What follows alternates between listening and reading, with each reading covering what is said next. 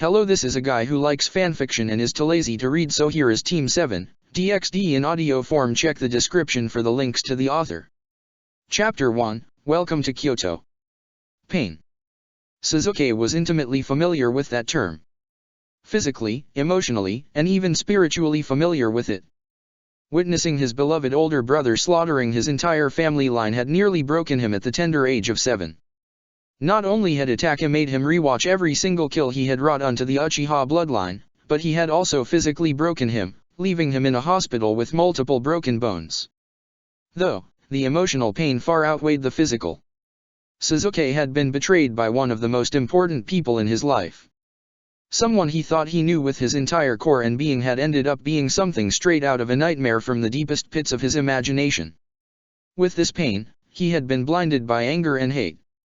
Betraying those he loved for power. Betraying those he had respected due to a misguided view on life. Suzuki had been blinded by revenge for the majority of his young life. He had always felt trapped in a pool of his negative emotions, desperately clawing at walls that did not exist. His sanity had slowly dwindled into nothing by the time he was 16. The title of Avenger had come easily to him. Avenge his clan. Avenge his parents. Avenge his anger. Avenge his actions. Blinded by a philosophy he created to justify his actions. He had inevitably become what he had tried so desperately to destroy. A monster not unlike his brother. And yet, when he learned the truth about Itaka, he had fallen deeper into insanity. Further tarnishing his name and bloodline while welcoming agony and hate into his veins. He had become something worse, and he had never questioned his actions. It would take a miracle to pull him out of the depths he had purposely created for himself. And yet, that's exactly what Naruto had done. Even as they both bled out, missing arms in tow from their heated battle, Suzuki could safely say that he had never felt better. Even during his most darkest phase, he had someone that was willing to dive into that pitch black hole, risking their life and very being just to help pull him out. "You better not be dead, you armless bastard." A strangled gasp followed the individual's statement, followed by a pained grunt. I'll kick your ass again." Suzuki smiled, actually smiled, as he heard Naruto speak. Mustering up enough strength to turn his head towards Naruto's position, he spoke raggedly. "Shut up. Idiot. You lost an arm too." A short wheeze followed his words. Naruto was motionless for several minutes, his chest slowly rising and falling. His cerulean orbs were tired, but yet they carried a brightness that rivaled the sun itself. Suzuki would have shaken his head if he had the energy to do so. Naruto clearly wasn't human. If he considered himself the darkness that would consume all life, then Naruto was the light that shone brightly, smothering the very darkness that tried so desperately to swallow everything within its grasp. "Sakura-chan is coming," Naruto said with a small smile, a strand of blood dribbling down his chin. "We'll be okay." Suzuki did not bother replying and chose to rest his eyes. Fighting in a multiple-day war had finally taken its toll on his body. From fighting revived zombies of former shinobi, to fighting a literal goddess, and eventually fighting, and losing, to his best friend. One couldn't blame Suzuki for being so tired. Maybe. Just maybe. I can put my trust in someone again. Mismatched orbs studied the calm expression on Naruto's face before slowly closing. "Thank you, Naruto." With those final thoughts, Suzuki succumbed to darkness. A darkness that he welcomed with open arms. Naruto blinked several times before hearing the soft crunch of mineral and rock. He turned his head towards the direction of the noise, which was far harder than he would ever admit, and spotted Sakura. A grin came to his face, his eyes clenching shut, not seeing the worried and concerned gaze of his female teammate. "Sakura-chan," he exclaimed tiredly, though he made sure to add in a bit of excitement to his tone.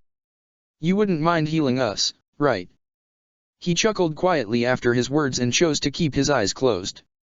The pink-haired medic of Team 7 stared at her two incapacitated teammates with tears in her eyes. Her emerald orbs studying the damage to both of their bodies with a minor grimace. Bruising. Chakra exhaustion. Torn ligaments. Broken bones. Sakura shook her head before kneeling beside Suzuki, her hands glowing green, and began to run a diagnostic of his body. You should have seen it, Sakura-chan. Naruto's tired voice resounded out once again. I kicked his ass. A hearty laugh escaped the blonde teen, followed by a rather harsh coughing fit. The blonde Jinhiriki released a quiet string of curses that brought a smile to the kunoichi's face. Sakura ran her glowing hands across the Uchiha's chest before speaking patiently. Naruto, please stop talking. Your injuries are bad enough. Her smile twitched into a tiny frown as Sasuke grimaced quietly. Sakura. She heard him say quietly. I'm sorry. For everything. Tears flowed freely down her face at the teen's apology. She sniffled several times before wiping her eyes, trying to dry her tears. Just be quiet. I need to focus. She continued to heal the Uchiha's more prominent injuries before speaking once more. An apology isn't enough for me, Sasuke-kun. You'll need to work for my forgiveness. The Uchiha did not reply for several seconds before eventually garnering enough strength to nod his head. I will. Sakura continued her work diligently, sweat pouring down her face as she worked her magic. She was so focused on her task that she missed Kakashi's entrance. The hand that rested on her shoulder made her physically jump, but the voice that followed calmed her. Don't exhaust yourself, Sakura. She slowly turned her head towards her sensei and stared at his eyes with a small frown. Both pupils were an identical shade of charcoal. It was unnatural. She was used to seeing a Sharingan in his left and an ebony orb in his right. Sighing quietly, Sakura turned her attention back to Sasuke. I won't, sensei. If you could run a diagnosis on Naruto, then I would greatly appreciate it. It'd save me a lot of time. Kakashi squeezed the girl's shoulder gently before making his way towards his blonde student. With hands glowing a brilliant shade of green, he ran them over the boy's body. A small frown formed on Kakashi's face as he stared at Naruto. The boy looked so tired. A stark contrast to the boy that had battled against multiple Byakuya, a Juobi Jinhiriki Obito, a Juobi Jinhiriki Madara, and then a goddess. The only other time he had seen Naruto even remotely tired was after his battle with Pain. An incredibly powerful man, but he certainly didn't stack up to Obito, Madara and Kaguya. I'm proud of you, Naruto. The words pouring out of Kakashi without a second thought. I'm sorry I didn't do more for you when you were younger. Kakashi's hands glowed a brighter shade of green as he chose to aid Sakura. While he may not be a medic to the degree that she was, he knew a thing or two. He'd aid where he could. Naruto grunted quietly at the action before speaking quietly. It's okay, Kakai-sensei. I understand. I know how hard being alone truly can be. You don't have to apologize. Kakashi stared at Naruto before closing his eyes and hiding the tears that formed due to the boy's words. He said nothing and just nodded his head, knowing that Naruto would understand. His little family was finally back together once again. Team 7. No. Their family was complete once again. It had taken an entire night, but Naruto and Sasuke were finally healed. Well, as healed they'll get for now. All of their major injuries were more or less healed, at the cost of Sakura nearly fainting multiple times while working on Naruto. As for their arms, well, that was a different story. Come on, Sasuke. It's your arm for Kami's sake. Naruto pleaded for the 5th time. You need 2 of them. The ebony-haired Uchiha rolled his eyes for the 6th time before responding. For the last time, I do not need 2 arms. I can and will kick your ass with just 1. The Jinhiriki stared at his best friend for several seconds before raising an eyebrow. I honestly didn't know you could even make jokes. That was a good one, Sasuke. The boy's grin was absolutely infuriating, but Sasuke would weather it. If only to deny the boy actually giving him his arm back. He didn't deserve it. It was a monument to his sins. A permanent reminder of his past actions. Shut up, idiot. He grunted out quietly before moving to carry Sakura. He bent his knees, allowing the girl to wrap her arms around his neck, before standing to his full height. Come on. Let's go release the Mugen Tsukuyomi. Naruto's grin disappeared and a hardened expression replaced it. He nodded his head before lifting Kakashi and placing him on his back. Right. Let's go. Without any further words, the two teens disappeared in a burst of speed towards the Shinju. While not fully healed to 100%, they were perfectly capable of traveling. Once Naruto and Sasuke released the genjutsu holding the world hostage, then Naruto would have no issues activating his Sage mode and recuperating the injuries from his fight with Sasuke. He'd also like to speak with Kurama eventually, but he could wait. He still only had half of Kurama's entire power due to Black Zetsu. Once Sasuke released the Baijuyo from their Chibaku Tensei prisons, then he could merge both halves of the Kyuubi and Kurama would be whole again. The grumpy fox would definitely lighten up after that. As if somehow hearing Naruto's thoughts, the slumbering fox grumbled in his sleep and Naruto could make out a few words. Something along the lines of, "Annoying, blonde shit." He chuckled quietly to himself and ignored the brief glance that Sasuke and Sakura gave to him. Team 7 continued their journey for nearly an hour before finally reaching the battlefield. There they found the massive Shinju, fully sprouted and holding all of the shinobi that had battled Obito, Madara, and the Juubi. Massive, white cocoons littered the battlefield with hundreds of massive craters and missing chunks of earth. Devastation as far as the eye could see. In the sky, there were 9 gigantic pieces of floating rock. Inside each piece of earth were the 9 Baijuyo that Sasuke had imprisoned during his fight with Naruto. Sasuke gently placed Sakura on the ground before turning towards Naruto. He watched as the blonde placed an unconscious Kakashi on the ground. "I'm sorry, Naruto." It was all Sasuke could really say. He didn't need to say them because he was absolutely positive that Naruto understood, but he still wanted to say them. If only to ease his own conscience. Naruto's azure orbs left Kakashi before focusing on his best friend. He offered the boy a small smile before closing the distance. "I know you are, Sasuke. You don't have to say it." Sasuke begged to differ but decided not to speak further. He said what needed to be said, and that was that. Shoulder to shoulder they stood. The mood was rather comfortable if Sasuke had to put a finger on it. Who would have thought? Just a few hours ago both he and Naruto were at each other's throat, hurling jutsus that could destroy the major villages. Now? Sasuke glanced towards his Friday dash. No, his brother, and then shifted towards the floating constructs of rock. He released a tired sigh before placing both of his palms together. His chakra flared for a brief moment and the spheres of earth slowly descended onto the earth. It would not be long before the Baijuyo arrived. "They will attack me?" Sasuke mentioned in a rather placid tone, Rinnegan dull due to an overusage. He closed said eye not a second later while his shoulders dropped tiredly. The Uchiha resisted the urge to rub his face and was only successful due to his pride. Naruto, ever the optimistic one, chuckled playfully as he wrapped an arm around his friend's shoulder. "Maybe. But I'm sure I can convince them otherwise." Sasuke did not reply. "You could apologize." Sakura chimed in helpfully, though by her tone she didn't sound relatively confident. "I'm sure they would love that." Sasuke responded, a small dribble of sarcasm coating his words. "You guys worry too much, right, Kakashi-sensei?" Naruto placated. "He's unconscious." Sakura replied evenly. "Idiot." She added in not a second later. Team 7 continued to idly bicker with one another as they awaited the Baijuyo's return. Several minutes passed by before each of the 9 satellites reached the Earth. The meteors crumbled shortly after before cracking and breaking in half, revealing each of the Baijuyo in their entire glory. Naruto's face broke into a huge grin as he ran towards the other half of Kurama, greeting him boisterously. "Kurama! It's good to see you, buddy." He jumped onto the giant fox's snout, knees bent, and hand raised in a single finger salute. "The other half of you is still sleeping. He's all tuckered out from Sasuke and I's fight." The giant fox stared down at its other half's Jinchuriki before focusing on the other 3 humans in the area.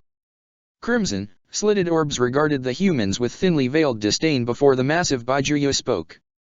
"Why does he still breath?" Kurama spoke with genuine annoyance lacing his tone. "Like all those of his blood, they only seek to destroy."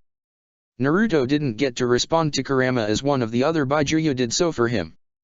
That Baijuyo being the Nibi, Madatabi. "Nah, Kurama. Take it easy." The feminine voice of the giant cat spoke calmly. "You already know why the child walks." You just want to be angry. Kurama replied in a snappy manner as he directed his gaze upon Madatabi. Silence. It matters not if I know. This child treated us like that wretched ancestor of his. Death would be a blessing. Before any of the other Baijus could speak, Naruto did so. Now, Kurama. We don't gotta go that far. He chuckled nervously when Kurama's blazing eyes focused on his own. He coughed quietly before placing his palm on the beast's fur. Just trust me, partner. He's changed. We can always kick his ass later though. He added with a giant grin. The Kyuubi contemplated Naruto's words for several seconds before scoffing quietly and closing his eyes. Get off me. Annoying brat. Naruto cackled loudly before hopping off the fox's nose, landing easily on the earth. I love you too, furball. A clenched fist rose towards the Kyuubi, patiently waiting for the action to be mimicked by the nine-tailed fox. Each of the other Baijuyo stared at the child silently, waiting to see if Kurama would reciprocate the action. It took an entire minute, but eventually the beast rose its human-like hand and gently tapped its fist to Naruto's. When their fists connected, a burst of chakra was sent directly into Naruto. The chakra traveled through Naruto's entire being before reaching the other half of Kurama. The giant beast stirred for a moment before opening one of its eyes. It was silent for several seconds before speaking through the mental connection it shared with Naruto. Join me. The process will be far easier. The half of Kurama that existed outside of the seal stared into Naruto's eyes before glowing a brilliant shade of orange. The sentient construct of chakra became shapeless before seemingly getting sucked into Naruto's seal. Naruto's eyes widened exponentially for a moment before he shook his head. He rubbed his eyes several times before releasing a breathy exhale. AHH. He exclaimed short of breath. That felt so weird. He glanced down towards his stomach before patting his seal with a small smile. Good to have you back, buddy. What a surreal experience.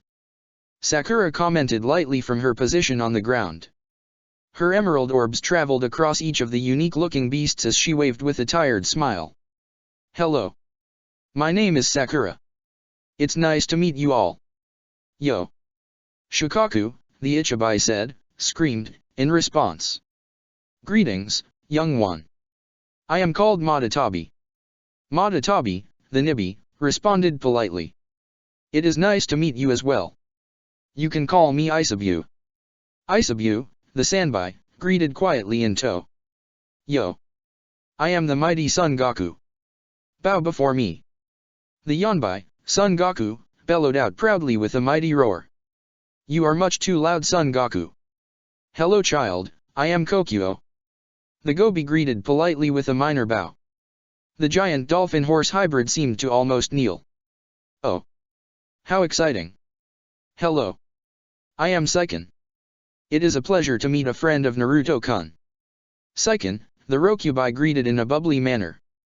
The creature's slug-like body seemed to writhe in a manner that signified its joy. You. Call me Kome. AKA lucky number 7. Kome, the giant beetle buzzed happily as it flew into the air, doing several spins and flips. Jyoki. The Hakusabi, Jyoki, greeted with a simple wave. Sakura stared at each of the beasts as they introduced themselves with an odd expression on her face. She hadn't known that the Baijuyu had names. Well, it made sense. Who'd want their name to be defined by their most distinctive trait? And you already met Kurama. He's kind of an ass, but you get used to it. Naruto supplied helpfully with a small smile. His cerulean orbs traveled towards Sasuke and he rose a single eyebrow at the small frown marring his friend's face.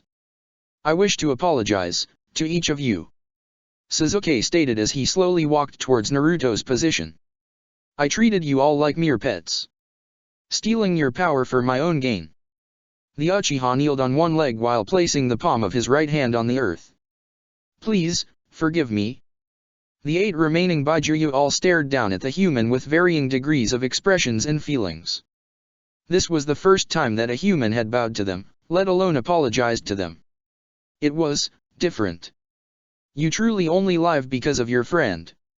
Madatabi stated before any of her fellow siblings could. If it weren't for Naruto and his desire to protect us, then I would strike you where you stand. Count yourself lucky, yeah bastard. Son Goku added in hotly, the temperature increasing to an almost uncomfortable degree. Now, Son Goku. Kokuo chided patiently. There is no need for your petty anger. There are bigger issues we must deal with now. Naruto nodded his head at the Goba's words while replying. Yeah. We have to release everyone trapped in the Mugen Tsukuyomi. He turned his attention to his friend who was slowly rising from the earth. Come on Sasuke. The Uchiha slowly made his way towards his best friend before raising his only remaining arm.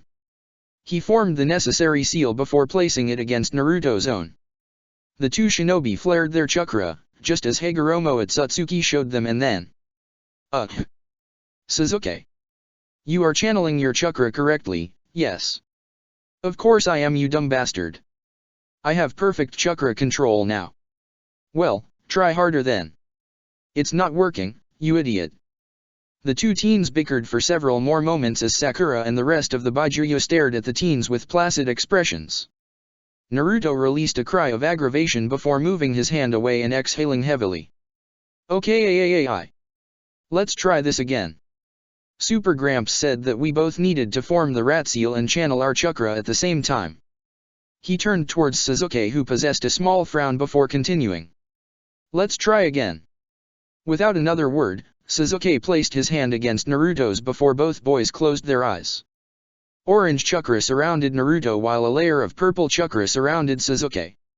Several seconds passed by in silence as yet again, nothing happened. A pit began to form in Sasuke's stomach as he immediately caught on to what was happening. A heavy frown slowly settled on his face as he glanced towards Naruto. The boy was ranting quietly to himself, seemingly arguing with the Kyuubi. He wasn't aware of what was currently happening.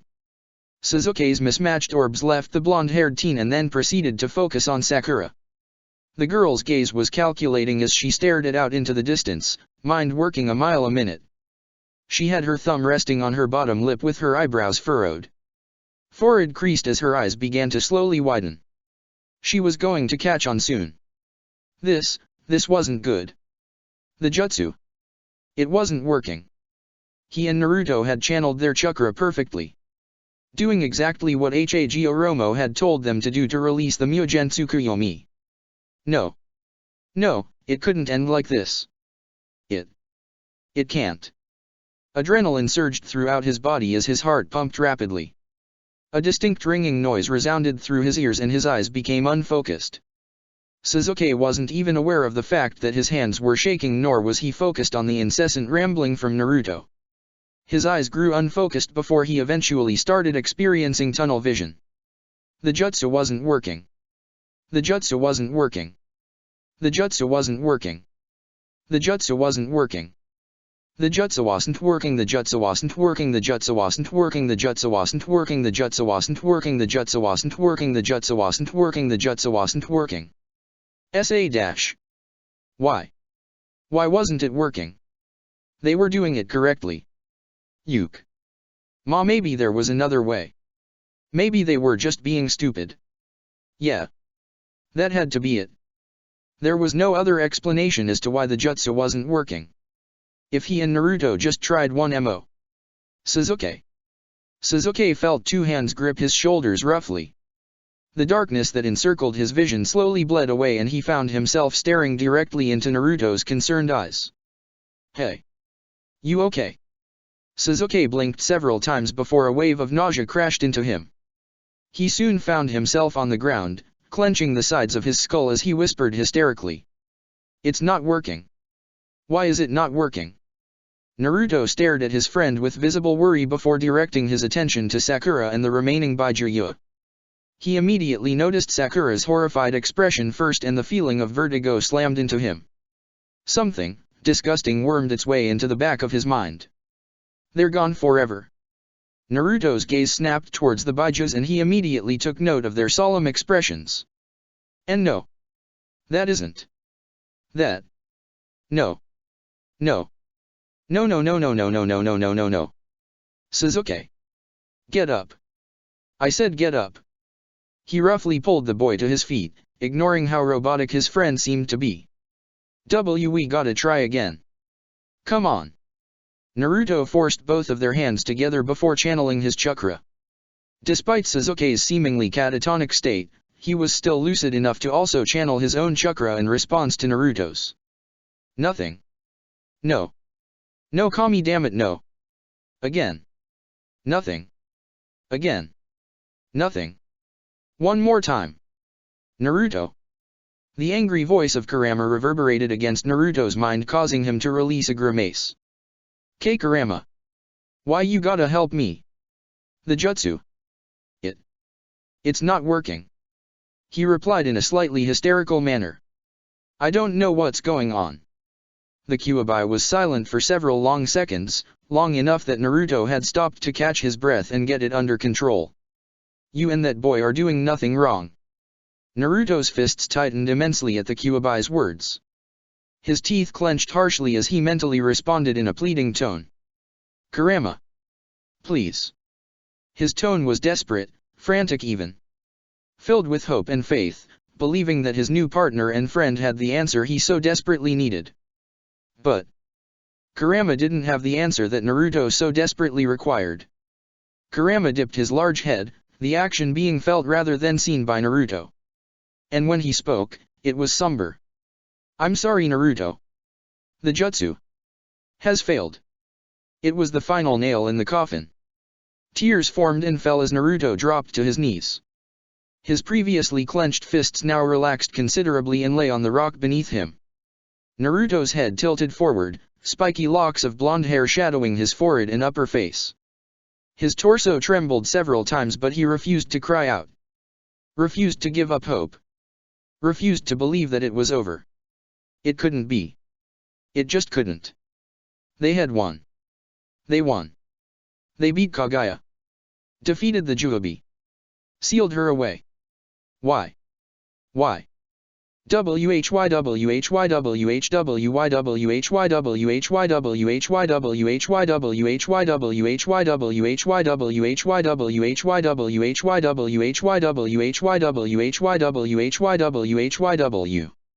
A scream, one filled with so much pain and sorrow, tore through Naruto's vocal cords.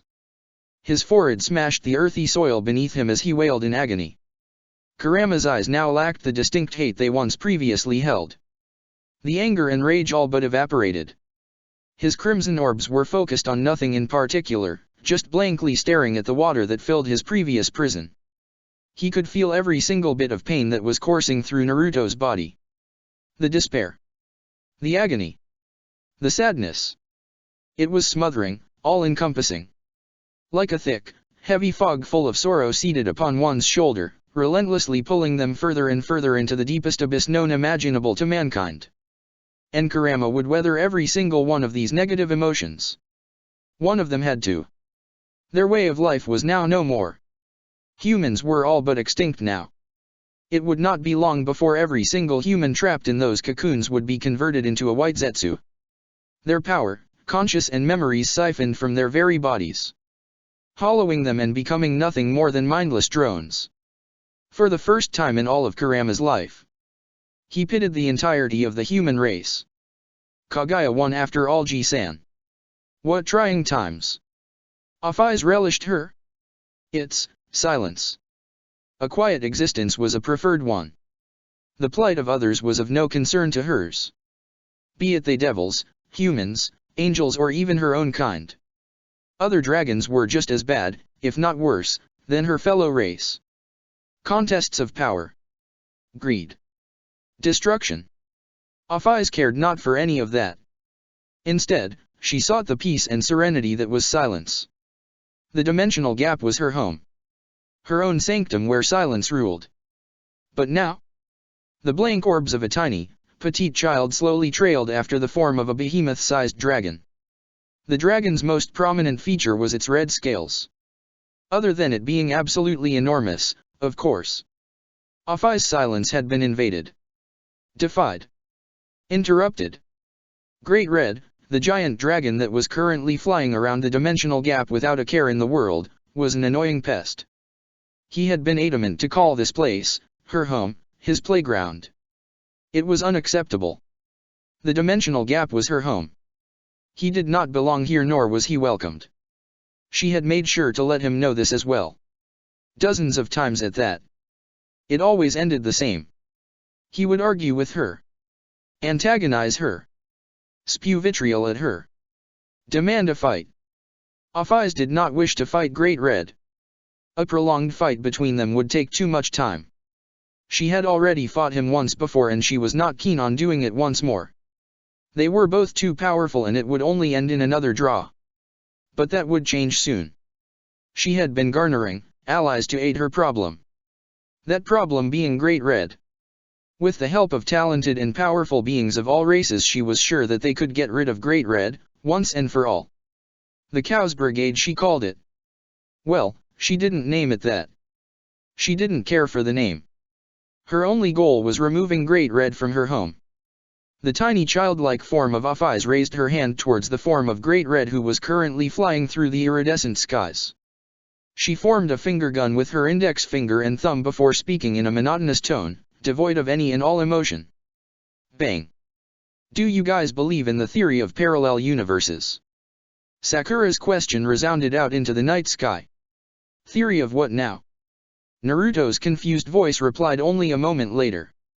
The belief that a world or multiple worlds, not unlike our own, exist in a similar plane of existence but with major or minor differences. Kakashi supplied helpfully. The blonde eloquently replies. Idiot. Sasuke comments lightly before explaining in a simpler fashion. Another elemental nation's on a different planet that isn't this one. Oh. Naruto exclaims loudly before chuckling. Yeah, I don't know. Moron. Fuck you, Sasuke. Pass. The two powerful teens bickered back and forth for several minutes as the other members of Team 7 lounged under the night sky. The stars in the heavens shined brightly from up above. A campfire was situated in the middle of their little group, offering light to the four shinobi who were content to just lay about and speak about any topic they fancied. It had been nearly 6 months since that fateful day. It was a rough day to say the least. Multiple breakdowns, fights, tantrums, fits of despair and hopeless denials had followed suit. From each of them no less, though it had hit Naruto the hardest. He had been a wreck for the first 3 months. Desperately trying anything and everything to undo the nightmare that had descended upon them. It was, in the end, useless. The jutsu that was supposed to release humanity from the clutches of the Shinju had failed. In spectacular fashion.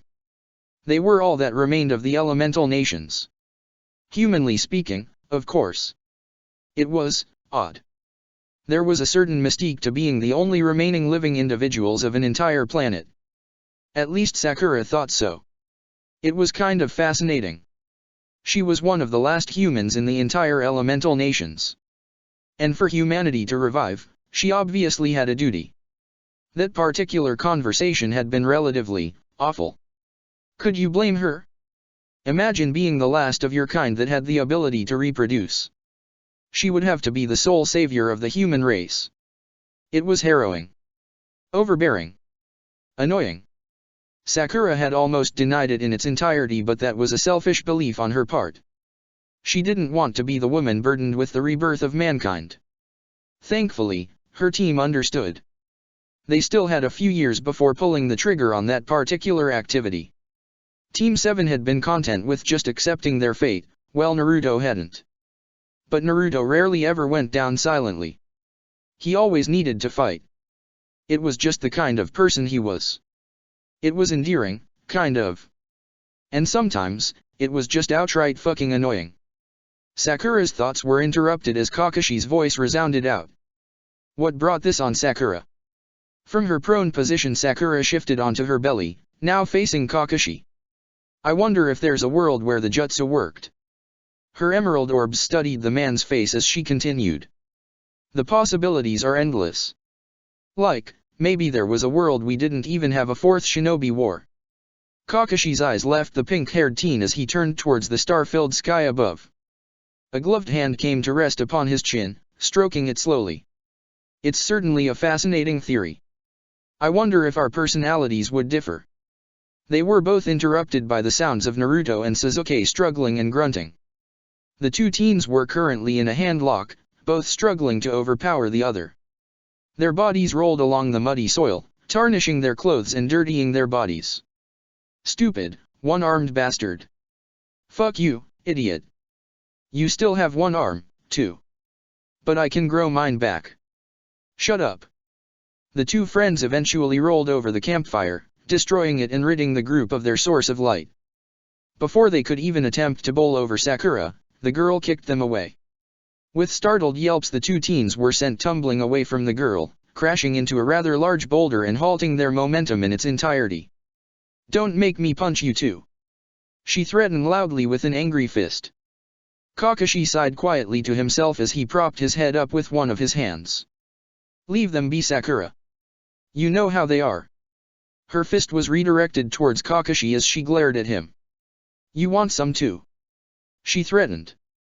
The mask-wearing Jonin just chuckled sheepishly while raising his hands in a placating manner.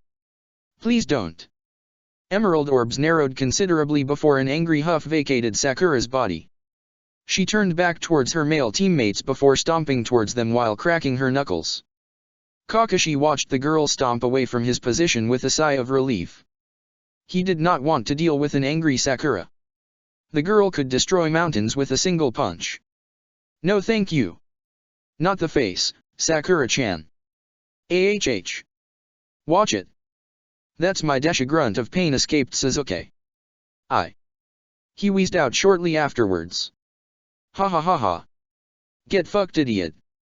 A scream of pain shortly escaped the Jinhuriki afterwards.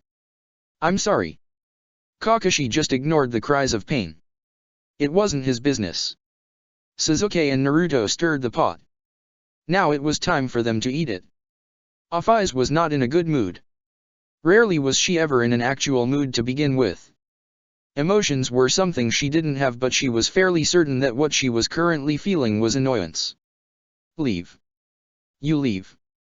This is my new home. Leave. Fuck off, Afaiz.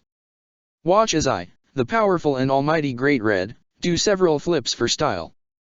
Afaiz's fingers twitched, signaling that her patience had finally run thin. Tendrils of black and purple energy began to slowly leak off her petite form, forming several snake-like entities that writhed around her body dangerously. Power seeped out her form in droves and the dimensional gap seemed to almost bend to her will. The beautiful iridescent lights that made up the dimensional gap seemed to almost warp and bend as she stared at the annoying red dragon that had the audacity to call her home his. Just as her power reached its apex, Afaiz felt something. It was fleeting. Brief. Different. The disguised dragon tilted her head in a curious manner before directing her attention to the phenomena. With Great Red all but forgotten, Afaiz began to slowly travel towards the unique sensation. Oi! Where are you going? Great Red's words fell on deaf ears as Afaiz continued her journey. The beast's golden eyes watched the tiny girl float away before scoffing loudly. PSHH.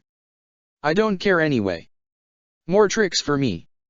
The dragon released an annoyingly loud cackle before proceeding to flip through the air, wings curling beneath him as he did so. Boundless curiosity flowed through Afaiz's tiny body as she traveled aimlessly through the endless space of the dimensional gap. Great Red's childish and annoying antics slowly tapered off into nothing as Afaiz continued deeper and deeper into the empty void of space. Left. Straight. Right. Straight. Left. Straight. Left. Her travels were erratic yet seemed to follow some kind of rhythm. The feeling continuing to grow stronger with every second. The feeling was akin to that of a needle lightly dancing upon one's skin. It was a unique sensation for one like Afaiz. How much time had passed? Hours? Days? Weeks? What was time to a being such as Afaiz? Her endless travels seemed to finally stop. Slowly hovering in mid-air, Afaiz continued to survey the area she was in. There was nothing here that was out of the ordinary. The same bright, iridescent lights flashed all around her body before the sensation happened once more. This time though, it was far stronger. Blank, ebony orbs sharpened immensely before her sight focused on a particularly bright light emanating in midair. Head tilted curiously, the petite child slowly floated towards the unique phenomena. Hovering in midair was a tiny hole or tear in the dimensional gap. It was deceptively small. Tiny enough to truly go unnoticed, but not small enough if one were to truly focus their gaze upon it. The spatial tear couldn't have been bigger than her pinky. The infinite dragon god stared at the thimble-sized hole for what seemed like hours before she eventually raised a single digit. Her index finger gently prodded the tear with all the curiosity of a child. The hole was more akin to that of a ripple when one came into contact with water. The space surrounding the hole rippled multiple times at Off-Eye's action. Off-Eyes was motionless for several long minutes before eventually prodding the hole once more. This time she used far more force and began to slowly rip the tear larger. The hole began to slowly grow in size, the light emanating from the hole growing in size and intensity. Once the hole was big enough for Off-Eyes to fit her fist through, she stopped poking it. A smile, yes a smile, formed on the girl's face before she gripped the hole with both hands. Channeling a great deal of power into her body, Off-Eyes proceeded to rip the hole even further. Her action caused an immense flash of bright light to encompass her. The gargantuan pillar of light spanned out for several miles and Off-Eyes was consumed by its ethereal glow. Why is the world shaking? Naruto cried out with only a slight bit of panic. Indeed, the world was shaking with the fury of Kami herself. Team 7 had been preparing their breakfast before the very world itself began to shake violently. Naruto! What did you do? Sakura cried out in annoyance as she slammed her hands into the ground to prevent herself from falling over. I didn't do anything. I swear. The whiskered teen responded frantically. This isn't natural. Kakashi grunted out quietly, gripping onto Sakura's Jonin vest to keep himself from being sent tumbling. Purple chakra exploded around the three individuals before a feeling of weightlessness encompassed them. The familiar form of Sasuke's perfect Susanoo kept them all grounded as the earth beneath them gave way. The four remaining shinobi glanced down at the earth in shock, watching as the entire landscape was quite literally torn asunder. Kami! Sasuke whispered quietly as he stared down at the devastation. Naruto's eyes widened before he donned the chakra of Kurama. A golden, ethereal layer of energy spread throughout Sasuke's Susanoo, encasing it and changing its form to that of a giant nine-tailed fox samurai. The other Baijuya. We have to save them from whatever's happening. Naruto's golden orbs met Sasuke's mismatched ones. He received a single nod and Naruto mentally ordered the chakra construct towards the Baijuya. The Susanoo/Kurama cloak transformation flew through the air, breaking the sound barrier as it reached its destination almost instantly. Upon reaching the area where the remaining Baijuya were located, Naruto created 8 shadow clones who dashed out of the Susanoo. The doppelgangers reached their targets before placing a palm onto their bodies. In an instant, all 8 remaining Baijus turned into a unique color of chakra before being sucked into each of the Naruto clones. Once each clone was finished with their tasks, they immediately disappeared in a burst of speed and reappeared in front of the unique Susanoo hybrid.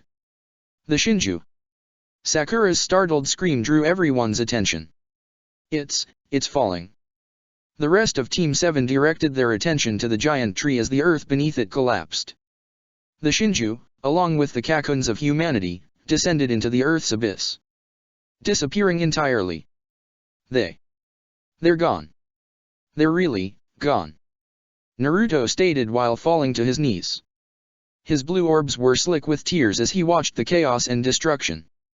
His world. It was being swallowed. Everywhere he looked was complete destruction and desolation. Almost as if the very world itself seemed ready to implode on itself. Naruto. Hey. Get it together. Sasuke kneeled beside his best friend before gripping the boy by his blonde locks and harshly yanking his head towards himself. Look at me. He ordered loudly. When the Jinchuriki refused to do so, Sasuke hit him hard. The Uchiha's punch seemed to rattle something fierce in the Uzumaki. The boy's golden eyes burned furiously before he returned the action. His knuckles rapped against Sasuke's chin, producing a rather loud crunching noise. Fuck you! Naruto roared back angrily. Do you not see what's happening? Our whole world is destroying itself. Tears trailed down his face as his voice cracked. What the fuck are we going to do now? Sasuke spit out a glob of blood, nursing his chin with his only remaining hand. He quickly stood to his feet, mismatched orbs burning with a fire not unlike the flames of Amaterasu. I don't fucking know. He returned angrily, his forehead cracking against Naruto's with the force of 1,000 men. Blood immediately trickled down both boys' face though they weren't bothered. But at least I'm not going to fucking cry about it. That's all you do now. Cry and cry and cry and cry and fucking cry. Before the two friends could come to blows, Sakura placed her hands against their chest before harshly pushing them away from one another. Hey. We have more important shit to worry about now. We can't afford having both of you fighting right now. Her emerald orbs blazed fiercely as she pinned the two boys with a harsh glare. Stop fighting.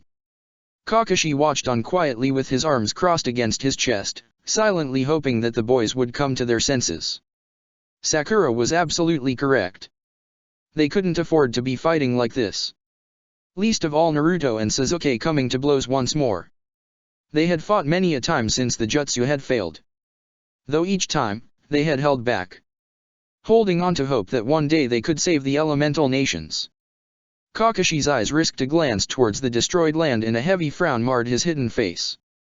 Now that the elemental nations was truly destroyed, he actually feared that the two teens would come to blows. They would certainly kill one another now that they truly had nothing to lose.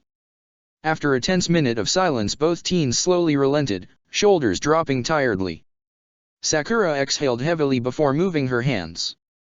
Rubbing her eyes with her left, she spoke tiredly. We have to plan or do something. Plan what exactly? Sasuke asked in a slightly snarky manner. Look around us. There's nothing. What are we going to do? Before Sakura could respond, Naruto did. Hey. She's just trying to help Sasuke. I don't see you coming up with a plan. What plan?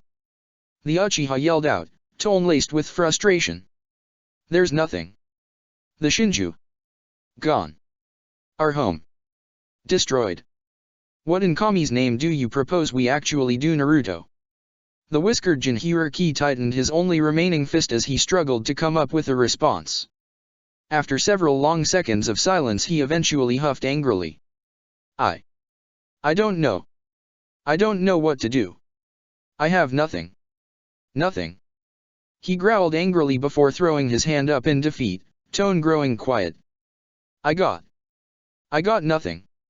Team 7 grew quiet at Naruto's defeated tone. The only noise was from the destruction wreaking havoc upon their world. Interesting. An unknown female voice spoke through Team 7's silence. The unknown voice caused each of the shinobi to tense heavily. They hadn't even sensed the arrival of the newcomer. Sasuke's Rinnegan flared in response to the woman's presence. The tomo of his Rinnegan spinning wildly as his eyes centered on the woman who had spoke. Naruto's senses went haywire as he focused on the newcomer. He felt a sharp sting in the back of his neck before the immense presence of the individual bared down upon him. Naruto and Sasuke physically froze. Their bodies refused to move as they stared at the entity before them. This being was far superior than Kaguya. Her power was all-encompassing, overbearing, suffocating, infinite. It took everything they had just to keep themselves from falling over. A task that Sakura and Kakashi had failed. Both Jonin and Kunoichi hit the floor of the Susanoo, heads straining to keep upright. Who are you? Naruto questioned with fear seeping into his veins. The woman, or rather child, tilted her head curiously before offering a single blink. You are standing. She eventually stated.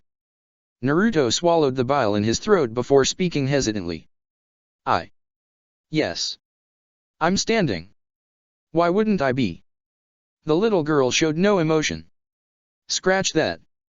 She had no emotions. You can stand in my presence. She stated again. To Naruto, she seemed almost confused. Why? Is that not normal for you? The whiskered teen asked quietly. Unsure if the girl was hostile or not. He sure hoped she wasn't. This girl's power was off the fucking charts. Even Kaguya hadn't been this overwhelming and they had struggled to beat her. Most individuals that have the ability to sense my true power cannot comprehend it. Their minds are incapable of grasping the infinity. She spoke blankly. There was a gleam developing in her eyes and it made Naruto and Sasuke nauseous. Not only can you stand but you are able to weather it. She continued while floating closer to the chakra construct. Interesting. What's your name? Sasuke questioned quietly, trying to calm his racing heart. Afai's attention left Naruto before settling on the Uchiha. She blinked once before replying. Afai's. Naruto licked his lips nervously before responding. My name's Naruto Uzumaki. It's nice to meet you. His greeting was more of a question than a statement, but the little girl didn't seem to notice or care. He was sure it was the latter. The little girl did not respond to Naruto's greeting. Instead she directed her attention to Sasuke, staring into his eyes. Sasuke Uchiha. He greeted quietly, not bothering to add any niceties. It was clear to him that the little girl wasn't exactly human. He had never encountered another being who seemed so dead to the world. There was nothing lurking in those abyss-like eyes of her that he could see. The only thing he could make out was the curiosity. And Sasuke wasn't entirely sure if that was a good thing. With a being this powerful it certainly only meant trouble. That's not to say that he and Naruto wouldn't go out fighting, cause they most certainly would. If Afai's wanted a grand fight then she would get one. They had just lost their entire world mere seconds ago. They, or rather he at least, were just looking for a fight to vent their frustrations and anger. Heart rate now under control, Sasuke stared at the petite girl with furrowed brows. Why are you here? Did you cause this destruction to our home? Waving a hand behind him as he did so, highlighting the ruinous earth below them. Afai's tilted her head before dipping her head towards the earth. She stared down at the devastation with blank eyes before raising a single finger and placing it against her bottom lip. I may have inadvertently caused this. Those emotionless orbs refocused on the Uchiha before she continued. I truly did not know what would happen once I opened the tear in the dimensional gap. Sasuke's anger flared for a brief moment before he harshly stamped it down. Blood slowly seeped down his Rinnegan as he struggled to resist outright attacking the little girl. The dimensional gap. Naruto quickly intervened, noticing Sasuke's anger immediately. What is that? Completely oblivious to the ebony-haired teen's emotions, Afai's responded to Naruto. My home. Your home? Well, I've never heard of it. Cerulean orbs left the little girl for a brief moment, focusing on his best friend. What is it? The dimensional gap is the gap that exists between the three worlds, Earth, Heaven, and the underworld. Blank orbs seemed to finally show emotion as she continued speaking. It is my home. Deciding to avoid angering the little girl, the blonde didn't push her any further. Heaven? Naruto questioned with furrowed eyebrows. The hell is a heaven? Heaven is a plane of existence that the biblical God rules over. Angels and the souls of pure humans call it home. Afai's informed. Wait. Naruto interjected in confusion. Angels? God? Do you mean Kami? Blue eyes turned towards his best friend and noticed that even Sasuke looked confused. Afai's tilted her head as she repeated the word Naruto used. Kami. You are referring to the Shinto pantheon. Humans worship and pay tribute to Kamis. Those like Amaterasu, Susanoo, and Tsukuyomi. They are considered to be gods. Sasuke. Naruto commented with raised eyebrows. I know. He replied quietly, in a measured tone. This talk of gods. We have nothing like that here. The only gods we have are Kami herself and the Shinigami. Afai's blinked several times in silence before witnessing movement behind the two humans in front of her. She spotted a pink-haired woman and a masked man with a head full of silver hair. Her interest rose minutely as she witnessed the two weaker humans slowly rising to their feet. Interesting. These humans, who can fully grasp just how powerful she is, are able to withstand her sheer presence and might. Turning her attention back to the more powerful duo, Afai's spoke quietly. You are a part of an entirely different universe. In the dimensional gap, rarely does anything ever change. I sensed an unknown phenomena and followed it. It led me to a small hole that shined brightly. I decided to open it. A white flash then engulfed me and I ended up here. In your world. There was silence for several minutes as the four shinobi struggled to process everything that was happening. First, their way of life gets altered by a man thought to be dead. Then, they fight an ancient beast whose presence is powerful enough to destroy their very world. Then, said beast revives a woman who had been sealed away thousands of years ago due to using the breast's power to control all of humanity. Then, they defeat the woman and reseal her. Then, the jutsu that's supposed to save all of humanity ends up not working. And now there's a little girl, with a power that can't even be comprehended, rips a hole into their universe causing the calamity of the elemental nations. Great. Fucking awesome. I honestly wouldn't mind dying at this point. Sasuke commented dryly, previous fear of Afai's now completely gone. I mean really. I'm done. Sasuke. Naruto chided in an annoyed manner.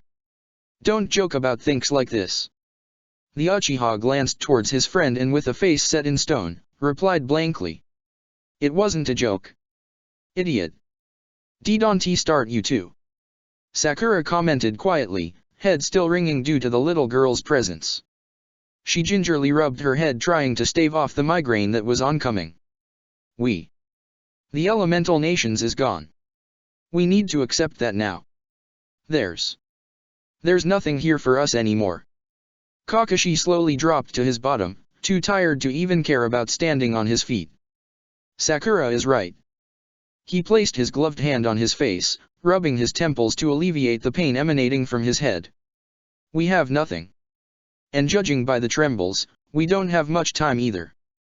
Naruto grit his teeth in frustration before turning his back on Afai's, focusing on his sensei and teammate. What can we do then? Sasuke and I can't travel to other dimensions like Kaguya. We're stuck here. Not exactly. Sasuke responded with narrowed eyes. When the rest of Team 7 directed their gaze on him, he spoke. If what Afai's says is true then we can live elsewhere. Afai's did not respond, her face betraying nothing. You mentioned some place called heaven. If I'm correct then the underworld is the opposite of heaven, yes. Sasuke received a single nod from the dragon. If that's the case, then that would mean that Earth is similar to our world. Will you take us there? He asked almost desperately. Pride be damned, he couldn't go on like this anymore. He needed a new slate. A new home. Drive. Motivation. Anything. Just something other than the monotony that Team 7 had been through for the past 6 months. Team 7 needed this. I can take you with me. Afai's responded blankly. But on one condition. What is it? Naruto asked with newfound hope. You must help me with an important matter. My home is the dimensional gap. And recently an unwanted guest has decided to invade it. I want him gone. Her eyes began to glow as raw power seeped out from her. And you will aid me? The 4 members of Team 7 shivered as the weight of Afai's power settled on their shoulders. That's it? Naruto questioned with furrowed eyebrows. You just want our help. How powerful is this individual that you need help in getting rid of them? Sasuke questioned with narrowed eyes. We can sense the power you have. It's infinite. What exactly are we dealing with? Instead of explaining, Afai's floated away, beckoning the behemoth-sized chakra construct to follow her. The little girl slowly descended into the now destroyed core of the world, disappearing into the abyss. Team 7 stared down at the abyss that Afai's traveled through in silence. What do we really have to lose? Sasuke proposed quietly with a minor shrug. Our lives. Naruto responded with a sigh. We should have lost those a dozen times by now. Kakashi supplied helpfully. I think we'll be okay. Oh, so now everyone is optimistic. Cool. The pink-haired medic added in sarcastically. Well, now we have a reason to be.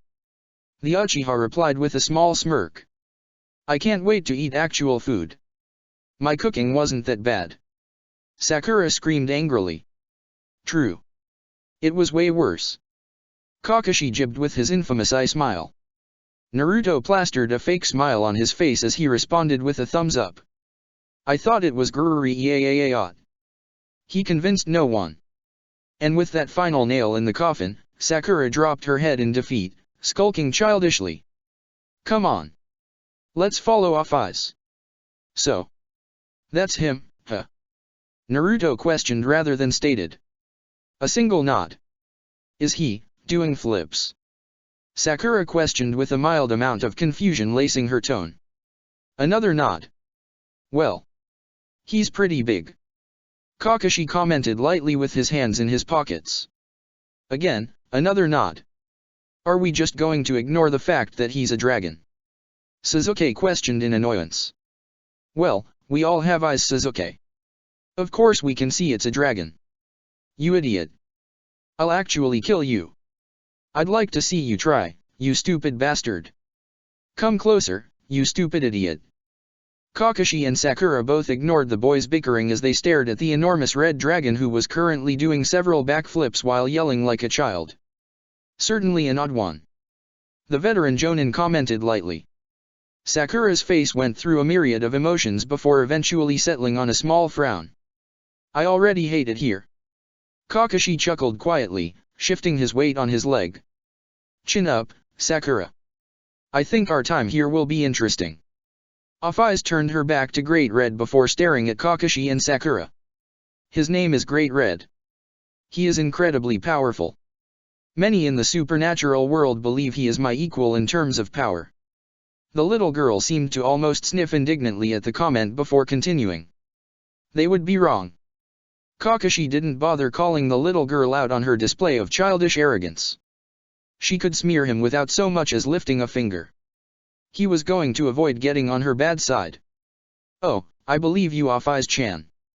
He replied jovially with his trademark eye smile. Chan. The tiny dragon girl questioned with a relatively cute tilt of the head. A term of endearment. Sakura supplied helpfully. Off-Eye's eyebrows furrowed for a moment as she brought her thumb up to her lips. She bit her thumb while nodding her head several times, seemingly deep in thought. I find it acceptable. You will refer to me as Off-Eyes-chan from now on. She spoke, or rather, demanded. Kakashi executed a two-finger salute while Sakura just helplessly nodded. It wasn't like she was opposed to it. She just didn't want to be on the little dragon's bad side. Oi. So this is really your home? Seems void. The trio turned their attention to the remaining male members of Team 7. Both boys sported a black eye with minor cuts and bruises on their faces. Off-Eyes blinked at the question before nodding her head. Yes. This is my home. It is quiet. Or it was before that idiot came. Now I am busy trying to rid myself of him. Naruto stared at the giant reptile with a raised eyebrow. Clasping his hand behind his head, he leaned on one leg before speaking. Well, why don't you just fight him? You're really strong. Just beat him and tell him to get out. Off-Eyes shook her head as she responded. A prolonged fight between Great Red and I would take too long. I do not wish to fight for so long. So. You're using pawns to help you. Sasuke muttered while crossing his arm against his chest. Off-Eyes stared at the teen before shrugging. If that's what they wish to be called, then yes. It is not like I'm the only one who is compensated. For the individuals that help me, I grant them a portion of my power. Sounds dangerous. Sakura commented lightly. Arrogant, you mean? Kakashi corrected. I am a dragon. Off-Eyes responded as if that was supposed to explain everything. Hold up. You're a dragon? Naruto exclaimed curiously. The little girl nodded. Then why are you a little girl? Sasuke questioned with a raised brow. Off-Eyes shrugged as she replied. It is comfortable. So, we're just going to keep ignoring the fact that she has tape on her nipples. Kakashi questioned out loud. Can you shapeshift into other things too? Naruto asked, completely ignoring Kakashi's question. I can. The dragon answered with a slight bob of the head. Oh. Can ya show me?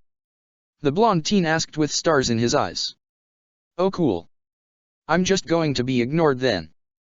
Kakashi replied in an aloof manner. What would you like to see? Off-Eyes asked, once again ignoring Kakashi. The whiskered teen brought a finger to his chin as he thought of what he wanted to see. There was silence for several long seconds before he eventually snapped his fingers. AHH. How about an older version of yourself? The little dragon blinked at the request before her body began to morph and change. Her hair grew longer, her height increased and her body became more curvy. Impressive. Sasuke remarked with a single eyebrow raised. Naruto placed his index finger and thumb in his chin as he studied the girl's new body. Are you capable of morphing certain parts? Off-Eyes nodded. Oh. Do the chest. Pervert. Sakura commented in annoyance. Naruto shrugged his shoulders. It is what it is. No. We're not doing that. Sasuke turned towards Off-Eyes, who had already morphed her chest. She now rivaled the late Tsunade Senju. Nice. Naruto complimented. Nice. Kakashi also complimented. Nice. Sasuke too, complimented. Fucking pigs. Sakura spit with annoyance. She absolutely was not jealous that the dragon could increase her breast size. Nope, not at all. Not one bit. Not even a little. Okay. She was fucking pissed. How unfair was that? Anyway. Naruto started after studying the busted dragon. When are we going to be fighting him? Him being the dragon that was currently flipping through the air. Off-Eyes narrowed her eyes as she turned towards Great Red, giant breasts bouncing as she did so. She placed her thumb on her lower lip before speaking slowly. Soon. Team 7 waited for the dragon to elaborate. And waited. And waited. And waited. Oh, so you're just not going to explain? Kakashi once again questioned in his usual aloof manner. In the meantime. Off-Eyes said, taking her thumb away from her lip. Take my power as compensation. Black tendrils of energy slowly seeped out of Off-Eyes' skin. The condensed power writhed like snakes in the air, awaiting to be claimed. Team 7 stared at the energy masses before taking a step back. I'm good. Yeah, I'm strong enough. Count me out. Is that even legal? Off-Eyes furrowed her eyebrows as she tilted her head. You don't want my power? She asked with a minor amount of confusion. The members of Team 7 glanced towards one another, each individual possessing uneasy expressions on their face. It was Naruto that eventually stepped forward to speak. Not to disrespect you or anything but... No, we don't. We'll just help when you call us. Is that, okay? He questioned nervously, hand coming up to rub the back of his head. Off-Eyes was silent for several long seconds before the tendrils of energy slowly returned. Odd. You four do not hunger for power. Sasuke scoffed quietly. Been there, done that. I'm past my power-hungry days. I already have enough power. Naruto responded with a shrug. And you just got way more from the Baijos. Kakashi informed with an eye smile. It's a good thing you're not a bad person. I'd be worried. You should be worried. Sasuke corrected. He's an idiot. Fuck you, Sasuke. Die. Hey. Sakura growled loudly. Stop fighting right now. Off-Eyes watched the four shinobi as they interacted with a keen gaze. Interesting. So very interesting. She needed to study them more. But for now, she had other things to do. Like gathering more allies and pawns to aid her in her mission. Great Red needed to be killed. Or silenced. Or sealed. Or eviscerated. Or exploded. Or stabbed. Or burned. Or drowned. Yes, yes, yes. He needed a lot of things. Team 7 stared at the vast city of Kyoto in slight awe. Brilliant lights and towers greeted them as they overlooked the city from one of the many nearby mountains. Beautiful architecture that resembled their own home greeted them. The city greatly reminded them of home but with a slightly futuristic look to it. There were things and objects that they couldn't even understand. What were those metal objects with wheels on the roads? This is Kyoto, Japan. Off-Eyes informed them. I believe that this city shares vast similarities with your own. It also falls under the Shinto pantheon and is a neutral faction to the devils, humans, and angels. Why is that? Sasuke questioned while studying the beautiful city. I can also sense chakra. Naruto shook his head as he responded. No. Similar to chakra but different. What am I sensing right now? There's tons of these signatures. They're almost animalistic in nature. Some are even. What? Kakashi, Sakura, and Sasuke all stood by silently as Naruto continued to sweep Kyoto. They knew that out of the four of them that he was the best sensor. It's strange. I don't know what or who those signatures belong to, but they're all similar to one another but also different. It's weird. He commented while running the back of his neck. What you are sensing are a race of beings called yokai, who have the ability to use yujitsu. It is the equivalent of devil magic and various other powers. She nodded once before continuing. When I first arrived on your planet, I found that the chakra saturating your planet was overwhelming.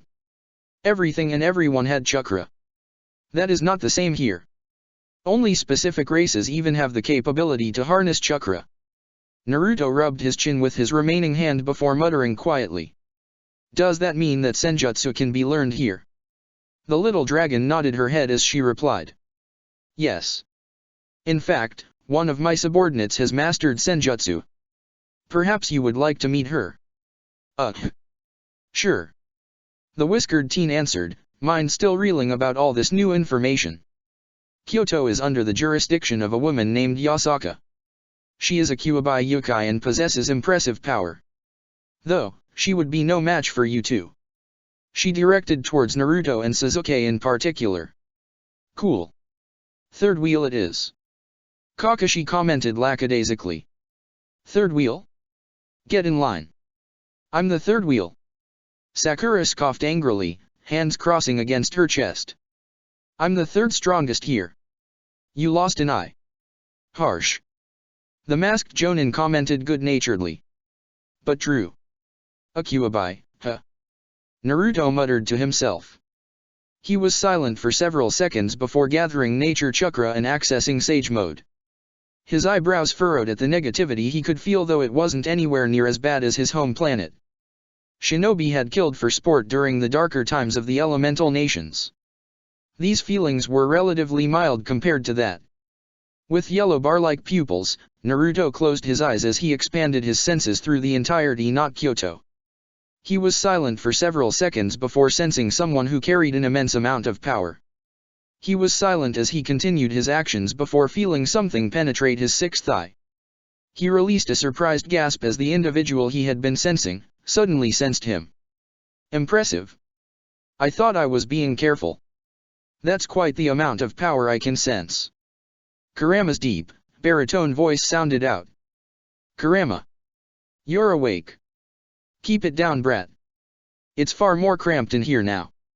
Naruto mentally chuckled at the grumpy response before replying. Sorry, buddy. There wasn't any other place to put your siblings. There was a brief moment of silence before Kurama eventually responded, his tone being soft and surprisingly gentle. Thank you for saving them, Naruto. For saving us. Naruto was silent for several seconds before a grin split his features. He chuckled quietly, ignoring the looks from his team. You're welcome, Kurama.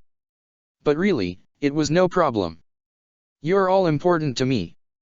You're also all I have left from home besides Sasuke, Kakashi, and Sakura. The giant fox said nothing in response. He didn't need to. Naruto and Kurama had been partners since the war. They understood how one another felt now. She knows we're here. Naruto suddenly stated. She's pretty powerful. I thought I was being careful not to trigger her.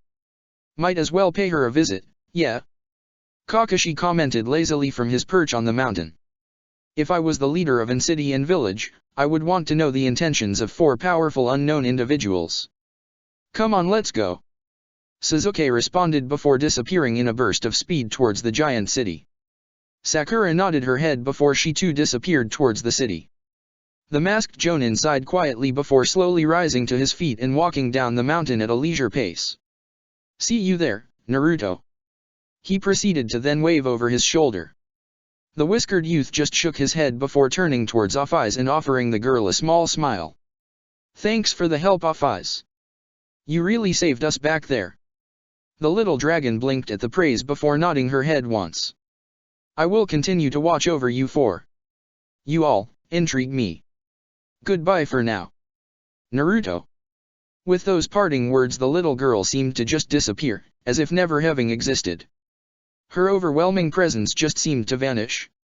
Naruto shook his head at the action before he too disappeared in a burst of speed, catching up to Sasuke and Sakura. They're staring at us. Naruto stated quietly. They're terrible hiders. Sasuke affirmed. Leave them alone. They're just doing their job. Sakura placated calmly. The trio were now in the actual city itself and were currently walking down one of the many streets in Kyoto, occasionally admiring the art, music, and architecture. Once they had actually stepped foot in Kyoto, they had been swarmed by several yokai, though the beings hadn't yet revealed themselves. But it was incredibly clear that they were a little nervous in approaching them. It's not every day that you see 3 humans with access to chakra in Kyoto. Especially not when 2 of those individuals had more power and chakra than even their leader, Yasaka. Where the hell is Kakashi? Sasuke grunted out quietly, fingers itching to wrap around his kusanagi. Naruto's eyes wandered from vendor to vendor, mirror to mirror and shop from shop. He said he'd meet us later. He trailed off before sniffing the air and smiling widely. Is that ramen? Sakura's stomach decided to make itself known with a rather loud groan. The trio of shinobi immediately stopped walking with Sasuke and Naruto turning around to stare at her. The pink-haired medic returned their stares with an annoyed one before speaking. I'm hungry. The hell are you looking at? You wanna get knocked out? Her right fist waved back and forth angrily, knuckles white due to the force. The 2 best friends, wisely, decided that angering the beast certainly wasn't worth it. Ramen. Naruto suggested with a raised eyebrow. Ramen. Sasuke affirmed with a nod of the head. That's what I fucking thought. Sakura huffed indignantly. The 2 males of Team 7 did not bother commenting and made their way to a comfy-looking ramen stand. Upon taking a seat at the tiny restaurant, Naruto slammed a palm to his head. We don't have any money. We can't eat. The ebony-haired Avenger scoffed quietly before reaching into one of his pockets and pulling out several bills of yen. Idiot. You didn't pickpocket. Naruto looked affronted as he replied. Stealing is wrong. Sakura also pulled out several bills from her pocket. We're shinobi, Naruto. It's what we do. The blonde teen just crossed his arms with a huff.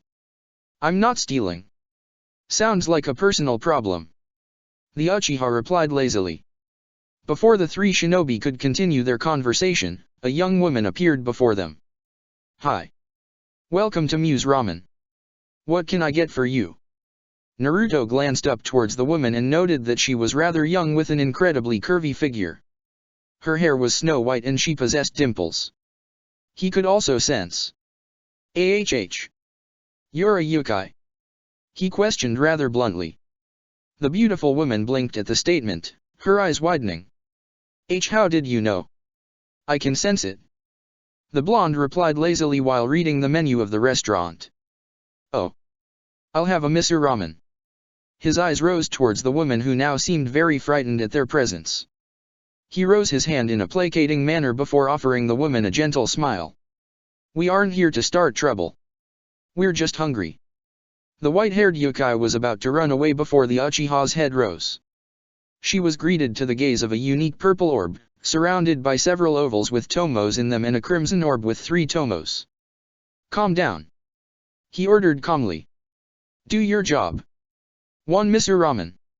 1 serving of tomato soup and 2 servings of anko dumplings. After speaking to the woman, Sasuke deactivated his Sharingan before placing his chin atop his right hand.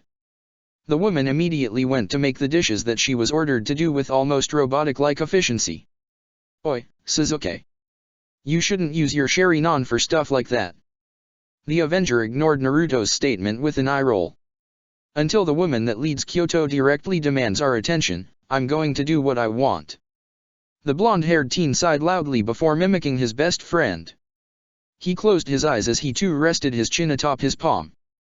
There was a comfortable silence for several minutes as the three shinobi reveled in the comforting atmosphere. It's a beautiful city, Sakura commented offhandedly. The architecture is absolutely gorgeous. Definitely, Naruto mentioned with a small smile, eyes now open and roaming across the city from his seat. Kinda surprised that the people here speak our language. It's not our language, Sasuke commented. It's incredibly similar but some words don't match. I noticed it while trying to read the menu. Half of it is literally unintelligible. Naruto glanced back down at the menu before frowning. Now that he was actually looking at it instead of skimming over it, he could see what Sasuke was saying. He only recognized the miso because of the picture. I guess we have to learn a new language. We have to learn a lot of things, Sakura added. You heard what Off-Eyes said? There are other factions here. Even gods. Actual divinity. We're in enemy territory with absolutely zero information. A frown marred Sasuke's face. A shinobi's worst nightmare. He muttered quietly. I think we'll be okay. The Kyuubigen hierarchy, or rather, multiple Byuujin hierarchy, piped up. We're strong and we got each other. That's all that matters, right? A smile formed on Sakura's face as she responded. I'll drink to that. Sasuke did not respond, but he did have a smirk upon his face, and that was as close to an acceptance as they'd get. Here you go. The white-haired waitress interrupted. She placed 3 separate bowls and plates on the table before bowing her head. Enjoy. She disappeared towards the back of the restaurant afterwards. Delicious. Not as good as Ichiraku's though. Nothing will be better than that. The standards are too high, Sasuke commented. I recall you going there by yourself at times, Sasuke. The ebony-haired teen shrugged his shoulders at Sakura's statement. Ramen isn't my favorite dish, but they did know how to cook. It helped that their onigiri was amazing as well. Couldn't go wrong with Ichiraku's. Never thought I'd hear the almighty Uchiha Avenger praise Ichiraku. The world must be ending, Naruto commented between slurps. Well, it kind of did. Idiot. The Avenger reminded with a raised eyebrow, gingerly sipping on his soup. Still sad about that one, Naruto commented with a slightly downtrodden expression. There's nothing wrong with that, the medic said with compassion. Yeah. Unless you're a little pussy, Sasuke quipped with a side-eyed glance at Naruto. It had the expected outcome of angering Naruto. Fuck you. Oh, I'm sorry. Sasuke feigned hearing as he placed his right hand up to his ear. Did I hear a pussy crying? The blonde teen immediately launched a punch towards Sasuke, who took the blow and rolled. The blonde teen immediately chased after him. Sakura just sighed quietly and ate her dumplings, ignoring the 2 children she called teammates. Fucking idiots. Team 7 idly walked through the city of Kyoto after finishing their meal. Sasuke and Naruto had fought like the children they were, and Sakura had drank like the ant she wished to be. Kakashi is here, Naruto mentioned offhandedly. Not a second later did the masked Jonin land behind his team, face buried in a small white book. That's why you decided to go by yourself, Sakura states with a twitching eyebrow. So you could buy your stupid porn. It isn't stupid, Sakura. It is art. An uncultured swine such as yourself wouldn't understand, Kakashi replied in an upbeat manner. Before Sakura could punch the Jonin through 15 buildings, they were finally stopped by a woman who possessed a wolf's tail and ears. Odd. It seemed the entire city went silent. Sasuke's eyes roamed along the streets and noticed the lack of people and activity. Interesting. The wolf woman was then joined by another dozen yokai. They surrounded Team 7, but their stances leaned on being friendly instead of hostile, which was a good call for them. Because if they wanted to be hostile, then Sasuke would give them hostile. He was always ready. Halt. Please state your business in Kyoto, the young woman demanded nervously. Naruto offered a small wave with a smile. Yo. It seemed to only make the woman even more nervous. Her shoulders trembled nervously as her gaze swept through the group multiple times. "You work for Yasaka?" Naruto questioned in a friendly manner. "If so, we have no problem meeting her. My name is Naruto Uzumaki." Following his greeting, Naruto grinned widely before pointing to each of his teammates and naming them off. "This asshole is Sasuke Uchiha." The aforementioned Uchiha just stared blankly at the wolf woman, not bothering to actually greet her in the slightest. "That's Sakura Haruno. She's really violent." Naruto was immediately punched through 17 buildings following his accusation. The group of yokai were immediately horrified. They hadn't even seen the girl move. "I'm not violent." The pink-haired medic raged on with a clenched fist. Not a moment later did Naruto reappear in his previous spot, only this time with a healthy black eye, and introduced the last member of Team 7. "That's Kakashi Hatake. He likes porn." The masked man raised 2 fingers in greeting before replying, face still in his tiny hentai manga. "You're damn right I do." Silence. An awkward silence. At least for the group of yokai. The wolf woman eloquently managed. "Anyway," Naruto loudly declared while clapping his hands. "Are you going to take us to Yasaka now? I hear she's the leader of this city and that she's really strong." "I suppose," the woman answered. "Well, what are we waiting for?" Naruto replied with a loud chuckle. He set off in a slow march towards a random direction. Actually, that isn't the way." She trailed off once the teen U-turned. The boy was now apparently heading in the exact direction he was supposed to be. How did yo dash?" "Don't bother." Sasuke interrupted with a quiet grunt, immediately matching his friend's pace. Sakura and Kakashi shrugged their shoulders before following after the Uchiha, not bothering to wait for the wolf yokai to speak. Several seconds passed by in silence as the group of yokai tried to process what had happened. It took longer than they would have liked, but eventually the wolf yokai snapped to attention. Hey. Wait. I'm supposed to be leading you. Why? She immediately ran off towards the group of shinobi, wolf tail flopping behind her. The other yokai just looked at one another in confusion before shaking their heads and following after their group leader. Why? The wolf yokai finally reached the blonde teen as she huffed in a tired fashion. How the hell had they managed to get this far by walking? Asuna had been running after them the entire time. What the hell were these humans? I'm supposed to lead you. Her hands rested on her knees as she exhaled heavily. Holy shit. How are you so fast? I am speed. Naruto replied with a cheeky smile. I have no idea what that means. The wolf yokai responded with furrowed eyebrows. She was silent before getting her breathing under control and offering the group a nervous smile. Follow me, please. She immediately began to lead the group after her words, with Team 7 reluctantly following. Great. Sasuke muttered under his breath. She's an idiot too. Adina's wolf-like ears lowered down onto her head in a pitiful manner. A small frown graced her face at the boy's harsh words.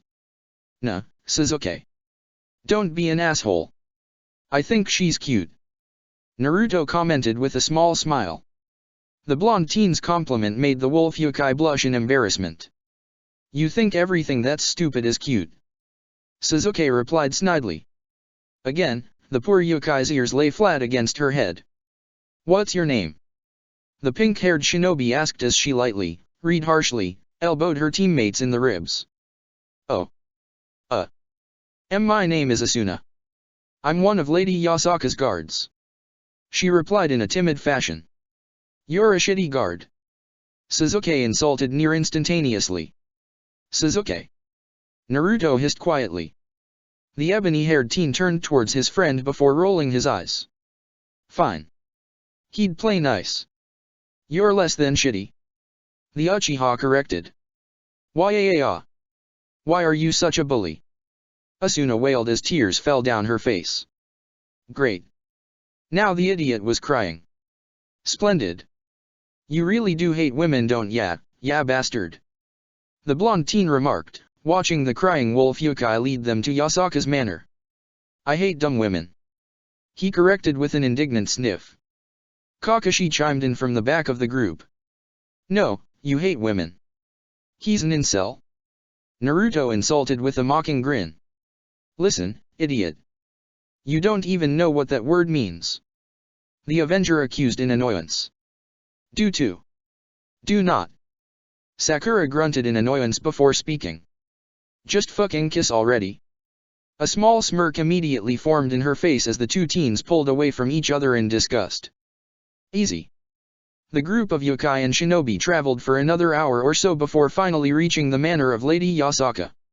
It was a rather beautiful and large compound, surrounded by this world's Japanese architect. There were several cherry blossom trees in the courtyard of the compound with several koi ponds and a large man-made lake in the center of the compound's entrance. Every single individual they passed was a yokai in disguise, and each individual graced Team 7 with suspicion in their eyes. As they continued to travel in the large compound, Naruto spoke with curiosity lacing his voice. So, how many yokai live in Kyoto? Asuna jumped lightly from the question before answering quietly. A lot. Doesn't really help, but I guess it works. The blonde responded with a minor shrug of the shoulders. The group descended into silence following Naruto's comment. Asuna continued to lead the shinobi to her leader, passing by several yokai who were quite powerful. Just not as powerful as the woman Naruto could sense. They took several twists and turns in the compound before finally reaching a hallway with a single door situated at the end. Asuna led the group down the lengthy hallway before pausing at the door and knocking politely. A melodic voice resounded from the other side of the door, likely Yasaka's, and granted them permission to enter.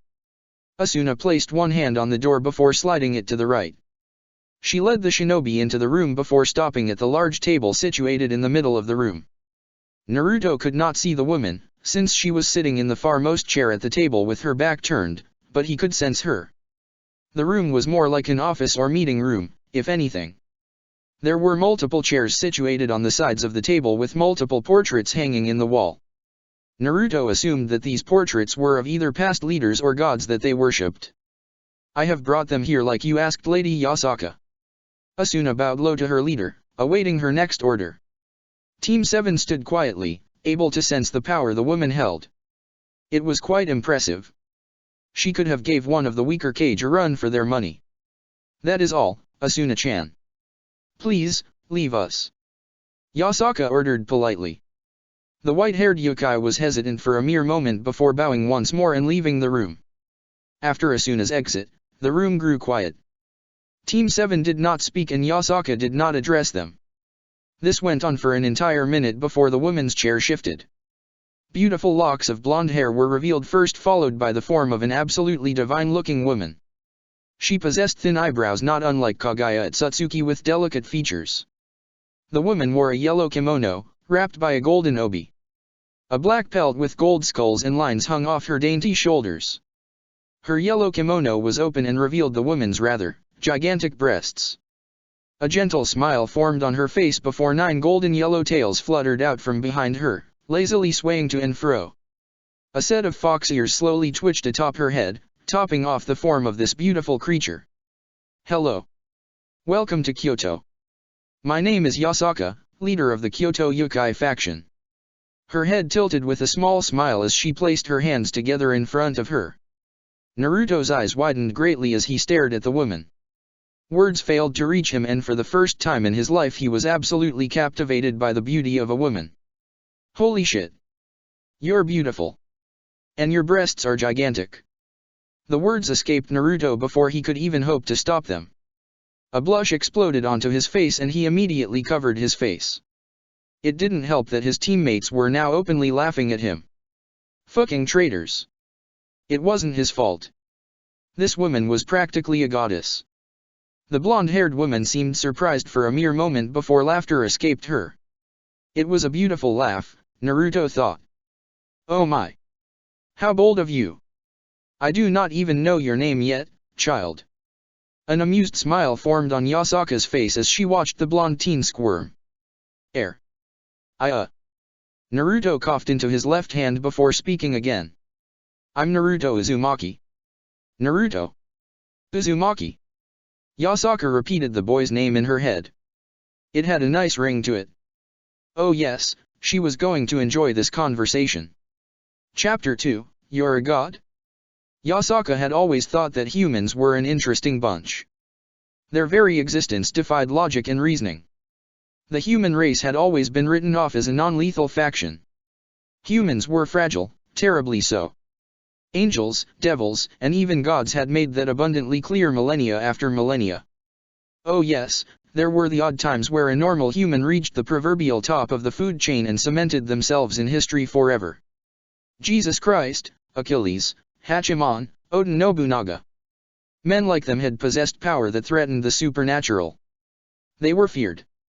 Feared. What humans lacked in power they more than made up through sheer tenacity, ingenuity, and grit. Yasaka had even found herself being wary and cautious around humans. Especially when those humans in question could wield sacred gears. God had gave humans a chance to fight back against those that wished to oppress them. But those humans of old paled in comparison to the 4 humans that stood before her right now. Yasaka was a young Kyuubi. Barely 3 centuries old at that. She had seen powerful humans come and go during her time, but none could even hold a candle to the 4 humans that stood in front of her. The weakest of their little quartet, that being the tall and lanky man with silver hair, made the hairs on the back of her neck stick on edge. He lacked the sheer reserves that the younger teens held, but that mattered little. His reserves rivaled her own. What he lacked in sheer firepower was more than made up by his experience. Those charcoal eyes of his carried an extreme weight to them. He had seen horrors that would drive a lesser man to the brink of insanity. He was grit personified. Tenacious. Raised on war. All of them had been raised in war. It was hard not to miss it. That gleam in their eyes. The tense shoulders. Their wandering eyes. They had been taught that everything and everyone could and would kill you. Yasaka would have shaken her head had she not wanted to keep appearances up. It saddened her. Saddened her to know that children, who were barely older than her own Kunu-chan, could be dragged into conflict that threatened their very own existence. All on the whims of men and women who possessed power that they should not have. This time, Yasaka did shake her head with a rueful sigh. She always had been an emotional woman. To not feel empathy, even to those who were strangers, was cruel. She did not know these humans, and yet she still felt saddened to know that war had taken their innocence. Yasaka had done everything in her power to keep the yokai in Kyoto from bickering.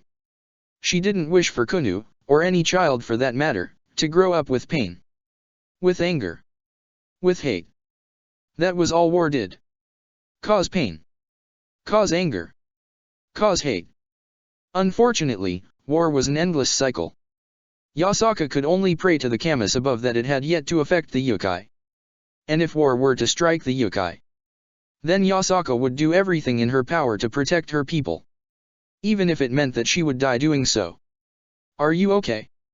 Yasaka's train of thought was interrupted by the very same blonde child who had complimented her earlier. Where those once bright blue eyes had been filled with awe and appreciation, they were now filled with genuine concern. A gentle smile replaced her previously downtrodden one as she waved the teen off, appreciating his concern. Oh, I'm quite all right.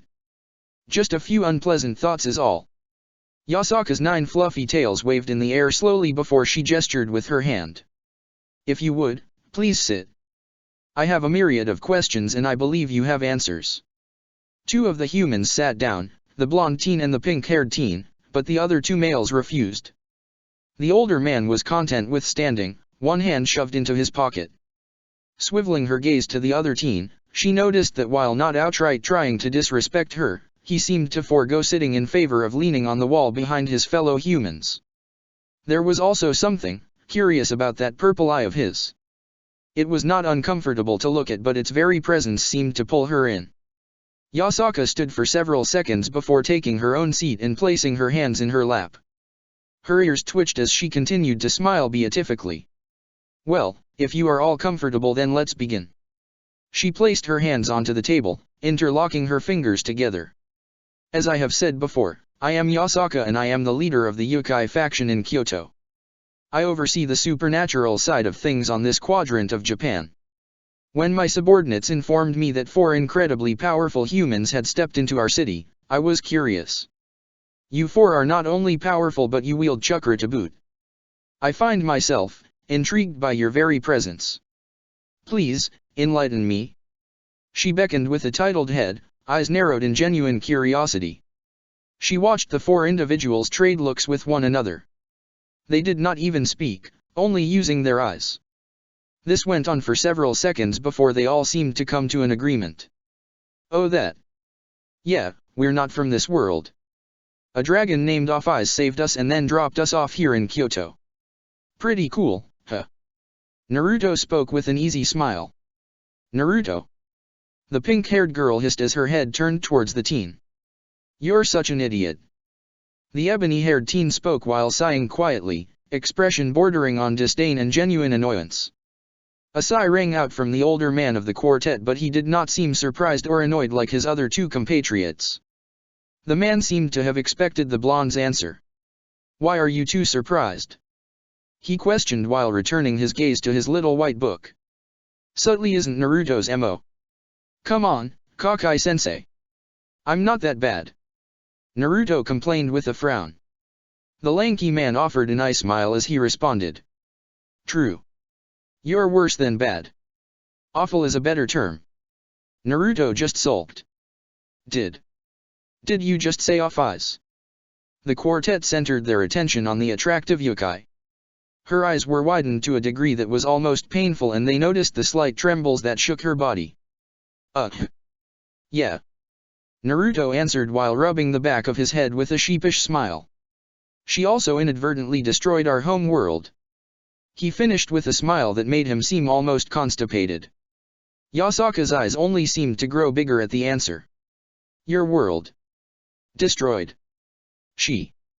The ebony-haired teen with dual-colored pupils answered her with a suffering sigh. Yes, our world. We aren't from this one.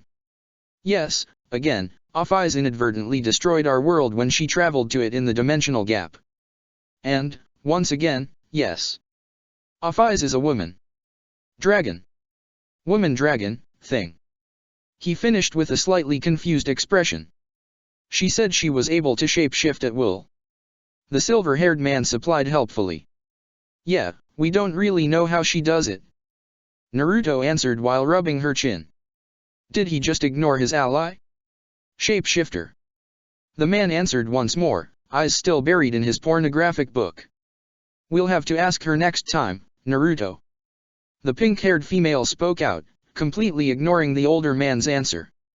Cool. Ignored again. The lanky man commented lackadaisically. Yasaka was silent as she listened to the 4 individuals speak amongst themselves. This was dangerous. These 4 individuals, who rivaled even the Shinto gods, had quite literally landed on her doorstep. By Off Eyes, the infinite dragon god, no less. Dangerous because these 4 individuals were insanely powerful. She held her doubts on being able to defeat even the weakest individual in their little group. She didn't even know their names. They'd just dropped a bombshell before even providing their names. Yasaka was going to end up having a headache after this. Or perhaps this little meeting was a blessing in disguise. She could take advantage of this situation. 4 incredibly powerful individuals, who had no knowledge of this world other than the minor information they may have gotten from Off Eyes, were speaking with her.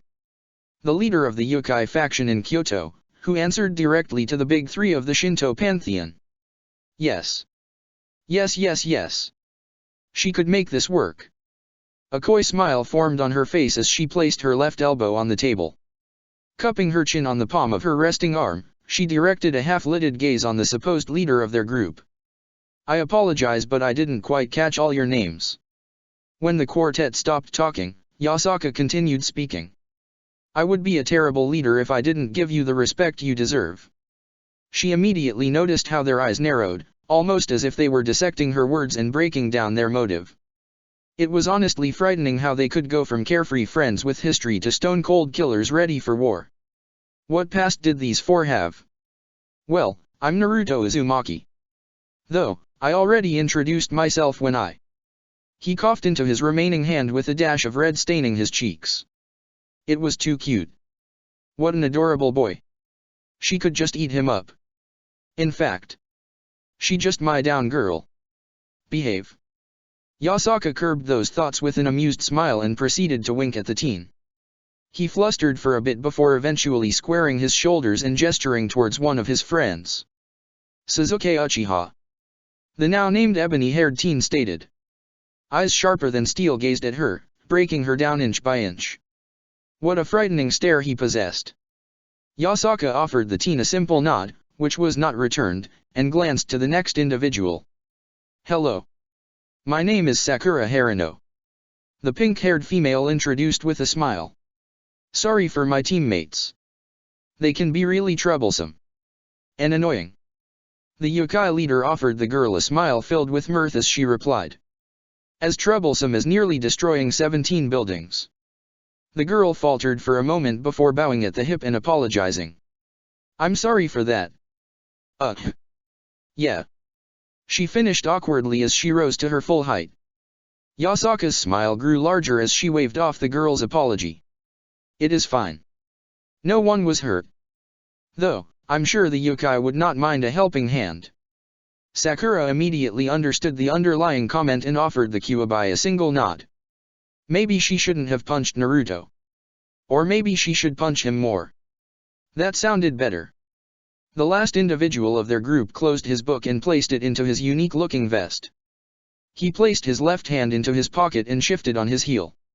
I'm Kakashi Hatake. Offering the woman a nice smile, he continued. And I lead these little gremlins. They're my students. An annoyed scoff resounded from Suzuki as he crossed his arms. You're not our sensei anymore. Rude. The lanky man replied half-heartedly. Suzuki wasn't necessarily wrong with his statement.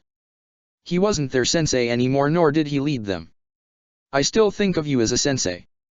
Naruto piped up with a smile. Kakashi offered the boy a two-finger salute before reaching back into his vest and procuring his book. You don't have to be a dick, Suzuki. Sakura responded while rolling her eyes. I don't have to be a lot of things. He replied while closing his eyes. Still doesn't change the fact that I'm right. Yasaka observed the group as they bickered with one another like children. They insulted, jabbed, and prodded at one another's nerves with the skill they had honed from years of being together. It was a rather amusing and interesting sight to see. Though their words seemed to not truly affect one another, she'd rather they not fight in her office. She cleared her throat quietly, internally pleased that the group of otherworldly shinobi had ceased insulting one another. Well, it appears that fate has smiled on you four. Yasaka offered the four teens a small smile as she gestured towards them. If you would like, perhaps you could call Kyoto your new home. There. She threw her offer in. These four humans were unique and powerful, and while not necessarily yokai, it didn't mean they couldn't aid in defending Kyoto if danger reared its ugly head. After all, she had already had a troubling run-in with a group of humans a few weeks ago. They were powerful and boasted several unique sacred gears with even a few Longinus at their disposal. It was only after blindsiding one of their weaker members and killing them, was she able to escape. It helped that she had activated the ley lines, fighting them off while also retreating to safety. Activating the ley lines had alerted Amaterasu, which brought the wrath of the Big Three upon the humans who had dared to step foot in Kyoto. Yasaka was sure that they'd come back though.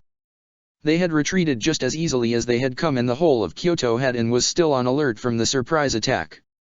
Those humans clearly wanted something. Whatever it was though, Yasaka did not know.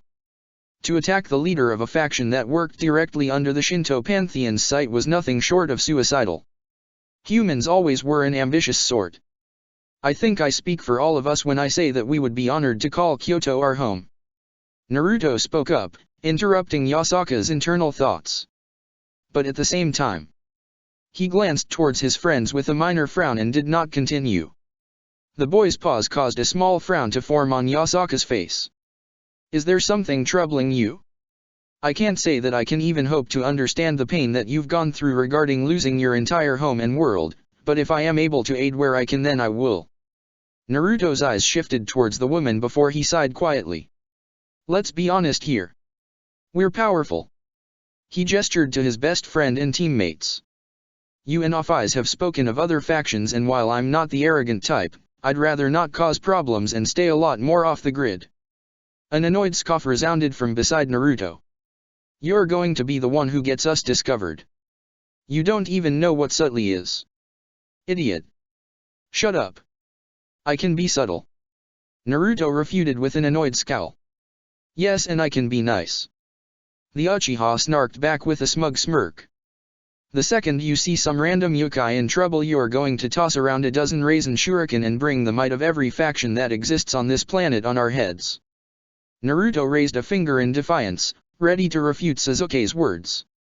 He's not wrong, Naruto. Kakashi piped up, eyes glued to his porn. It may not necessarily be bad or anything of the sort, but sooner or later this world will find out about us. We are not weak. Far from it. The lanky man stopped reading his book, closing it and tucking it into his flak jacket. His eyes were sharp as he gazed at his former student. It only takes one incident, whether it be positive or negative, for this world's supernatural beings to notice us. And who knows? Perhaps they are already aware of us. Who can say? He shrugged his shoulders before continuing. This world isn't the same as ours. If you step on someone's toes and they take offense, you and us will paint a target on the whole of Kyoto and even the Shinto pantheon. Getting his point across, Kakashi crossed his arms against his chest before leaning back against the wall. This decision isn't to be made lightly. There are clearly positives and negatives, housing and information as an example. He closed his eyes before finally finishing. I don't mind taking up Yasaka-sama's offer. We certainly have our options, but who's to say that the other factions will even accept us? Perhaps they'll see a threat and hope to strike us down. TCH. Sasuke scoffed with a sneer. They can try. Now's not the time, Sasuke. Sakura finally spoke with furrowed brows. We really can't risk angering these unknown groups when we know nothing about them. The Uchiha sighed quietly but ultimately nodded his head at the girl's statement. Sakura wasn't wrong. There were only 4 of them, and while they were far from weak, Sasuke didn't necessarily fancy his odds against multiple groups of powerful beings and gods. Kaguya was difficult enough. It would only take a handful of beings like her to bring them down. He hadn't survived for as long as he had just to throw it away due to misguided pride. All the more reason to take her offer. Kakashi stated. I, for one, would not mind a soft bed and miso soup. Naruto was silent for a few moments before inevitably shrugging his shoulders with a smile. I was really only hesitating because I was thinking of you guys. I want what's best for us. And if you guys think that this is our best option, then I'm all for it. Might as well. What do you have to lose at this point? Sasuke shrugged nonchalantly while leaning against the wall behind him. I can't wait to have an actual shower again. Sakura squealed happily. Kakashi said nothing but did give a thumbs up with an eye smile. Seeing that all of his friends had no problem with the decision, Naruto turned towards the leader of the yokai faction and offered her a large grin. Team 7 would be honored to call Kyoto and by extension, the Shinto pantheon, our home. He bowed his head in thanks before rising. Thank you, Yasaka-sama. The Kyuubi just offered the boy a beautiful and gentle smile. When you 4 have settled in, we can continue discussions and terms at a later date. For now dash. Whatever Yasaka was about to say was interrupted by a wave of powerful energy. A heavy weight settled upon her shoulders, followed by a brilliant flash of white light. Her eyes widened and she immediately cast a golden barrier in the room, protecting it from the inevitable explosion that would soon follow. Just as she had predicted, an explosion of fire engulfed the building. Her ears rang as she clenched her eyes shut and she blacked out for a mere moment. Several seconds passed by in silence before Yasaka slowly opened her eyes. Her golden orbs widened in shock when she noticed that she was in a purple cage of some sort. Not a cage. Upon further inspection, she noticed that this cage possessed similar features to that of a human. Equipped with a torso, arms, and head. What? What was this power? You okay? Yasaka jumped slightly upon hearing Sasuke's voice. Why did her knees hurt? Why did she feel dizzy? Her head was absolutely pounding. I got you. The teen stated quietly, arm wrapping around the woman's waist and shouldering most of her weight. Your barrier held most of the explosion, but it gave way eventually. Whatever or whoever just attacked is going to regret it. Yasaka blinked several times in confusion before shaking her head and coughing quietly. Wait. Suzuki did not wait. The teen placed the leader of Kyoto against a pile of rubble before turning his attention to the sky. The boy muttered something unintelligible, and not a second later did a carbon copy clone of the teen appear. The two Suzukis stared at one another for a single second before the real one, Yasaka suspected at least, took off into the sky. What was going on? She had felt Amaterasu's power surge before. Yasaka's eyes widened once more as she tried to stand up. Her left leg buckled beneath her and she fell with a soft cry of pain. You should stay put. The doppelganger of Suzuki spoke quietly. It took a knee beside her before green chakra appeared on his palms. He placed his hands near her legs and a soothing comfort soon followed. We have this covered. Yasaka tried to speak. She really truly did. But that attack had drained her reserves. She couldn't even think straight. Why had Amaterasu just attacked? It didn't make sense. Could she believe that these humans were a threat? An ugly thought reared its head as she thought about it. This was a misunderstanding. She needed to speak. But her eyes were heavy. And whatever this clone was doing was heavenly. Maybe she could sleep for a minute or two. And with those final thoughts, Yasaka's eyes slowly closed. Her body relaxed and her head drooped. The clone of Suzuki stared at the unconscious woman for a second before his right hand traveled towards her head. He gently turned the woman's head, eyeing the rather nasty wound on the side of her head. The clone shook its head before gathering more chakra and healing the wound. The clone's mismatched orbs traveled towards the sky, spotting its creator and Naruto, fighting two powerful individuals. Not more than a day and we've already encountered gods. What shitty luck. The clone thought quietly. Suzuki's Susanoo slowly deconstructed as he stared at a regal-looking man, floating with zero problem in the sky. The armor of his Susanoo slowly disappeared, followed by the head and legs. The only thing remaining were the wings of his Susanoo, granting him flight. Manjikyo non-spinning in his right eye and Rinnegan flaring in his left eye, Suzuki stared at the man that stood several meters in front of him. He could sense the man's power and it was nothing to scoff at. The man was suppressing most of it, but Suzuki could easily sense it. This man was a god. Likely a Shinto god at that, considering his wardrobe and traditional blade. The man was dressed in a baby blue kimono that revealed his muscular torso and toned arms. He wore black hakama pants that were embroidered with designs that were reminiscent of waves. He wore a pair of simple sandals, held together by a thin piece of twine. His blade was sheathed on his left hip and he wore a straw hat atop his head, hiding his ebony locks of hair that were pulled into an elegant ponytail. Who are you? Suzuki asked quietly, right hand resting on his blade. The unknown man regarded Suzuki for a moment before he too placed his hands on his blade. His left hand grasped his sheath as his right hand gripped its handle. It is rude to not introduce yourself first. His voice was deep and carried a harsh undertone to it. You are an intruder. But I am a humble man. I will tell you my name before eradicating you. In the blink of an eye the man's power skyrocketed. The skies darkened almost immediately, dozens of rumbling clouds following shortly after. Another second passed by before the distinct sound of thunder clapped through the sky. Several lightning strikes descended upon Kyoto, lighting up the sky and illuminating it brightly. And when he spoke, the storms screamed. I am Susanoo no Mikoto. Younger brother to Amaterasu Omikami and Tsukuyomi no Mikoto. I am the Shinto god of the storms and sea. The now named god unsheathed his blade before slowly taking a stance. And I am your end. Suzuki's body tensed and not a second later did Susanoo appear directly in front of him with his blade poised to sever Suzuki's head. The teen sneered as his own blade intercepted the god's, causing a tower of sparks to emanate from the action. The god seemed almost surprised if the slight widening of his eyes was anything to go by. I don't care who you are. If you want to fight then I'll deliver unto you a slaughter. Suzuki's Manjikyo Sharingan spun ferociously before a torrent of black fire spewed at the Japanese kami. The kami, upon seeing his opponent's unique red eye spin, disappeared in the blink of an eye.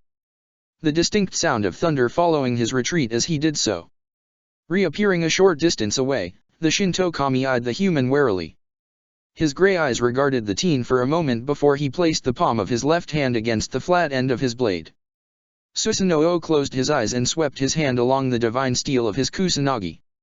A crack of lightning resounded out into the sky, rumbling angrily for but a moment. A gigantic cumulonimbus formed directly above Susanoo before lightning descended directly upon the man's sword, illuminating the blade with pure, raw lightning. Susanoo stared at his glowing kusanagi for a moment before raising his eyes to the human who dared to tread upon his home. "You. Boy. What is your name?" Susanoo bent low at the knees before slowly and carefully sheathing his blade and the raw lightning that encompassed it. He took up a rather simple Iato stance as he stared at Suzuki. Suzuki eyed the man with a glare before glancing up towards the sky. His mismatched orbs traveled along the darkened clouds before flipping his kusanagi in a reverse grip. The cry of 1,000 birds sang from his right hand before being engulfed by Raiten Chakra. The lightning emanating from his hand barked loudly, piercing the heavens and drowning out Susanoo's own thunder. A gigantic creature of pure lightning formed from the clouds, lighting up the entirety of Kyoto. The creature of pure lightning dwarfed the clouds that it originally had been created from and cast its own shadow on the city. Susanoo stared at the lightning creature with widened eyes, sensing the monstrous amount of chakra that was used to create the beast. The gigantic lightning creature bellowed a mighty roar, its red eyes swaying to and fro before setting its sight upon Susanoo. Upon recognizing its enemy, it released yet another roar, piercing the heavens. "My name is Suzuki Uchiha." The teen tilted his head, expression bordering on disdain as he stared at Susanoo. "And you? Vanish with the roar of thunder." Suzuki raised his right hand into the air before bringing it down and uttering a single word. "Kirin." And the sky turned white. Naruto's enhanced eyes strayed towards the giant clouds resting above Kyoto with a minor frown. Suzuki was fighting some unknown man, definitely a god by the output of power, and were fighting several miles off the outskirts of Kyoto. His unique eyes, no longer the cerulean they once were, swiveled to the opposite direction. He sensed Kakashi and Sakura fighting with another being that was on par with the one Suzuki was fighting. Golden yellow eyes, equipped with a horizontal bar and an animalistic slit through the center, slowly focused on the rather beautiful woman floating not but 10 meters from him. Soft, delicate features settled in a scowl stared back at him. She had her black hair pulled into an elegant ponytail that flowed down her back. She wore a traditional Miko outfit with simple sandals held together by a thin piece of twine. On the woman's left hip was a beautiful ornate scabbard. Sheathed in said scabbard was a katana that practically reeked of divine essence. The most interesting thing about the woman was the unique-looking shield that floated behind her. It was no bigger than an ordinary plate that one would eat food off of. The side that Naruto could see glowed with an ethereal energy that he couldn't quite understand. Staring at the shield was like staring directly at the sun. Naruto was silent for a moment before feeling something prick his sixth sense. It wasn't necessarily bad but distracting. Like someone trying to get his attention. "Focus, Naruto," Kurama's deep voice reminded. "We will deal with whatever that is later. Though, I have a feeling it will only cause problems at a later date." "It feels ancient," Naruto mentally replied, eyes still staring at the powerful woman in front of him. "But you're right. We can worry about it some other time. For now, let's focus on this woman." The blonde teen squared his shoulders before furrowing his eyebrows. "Who are you? And why did you attack us?" The regal-looking woman seemed to only get angrier. Her lips thinned in displeasure as her expression tightened. "You dare tread upon the soil of my home again?" The woman snarled angrily. "I will send you to Yomi."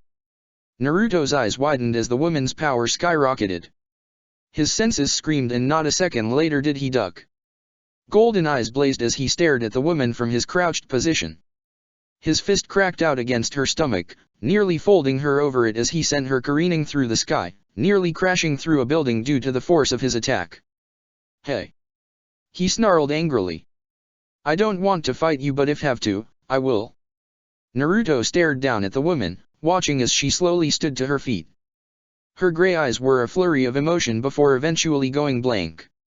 The blonde teen had only a second to move as she appeared in front of him once again.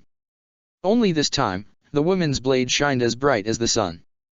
And when she swung, Naruto's eyes widened as the sky itself erupted into fire. White-hot flames emanated from the woman's blade, spanning out several kilometers in size. The flames only seemed to multiply as Naruto continued his hasty retreat. "Son Goku!" Naruto cried out. "Yosh! I am fired up!" The Yonbai roared out in response to Naruto. The blonde Jinhyuriki skid to a stop in midair as his arm became encased in pure lava before he reared the appendage back. Yatun, Kyojin Kazunryu no Jutsu. A dragon made of pure magma, molten rock, and lava formed from his action. The giant construct of Chakra was nearly the same size as Kurama as it emerged from the mountain of lava that Naruto produced.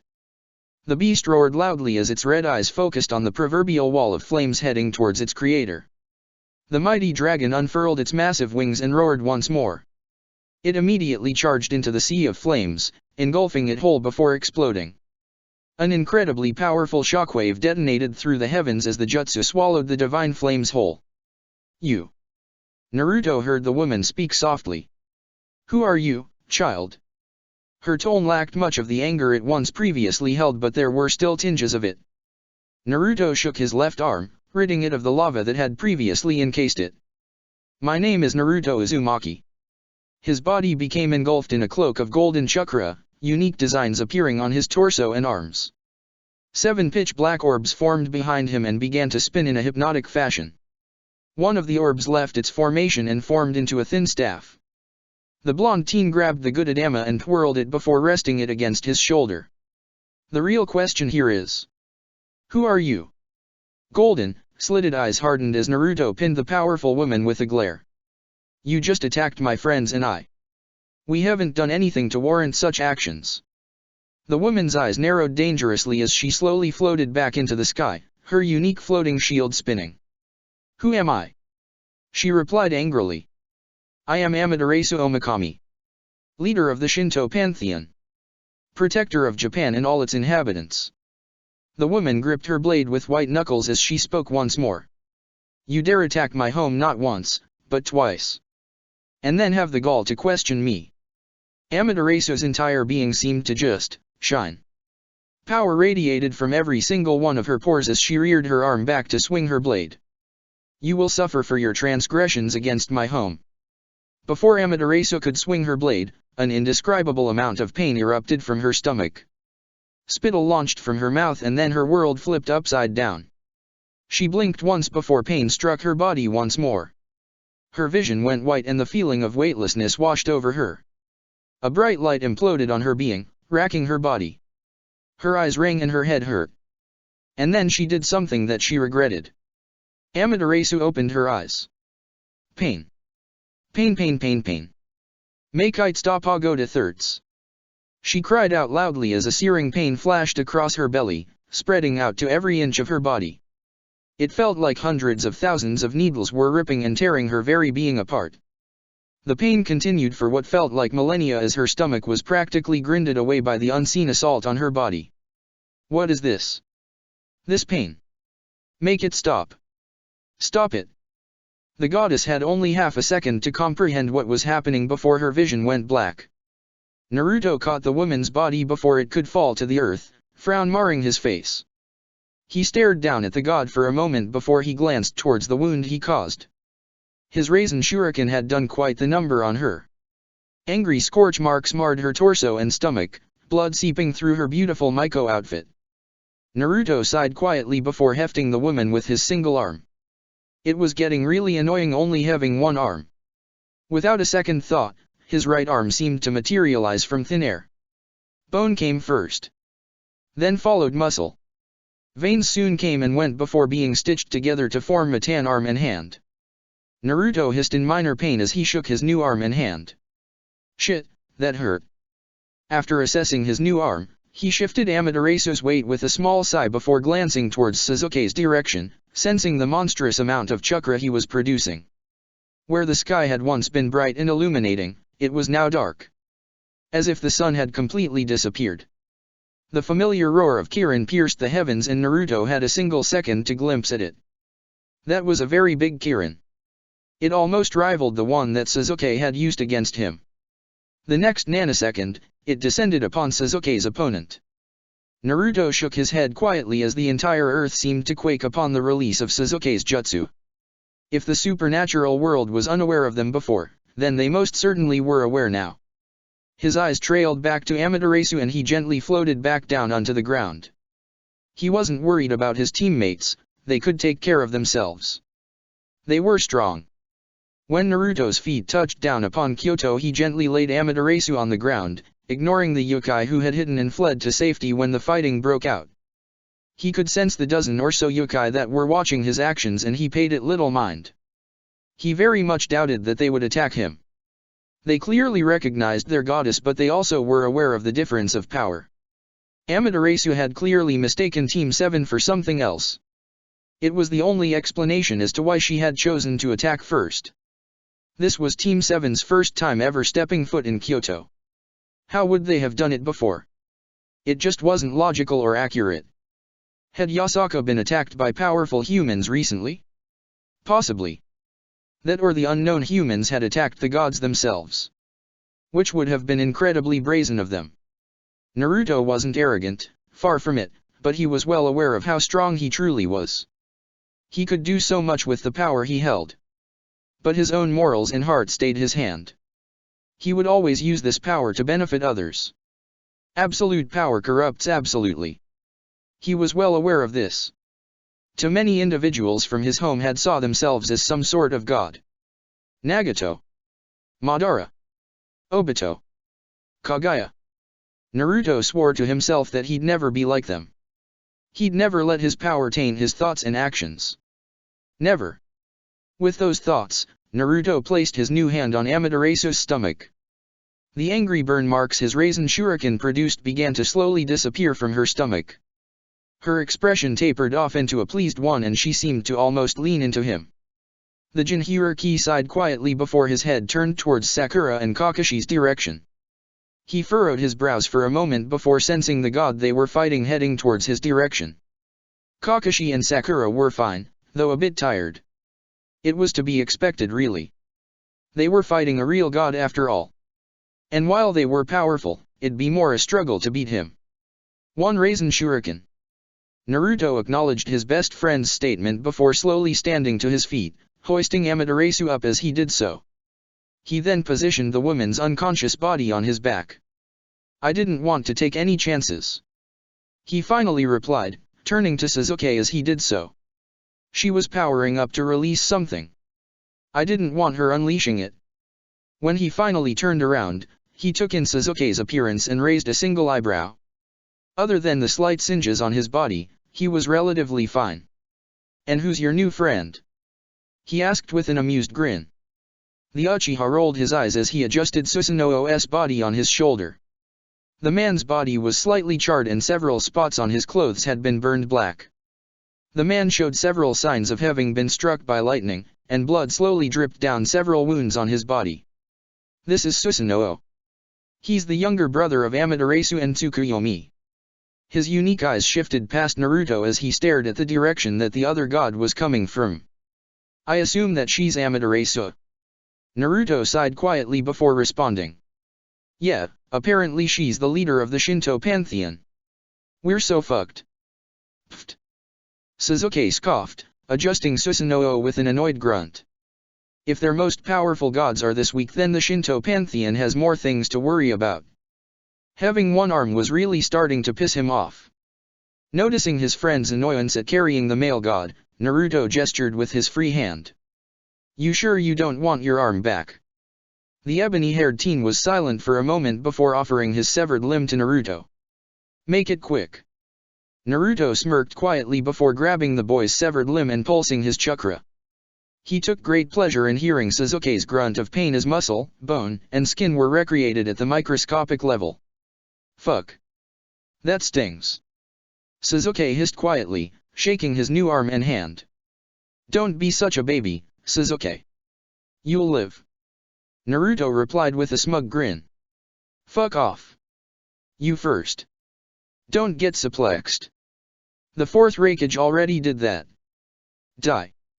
The Uchiha was about to lunge towards his friend before the last god finally appeared. His mismatched gaze focused on the regal-looking man, noticing how tense the god was. Sasuke glanced towards Naruto and it seemed he had came to the same conclusion. The final god, Tsukuyomi, possessed snow-white hair that was held in a high ponytail. He wore a traditional black and white kimono, equipped with an elegant white haori. The god wore plain, white hakama pants and a pair of simple sandals that were held together by twine. Tsukuyomi possessed a sharp chin like Susanoo but had delicate features like his sister. Tsukuyomi, I presume? Sasuke questioned as he stared at the man. He idly shifted the god atop his shoulder before sensing Kakashi and Sakura making their way towards their position. The white-haired god stared at Sasuke for a moment before dipping his head once. You are not the same humans that attacked Lady Yasaka. Naruto crossed his arms against his chest, chakra keeping Amaterasu glued to his back. Kyoto had already been attacked previously. The god nodded once. Then why attack us? The blonde questioned in confusion. Judging by the state of yourself and my teammates. You barely fought. Tsukuyomi relaxed, if only slightly, and dipped his head. I knew you were not the same humans once Susanoo fell. While powerful, those humans that had previously came were not nearly as strong as you. But sister tends to rush in head first without thinking. She prefers action over words. The god looked almost embarrassed. Not for himself but for his sister. He seemed to be the most level-headed of the group at least. Naruto chuckled quietly. I tend to do the same so I can relate to that. Sasuke did not laugh. He scoffed. Because you're an idiot. No you. That logic doesn't work. Does too. I'm going to kill you. False. While the two powerful males bickered and argued, Tsukuyomi watched them with a tilted head. They reminded him of Amaterasu and Susanoo. Those two always bickered. Little things, big things. It did not matter. They would argue and fight for hours upon hours. But at the end of the day they always seemed to make up. Such an odd relationship. It seemed these two possessed something similar to his siblings. Tsukuyomi's gray eyes traveled away from the younger males and instead focused on the two individuals who appeared beside them. The same two humans he had briefly fought against. While these two were significantly weaker than the two males, they were still more than capable of standing up to him. It was a humbling moment for Tsukuyomi. Well, more humbling for his siblings. He had always been an humble individual. More so than his family at least. Susanoo was arrogant in nature and though he worked hard to control his powers it did not change the fact that he saw himself above others. This defeat would likely change him for the better. Or so Tsukuyomi hoped. Amaterasu was not arrogant but she tended to use action first instead of words. It had always gotten them into trouble with other factions. The Shinto pantheon might not be one of the strongest pantheons but it was far from weak. Amaterasu tended to lash out at those who would disrespect their culture. Tsukuyomi would feel slighted as well but violence begets violence. Force would not solve all problems. It usually led to mayhem. Mayhem led to grudges and grudges led to hate. Tsukuyomi had lived for far too long to hold hate in his heart. His past and falling out with Amaterasu had cemented that. It was only after several centuries of never seeing his beloved sister again did he realize he had truly blundered when he killed Yukmachi. It was a stain on his honor and while he had been disgusted by her actions, it did not merit her death.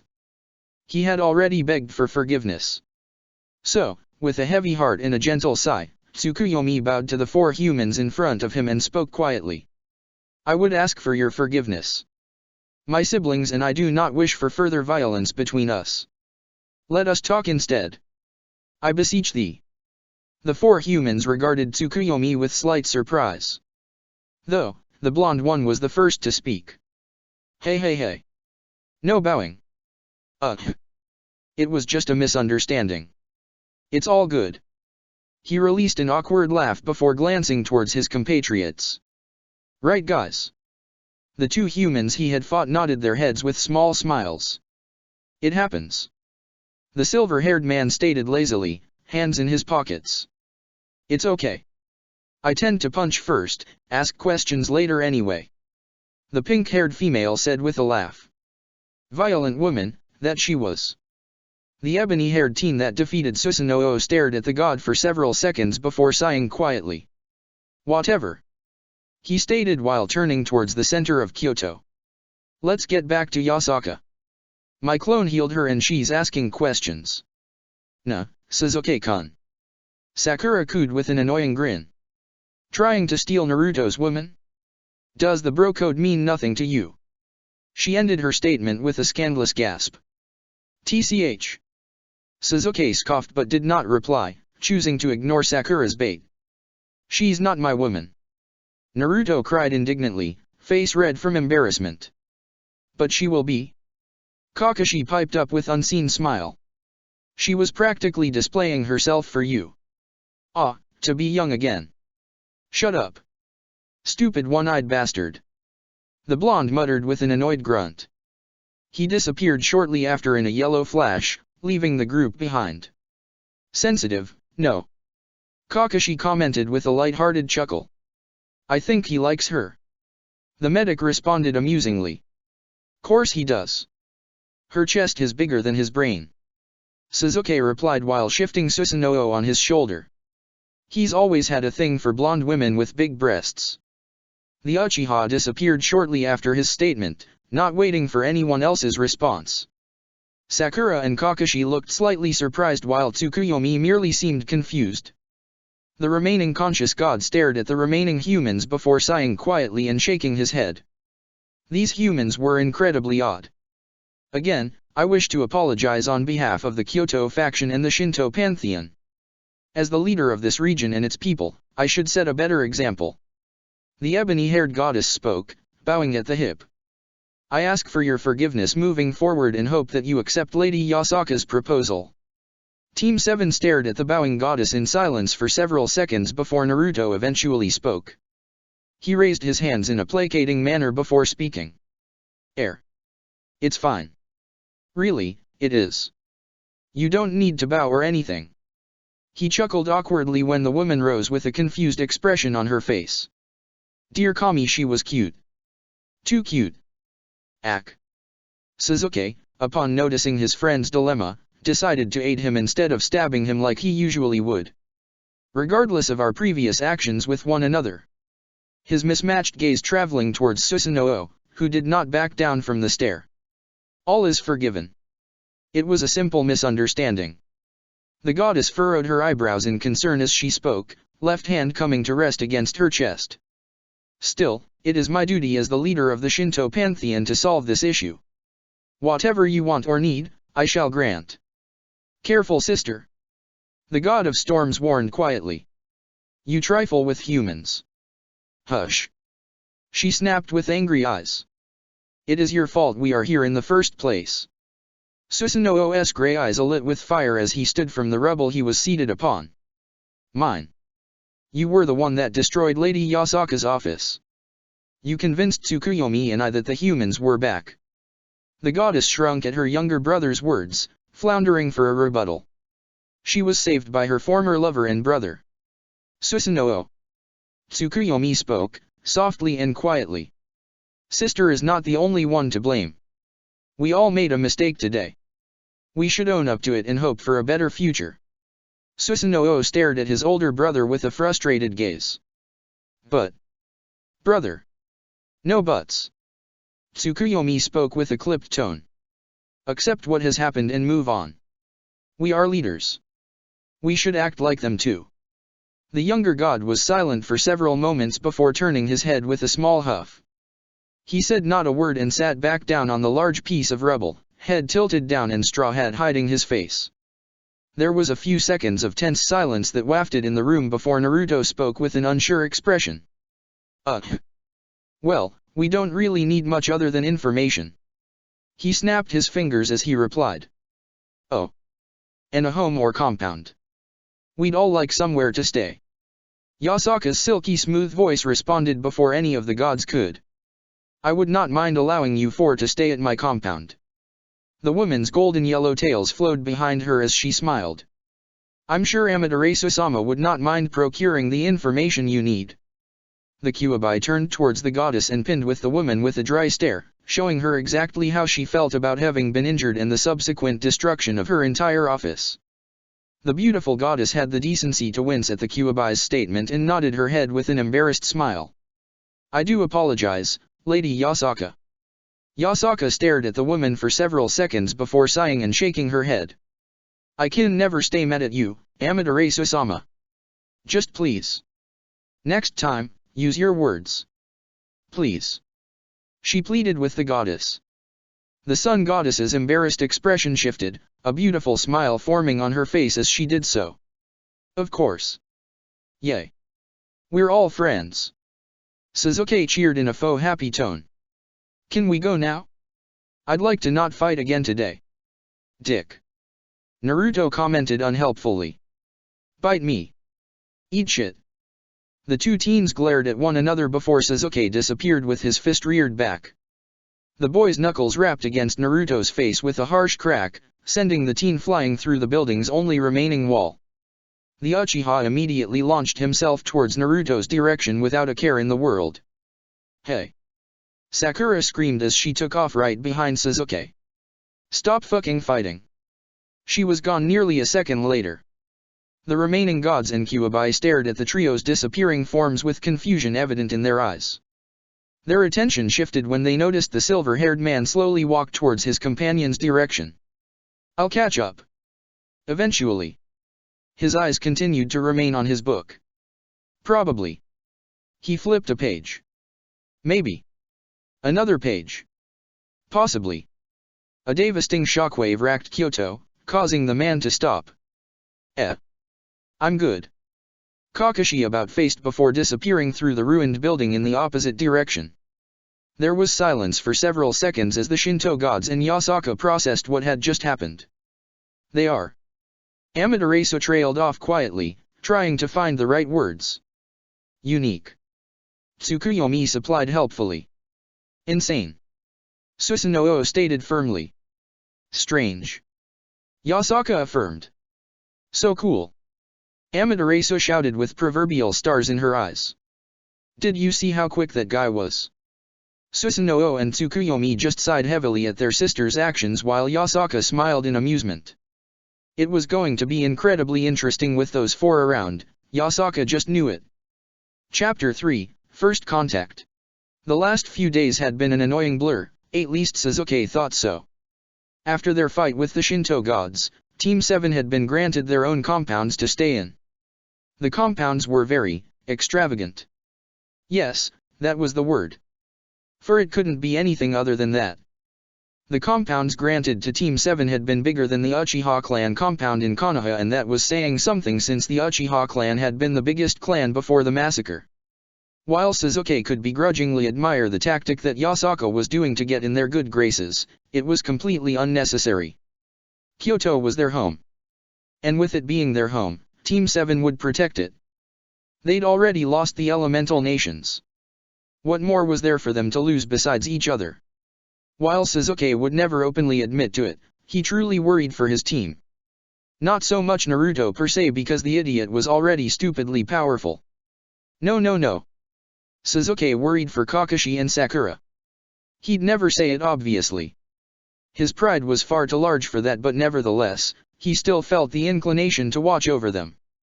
They weren't weak, at least to the trash that roamed Kyoto, but they weren't nearly as powerful as himself or Naruto. And that made them targets. Apparently Japan, the country/island that they now resided on, was a hotspot for several huge factions and pantheons. One of those factions being the biblical one.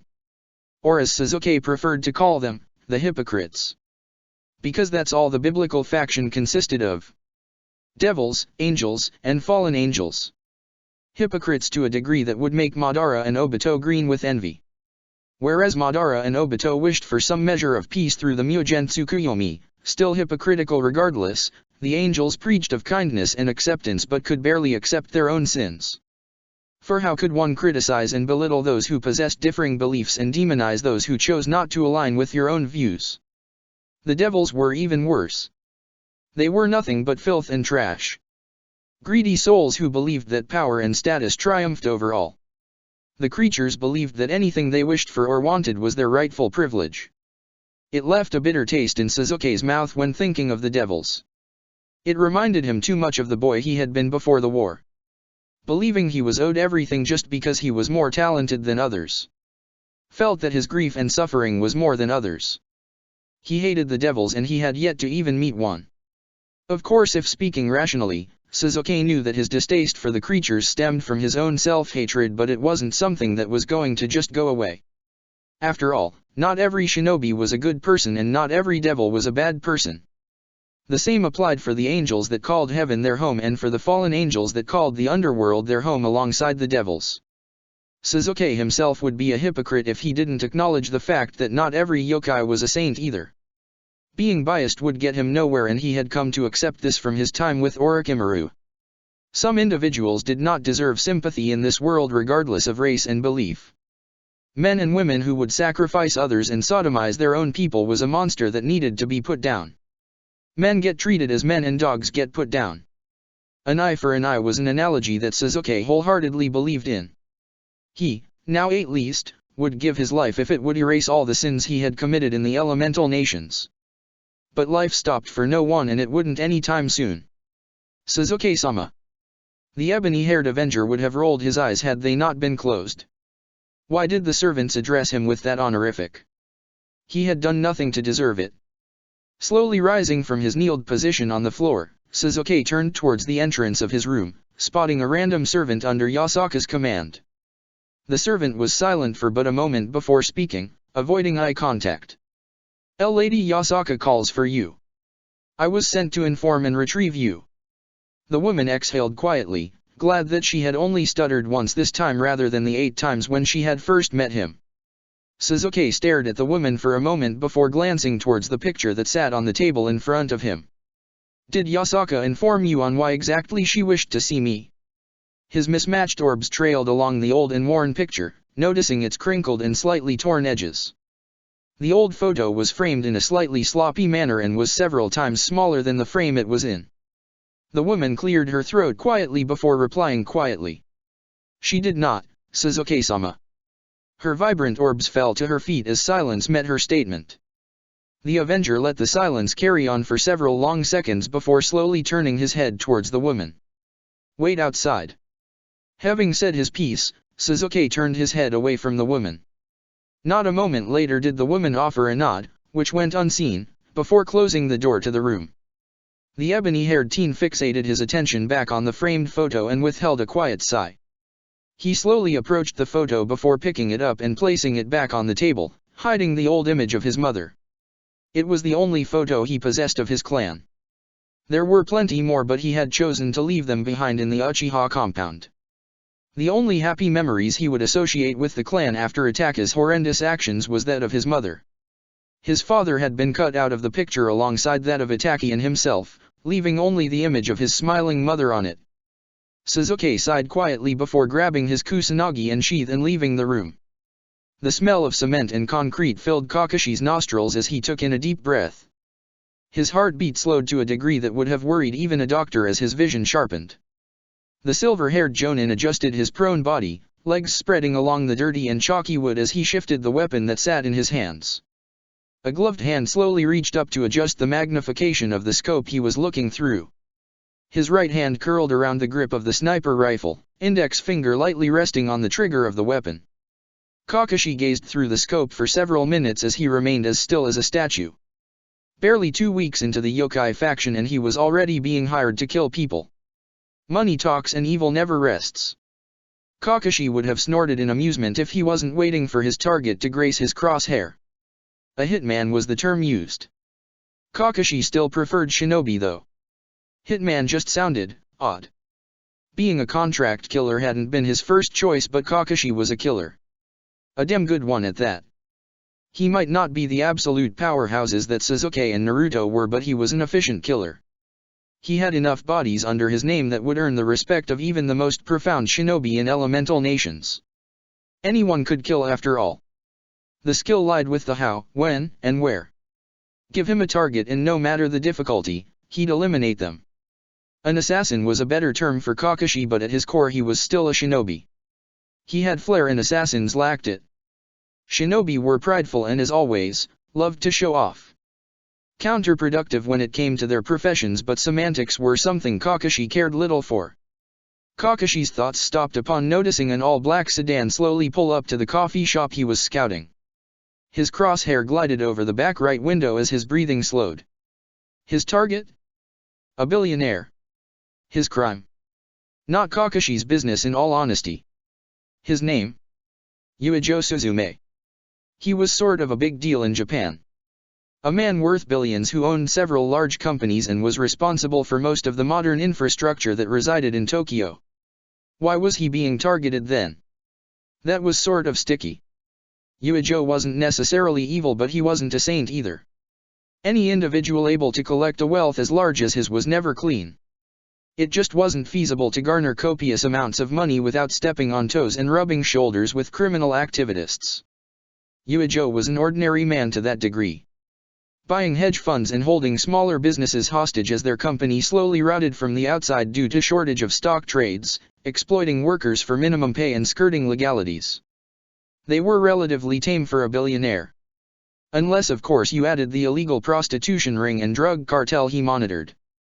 Yuijo was a shitty individual responsible for unshitty advances in Japan. But why specifically had he been drawn into affairs that involved the yokai? It's a funny story that one. Yuijo didn't actually know that yokai even existed. Hilarious, right? Kakashi thought so, at least.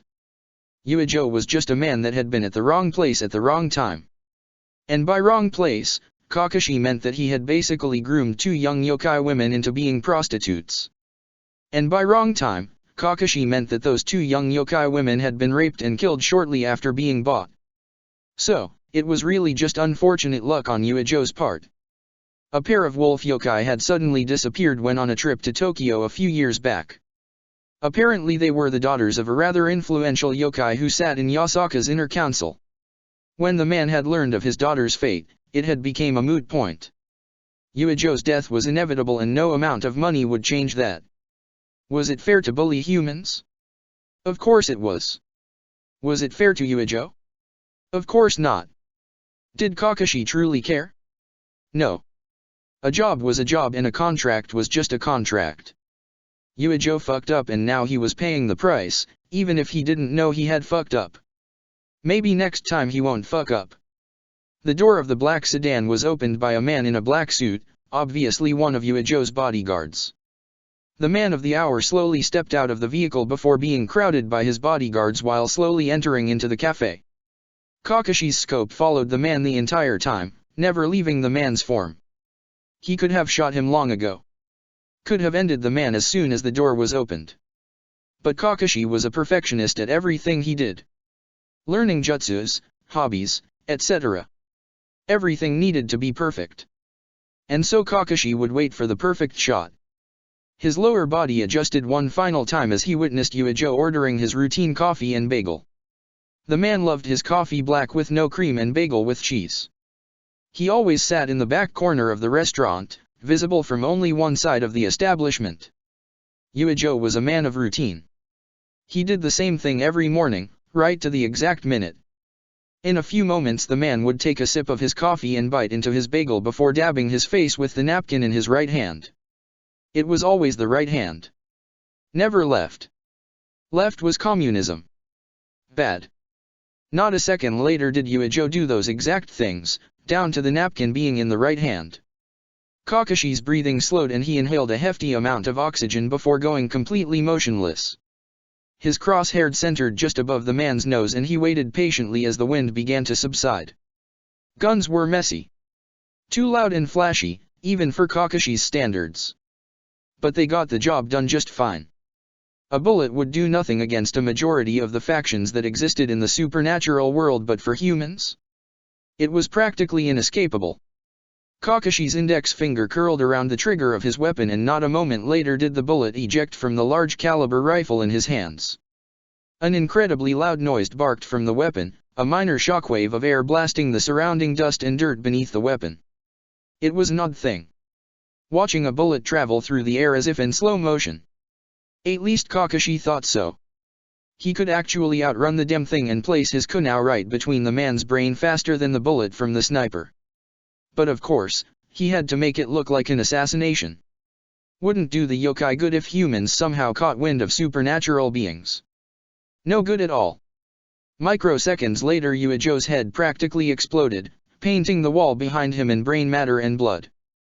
Panic cries and movement began to spread throughout the establishment. Kakashi relinquished his grip on the weapon and disappeared from his sniper nest, leaving no evidence of his existence. Kakashi reappeared in the safe house designated by Lady Yasaka a few moments later. With his job done, he had nothing to do. The man pulled out his hentai manga and was moments away from sitting down in the old and dusty safe house before pausing for the briefest moments. Kakashi-sama. The jonin resisted the urge to sigh and paused midway in his movements to sit down. His charcoal eyes slowly trailed to the yokai that rested in the corner of the room. Her stealth skills were actually incredibly commendable, and silently raised an eyebrow. The woman slowly stepped out of the shadows after being silently addressed before speaking. Apologies Kakashi-sama, but Lady Yasaka has asked that you immediately return to Kyoto upon completion of your assassination. She bowed a moment later, revealing the scaled tail that rested near her lower back. Kakashi sighed quietly before slowly putting his book back into his jacket pocket and replying. Is there a reason? I was under the assumption that I'd get to rest before returning.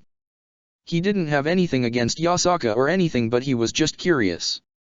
The woman herself had sanctioned his mission and debriefed him on who the man was. Perhaps she needed him for another contract?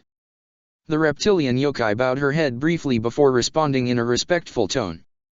Lady Yasaka has another mission for you. I was graced with the briefest amounts of information regarding the task and was only told that you would be accompanying Sasuke-sama. Brow raised and interest peaked, Kakashi responded. All the more interesting then. He lazily held his hand towards the woman before speaking once more. Shall we, Malachite? The young woman smiled in amusement before grasping the man's hand. Thank you, Kakashi-sama. They disappeared not a second later, leaving the safe house abandoned. Sasuke strapped his blade and sheath behind him before staring at himself in the mirror. Gone was the old uniform and open-collared vest he previously wore. In its place was an unbuttoned black shirt with a pocket on his left breast. He wore a black shirt underneath that with grey form-fitting pants and black boots. Around his neck was a gold chain with the crest of the Uchiha clan as a medallion. Staring at his reflection, Sasuke couldn't help but frown. He felt weird in these more modern clothes. His open-toed sandals were the hardest thing to really get used to since he had never worn actual shoes outside of slippers when he was a kid. He didn't necessarily hate how he looked, but it would just take time. At least he hoped so. The rest of Team 7 had taken their change of fashion rather easily, with the only complaints coming from Naruto, who wanted to wear his mesh armor underneath his clothing. Other than that, everyone handled it fine. Perhaps he was the one just making a big deal out of nothing. Staring at his reflection in the mirror one last time, Sasuke sighed before reaching up to the collars of his shirt and popping them up, reminiscent to all the other high-collared shirts he wore in the elemental nations. Always pop the collar. Sasuke left his room after that, giving a single nod to the servant awaiting outside. Without another word spoken, the pair traveled through the hallways of the compound to Yasaka's office. Several minutes passed by in silence before the pair rounded a corner that had Sasuke coning to an abrupt stop, almost causing the servant to collide with his back. Not a moment later did Sakura round the corner at a rather brisk pace, carrying what seemed to be at least 15 manila folders and documents. Sakura came to a stop upon noticing Sasuke and gave the teen a smile with a small wave, adjusting the folders in her offhand. Sasuke, what are you doing? She asked, emerald eyes burning curiously, no doubt noticing the servant with him. Sasuke did not answer immediately as his eyes roamed down her body, noticing her wardrobe. Sakura's hair flowed down past her neck, no longer being held up by her Konoha headband. She wore a long-sleeved, light pink sweater that was cut off just a few inches past her breasts that showed off her toned stomach. A pair of jet black yoga pants hugged her legs nicely with a pair of white sneakers upon her feet. Her outfit suited her. She looked good. He meant that honestly. Dragging his gaze back to the woman, he offered a small shrug. Yasaka wants to see me. I don't know what for. Sakura shifted her weight on her right leg, hip cocking outwards accentuating her curves. Well, whatever it is, good luck. She offered him a small smile before smiling at the servant accompanying Suzuki. Hello to you as well, Suzu. The yokai offered the pink-haired teen a smile while bowing. Greetings to you as well, Sakura-sama. Now. Sakura chided playfully. None of that. Suzu did not respond and only offered the woman another smile and bow. Sakura, in return, just huffed quietly with a playful roll of the eyes. Anywho, good luck on whatever it is you're doing, Suzuki. She adjusted the folders in her hands before continuing. Medical personnel files and whatnot. Kami, I'm going to go crazy. See you around, Suzuki. She bounded off immediately afterwards with a small sway of the hips, humming quietly as she did so. Suzuki's eyes trailed after her the entire time, watching until she rounded the corner. He stared at the spot for several seconds before sighing quietly and turning around and moving towards Yasaka's office. Upon rounding the last hallway, he noticed that Kakashi was standing just a few feet from the door as well. The man was reading his manga with a disinterested expression on his face. The Jonin's old Konoha uniform was replaced by a black long-sleeved button-up dress shirt. He wore a pair of black dress shoes coupled with black slacks and suspenders that binded the weapons he used on his contracts and missions. He no longer wore his old neck and face covering and instead had opted to use a black surgical mask. Naruto had said that Kakashi looked spiffy in his outfit. Suzuki would agree to some extent. The man was dressed sharply, that was for sure. The Avenger slowly made his way to Kakashi before stopping just out of the man's reach. No words were said for a few moments as both men chose to remain silent. Both servants bowed before slowly blinding down the hall and disappearing around the corner that Suzuki previously emerged from. Slapping his manga closed, Kakashi offered a nice smile to his former student. Shall we? The Uchiha did not verbally respond but offered a brief nod of the head. A moment later did the teen open the door to Yasaka's office. Suzuki and Kakashi were greeted with relative silence as they both entered the room, all talking coming to a halt as the door closed behind them. The duo were actually surprised that the room was filled with Yasaka's inner council. They usually weren't summoned unless Yasaka herself had something incredibly important to say or do. Suzuki shifted quietly with Kakashi slouching for the briefest of moments. It was not meant to be a gesture of disrespect, but Yasaka's council did not truly know them. And to them, it was seen as anything but disrespectful. Yasaka, however, didn't seem to mind or care. Kakashi. Suzuki. Yasaka greeted with a small smile. Her ember orbs shifted between the two men for but a moment before settling in Kakashi. I take it that the mission was successful. Kakashi smiled beneath his surgical mask before answering. Yuijo is on his way to the morgue as we speak, Yasaka-sama. The blonde Kyuubi perked up at this with a small nod. Good. She clapped her hands for a moment before clasping them together and placing her elbows on the table in front of her. Now, I'm sure you two are curious as to why you're here. She ventured with a raised eyebrow. The two shinobi traded eyes with one another for a moment before Suzuki crossed his arms against his chest. Is there someone you want dead that you don't believe Kakashi can handle? He asked with a raised eyebrow, highly doubting that to be the case. Kakashi was a contract killer for small fry supernatural beings and the occasional human that drew a little too close to yokai. It was nothing to say of the man's skill and power, but Suzuki highly doubted there were targets out there that Kakashi couldn't handle. Gods and leaders of other factions notwithstanding, of course. Yasaka's smile was filled with mirth as she responded. If I needed you for a contract, then we would be starting a war, Suzuki-kun. He'd give her that one, to be fair. Shaking her head, Yasaka continued. No. This is a rather delicate matter. One that the yokai faction should have done more for had we possessed the resources we do now. There was a brief moment of silence that settled in the room as Kakashi and Suzuki traded a brief glance. Would this by any chance be about the rogue devil yokai? Kakashi ventured with a raised brow, left hand resting in his pocket. Yasaka smirked with a nod of the head.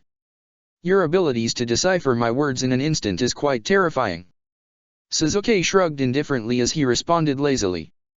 We'd be dead otherwise. Ma says okay. No need to be melodramatic. Kakashi responded in a patronizing tone.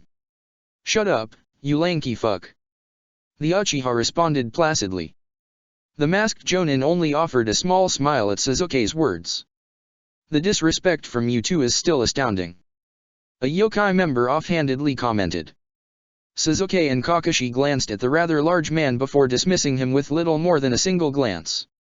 Which of course, annoyed the man, but the shinobi cared little. It is quite alright, Lao. Sasuke and Kakashi are just unique. Yasaka commented in an amused tone, smiling inwardly at the annoyed eye roll from the Uchiha.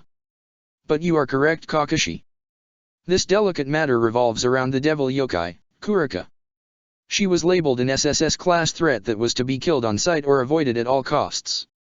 Sasuke was silent for a moment before gesturing with his right hand. You want us to hunt her down? Yasaka immediately heard the shift of his tone. It became decidedly sharp. She had no doubt in her mind that the teen had researched heavily into Kurika's case. The yokai leader shook her head. No, I wouldn't dream of it. Kurika is a powerful yokai in her own right, and hunting one of our own for the crimes of that devil is beneath us. Then what is it?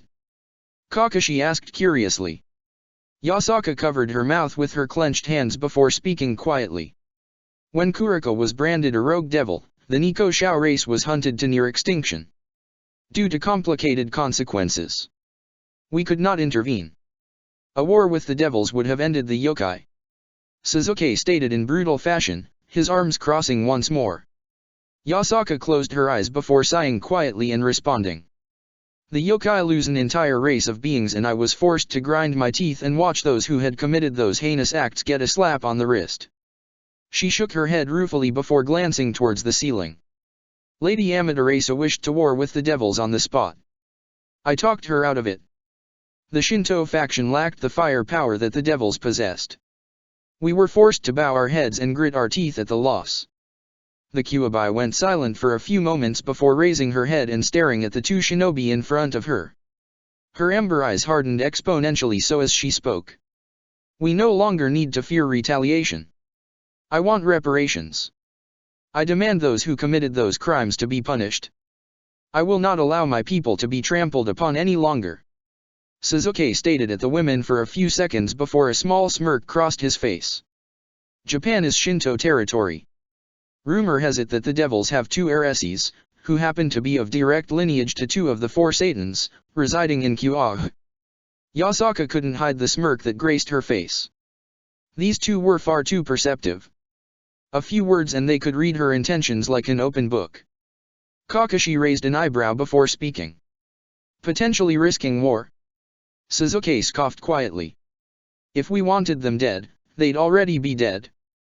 The masked Jonin nodded his head before stroking his chin. There is that. I reckon you want us to pressure the heiresses, yes. Kakashi ventured quietly. When no one corrected him, he continued. As long as those two heiresses reside in Kyoto, then they are bargaining chips. The Uchiha scoffed in disdain. The devils are arrogant to think they'd never be capitalized on. There was several murmurs that broke out amongst the yokai members in the room. Statements that supported the actions and others that believed it was too aggressive. The talking went on for several minutes as the yokai members bickered with another. It was then eventually silenced as Yasaka rose her hand, gesturing for everyone to stop talking. The Shinto faction has remained passive for long enough. I have Lady Amaterasu's blessing. There was a tense silence in the room for several long seconds before it was broken by Sasuke. What exactly do you want us to do in Kyoto? Yasaka's smile was positively devious. Yasaka hummed quietly to herself as she lazily spun in her reclining chair. Sasuke and Kakashi had left a few hours ago, heading directly to Kyoto. She had already sent a messenger to Kyoto several hours earlier to the heiresses stating that two representatives of the yokai faction would be speaking with them. She received no word back from the heiresses, but it mattered little. Sasuke and Kakashi had their mission and she highly doubted that they'd come back empty-handed. Her council had left only a few minutes ago and their distrust and dislike of the otherworldly shinobi, while understandable, was annoying. These 4 chakra-wielding humans were a boon. There were a few in her inner circle who actually didn't mind the presence of Team 7 and the shift in power they presented, but they were clearly outnumbered. But at the end of the day she was the leader of the yokai and she vouched for them. It also helped that a majority of the Shinto kami had vouched for Team 7 as well. Praise Amaterasu. Yasaka's thoughts were interrupted as a series of knocks resounded from the doors of her office. She placed her elbow on the table before propping her head on her clenched fist. Come in. The doors slowly opened afterwards and revealed it to be Naruto. The blonde-haired Jinhyuriki grinned and rose his hand while greeting boisterously. Yasaka-chan. The woman's smile softened as her amber eyes roamed along Naruto's form. The entirety of Team 7 had their wardrobes overhauled and she had to admit, they all looked rather nice. And Naruto was no exception to this either. Gone was the old zip-up jumpsuit/tracksuit outfit he arrived in. The teen now wore an orange and black pullover hoodie with 2 specific designs on it. On the back of the hoodie was his clan's symbol, an outward spiral, and on the front of the hoodie resting over where his heart would be, was the number 9.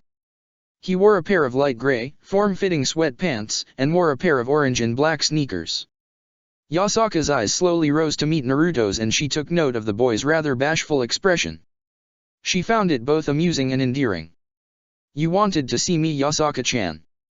Naruto asked with a smile. The Kyuubi yokai nodded her head before gesturing to the seat right next to her. Yes, please sit.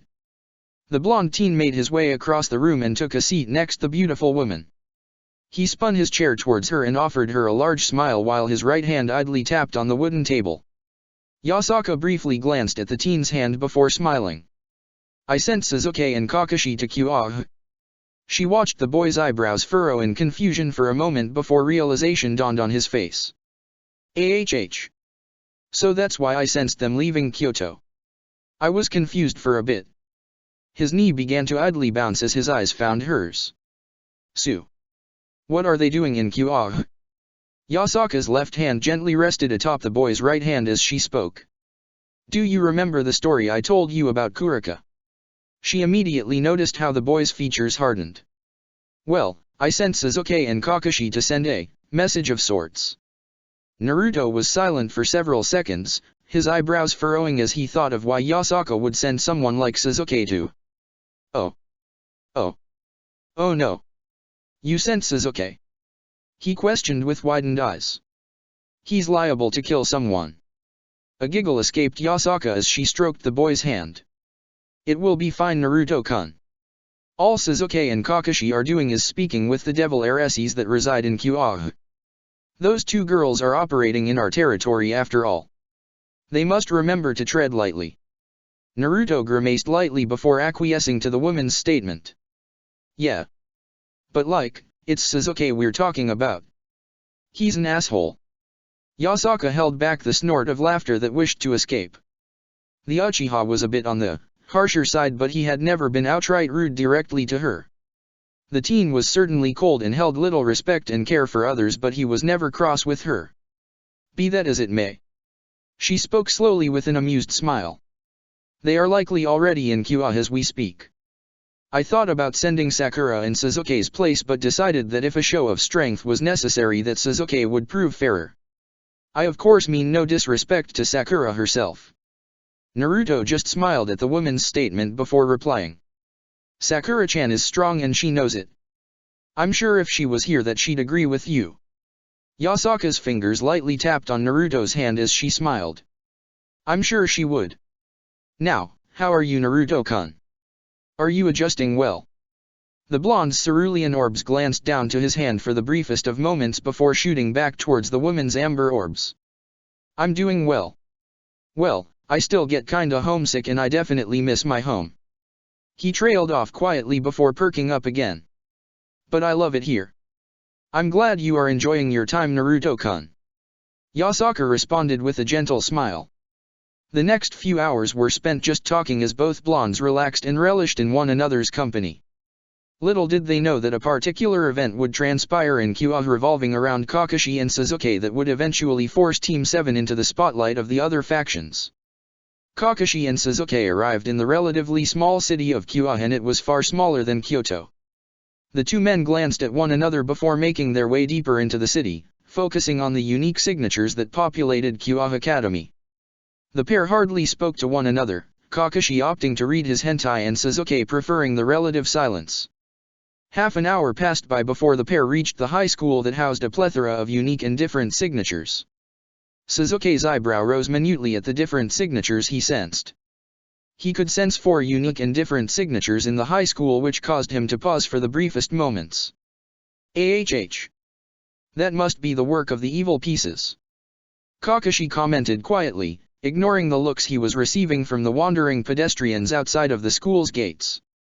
It doesn't completely hide their original signature. Sasuke replied while stuffing his hands into his pockets. There's 4 unique signatures in the school. I can sense humans and a pair of yokai. I also sense several darker signatures which I assume are the devils, as well as a pure signature that appears to be tainted. Likely a fallen angel.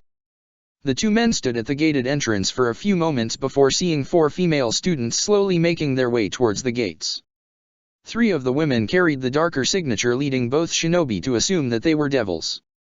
The other woman carried the tainted light signature as well as the darker signature that her cohorts possessed. She was likely a fallen angel. The 4 women eventually reached the gates and Sasuke resisted the urge to raise an eyebrow. How much milk did those 2 women drink? Their chests rivaled Tsunade's. Glancing towards Kakashi, Sasuke proceeded to roll his eyes. His former sensei was sending a small smirk his way while wagging his eyebrows. How did Sasuke know that Kakashi was smirking? He just did. The first woman was a redhead whose hair trailed all the way down past her rear. Her eyes were a very vibrant blue and her chest was large. Standing next to the redhead was a beauty in her own right.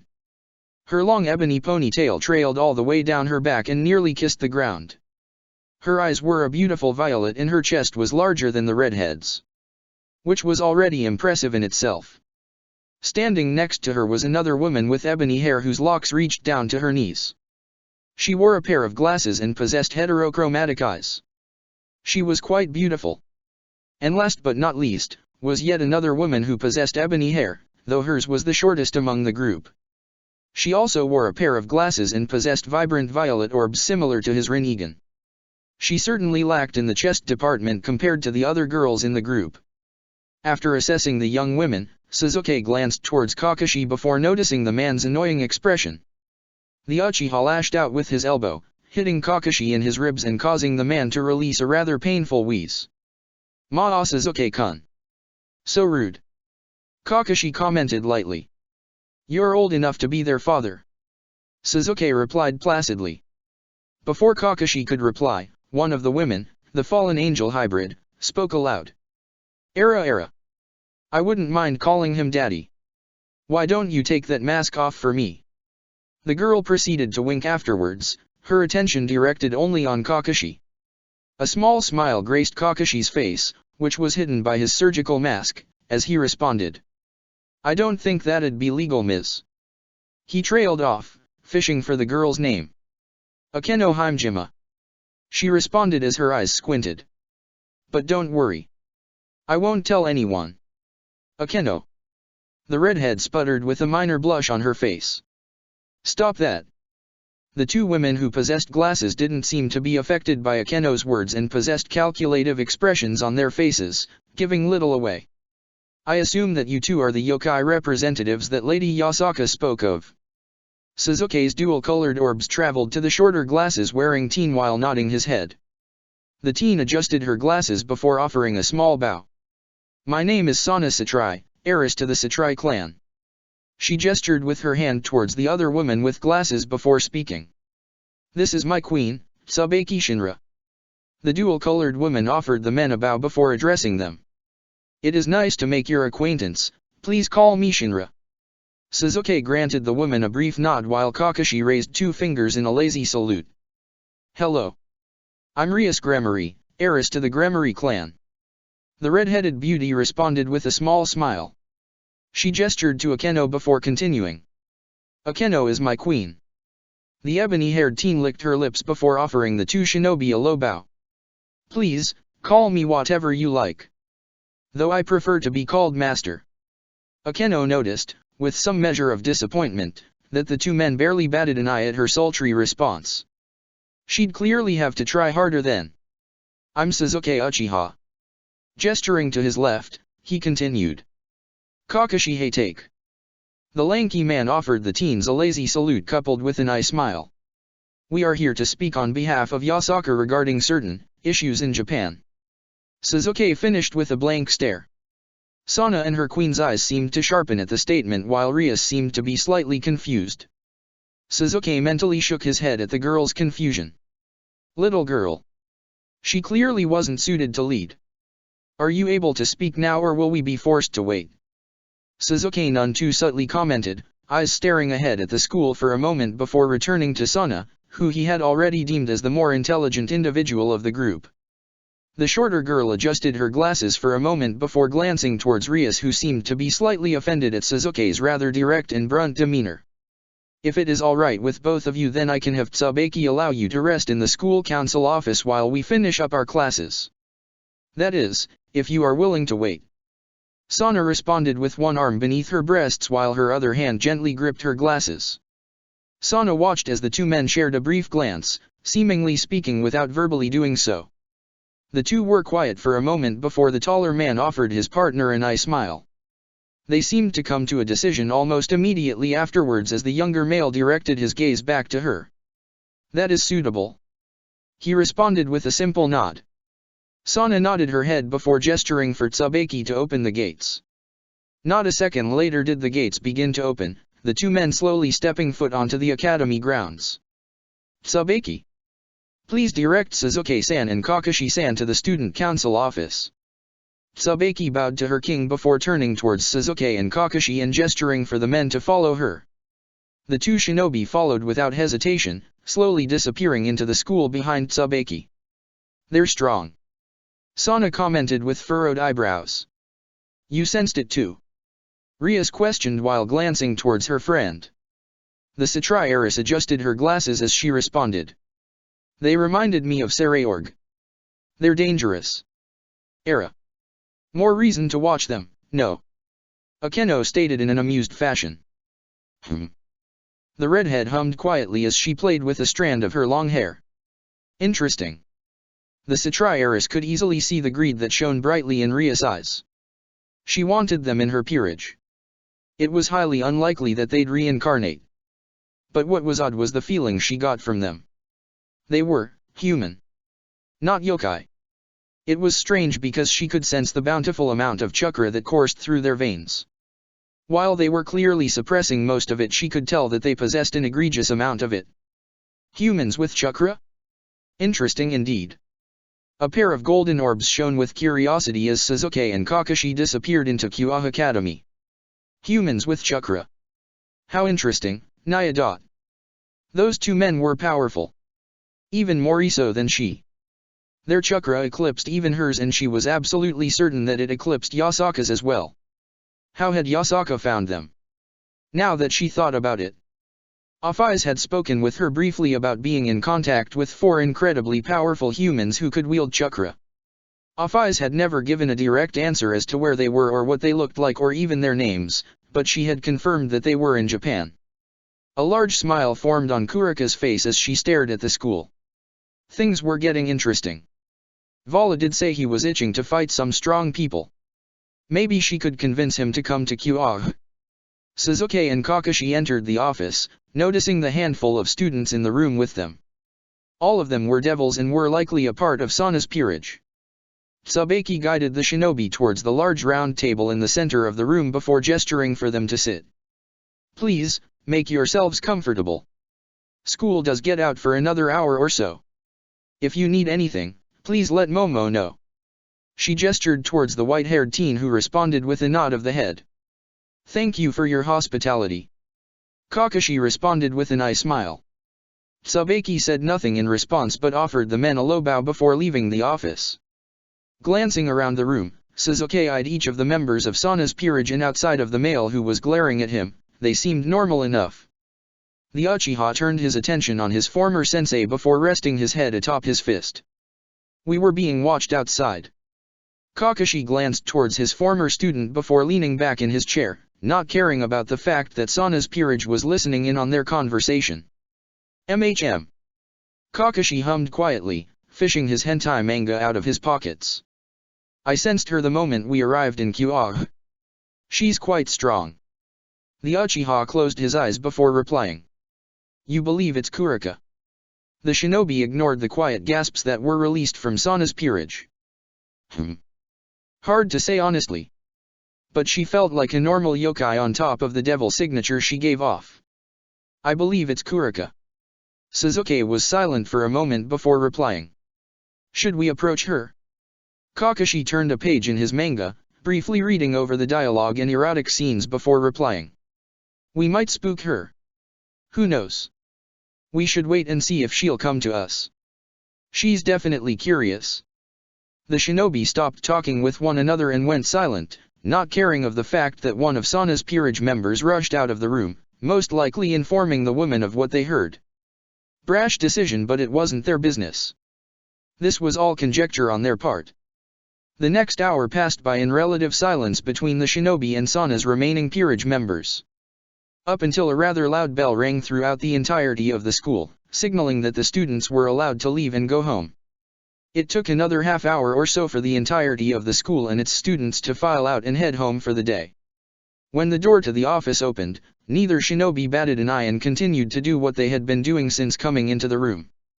Sasuke was silent with his eyes closed and Kakashi was still reading his hentai manga.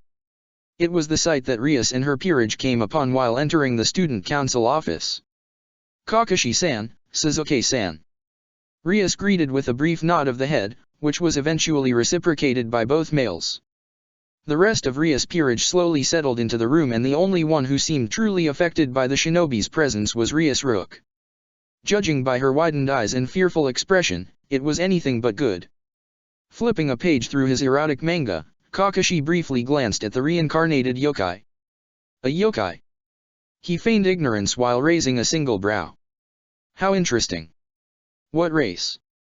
The petite girl seemed to get even smaller at the man's question and her amber orbs shot towards Sasuke with frightening speed. All of Rias' peerage noticed the girl's reaction to the men but couldn't ascertain the reasoning. Did Konako know these two men? If so, how? Sasuke. The masked man chided with a small smirk. Your chakra is scaring her. Sasuke, whose eyes had remained closed up until this point, finally opened them while glancing towards the young yokai. His mismatched orbs stared directly at the girl, who seemed desperate to make herself as tiny and unassuming as possible. After a few more moments of staring, he turned away and settled his gaze upon Kakashi. She's probably scared of your shitty manga. Kakashi actually released a few genuine laughs at the teen's statement. Shitty is certainly a word, but the kami smile down on me as I read. Can you say the same? The Uchiha scoffed quietly before relaxing in his seat. She fears my chakra. It's dark. He explained simply. MHM. That it is, Sasuke, that it is. Kakashi affirmed. Konako. Rias questioned with concern in her eyes. Are you okay? You don't have to be here if you don't want. The little rook glanced towards her king before returning her gaze to the shinobi. She was quiet for a few moments before swallowing heavily and speaking. I'd like to leave, Rias. The redhead's gaze softened before she nodded her head. We will speak later, okay? Konako nodded her head before shooting out of her seat and leaving the room as quickly as possible, not wanting to be anywhere near the two shinobi. You drive away every woman, Sasuke. How will you ever hope to repopulate the Uchiha clan if you continue to do so?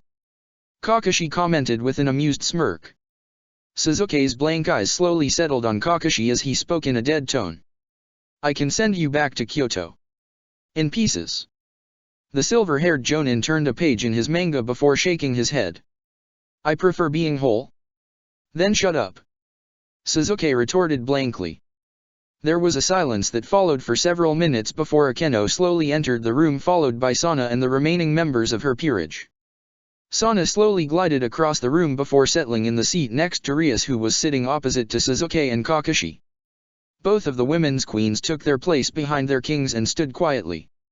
Sana clasped her hands together before placing her elbows on the table. I apologize for keeping you waiting, but there was a matter that I needed to look into. She bowed her after her statement, to which Sasuke and Kakashi promptly waved off. Kakashi smiled before slapping his manga shut and placing it into one of his pockets and speaking. It is quite all right. The Satri heiress gestured with her head towards Tsubaki as she spoke. Is there anything you two would like? Refreshments? Snacks? Before Kakashi could answer, Sasuke did for him. No. Kakashi glanced at the teen for a brief moment before shrugging his shoulders. He wouldn't have minded some tea, but it was fine. Sana dipped her head in acknowledgement before replying. As you wish. She trailed off the briefest of moments before continuing.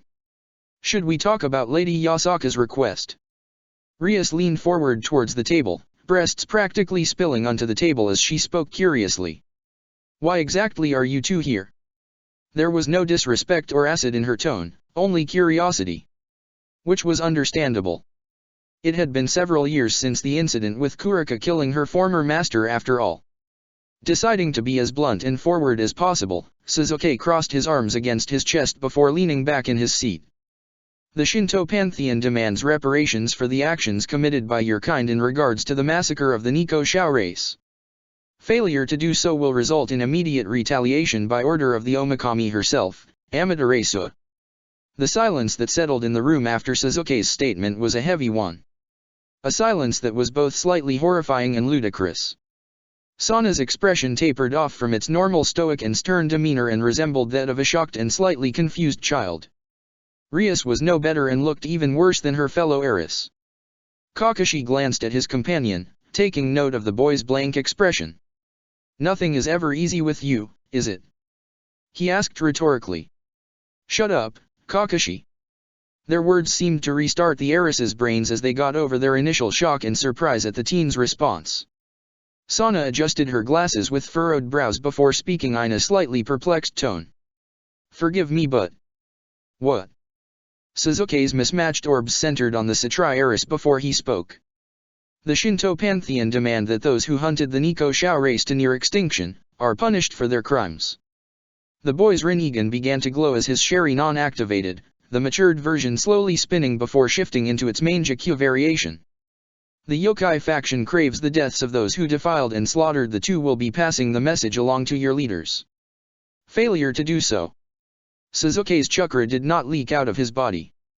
It practically erupted out of his body. The entire city of Kyoa and even beyond seemed to feel the full brunt of his chakra. The earth shook and the sky roared as the teen's chakra manifested around his body, surrounding him in a sickening miasma of purple energy. And the full brunt of the Shinto pantheon will rain true hell down upon your people. And just as quickly as it came, it went. The earth stopped shaking, the skies calmed down, and everything seemed to become normal. Though, there was nothing normal about the power that was just released from the teen sitting just a few feet away from the heiresses. Fear. Terror. Despair.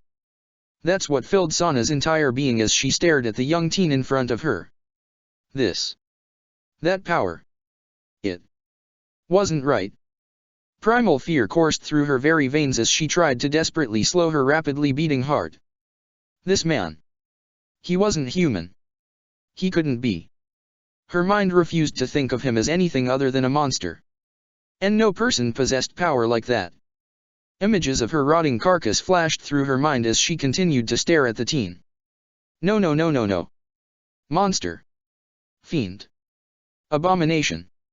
Before Sana's thoughts could spiral even further towards insanity, a familiar and very powerful presence appeared in the room. Sana's violet orb snapped towards the source of said presence and relief began to immediately flush through her body. The strongest queen in the underworld. The only woman to challenge the Leviathan, her sister, and push her to her absolute limits. Graphia Lucifuge. A melodious hum resonated from the silver-haired devil as her crimson orbs roamed along each individual in the room. After assessing each individual in the room, the woman's gaze seemed to fixate on Sasuke. Graphia. The woman donned a reserved smile at the relieved tone of Rias. Turning towards the crimson-haired teen, the silver-haired beauty clasped both of her hands together in front of her before bowing at the hip. Rias-sama. I felt a great disturbance and felt that it would be to everyone's benefit if I presented myself. She proceeded to shift her attention back to the two shinobi before tilting her head with narrowed eyes. We prefer these talks to be done as civilly as possible. I'm sure Lady Yasaka would agree, yes. Suzuki's lip twitched downward at the woman's tone. Before he could reply with the vitriolic comment that sat on his tongue, Kakashi spoke up. Of course. His head bobbed lightly as he glanced towards Suzuki. Isn't that right, Suzuki? He made sure to put heavy emphasis on his rhetorical question. Suzuki's glare seemed to only deepen before he slowly rose to his feet. We're done here. He briefly glanced at Kakashi before holding out his fist for the man to tap. The ebony-haired teen ignored the look that his former sensei was sending him and continued to hold his fist out for the man. Kakashi sighed quietly before slowly rising to his feet and turning his attention to the two traumatized heiresses who were staring at Suzuki as if he were the Shinigami himself. The Shinto Pantheon and Yokai faction will look forward to whatever decision your leaders choose. Have a good day.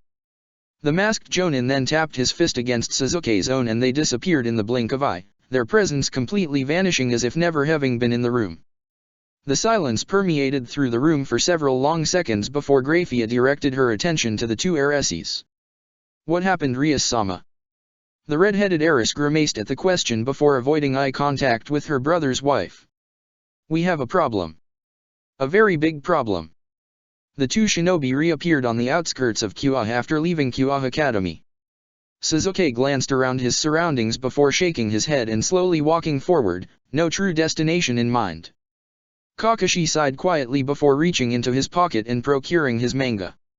He matched Suzuki's rather sedate pace and let the silence hang in the air for several minutes. You antagonized them. Kakashi stated rather than questioned. He placed his left hand into his pocket before continuing. It would have gone better had that woman not shown up. The Uchiha frowned momentarily before shaking his head. It was always a possibility. She's the wife of the current Lucifer as well as his queen, making Rias her sister-in-law. He shrugged a moment later as he continued speaking. It was a gamble that did not pay off, but that means little. Our message was sent and all we need to do is wait for the devil's reaction. I'm truly interested in seeing what they will do. The masked Jonin hummed softly in acknowledgement before glancing at Suzuki out the corner of his eyes. Was such a display of power necessary though? Suzuki gave a non-committal shrug at the question. It got the point across. You traumatized those girls. Kakashi responded in an amused tone. They'll get over it. The Uchiha responded placidly. The two shinobi continued to aimlessly walk through Kyoa with no destination in mind and didn't seem to notice their surroundings slowly changing and altering. They did, of course, but chose to not react in any way, shape, or form.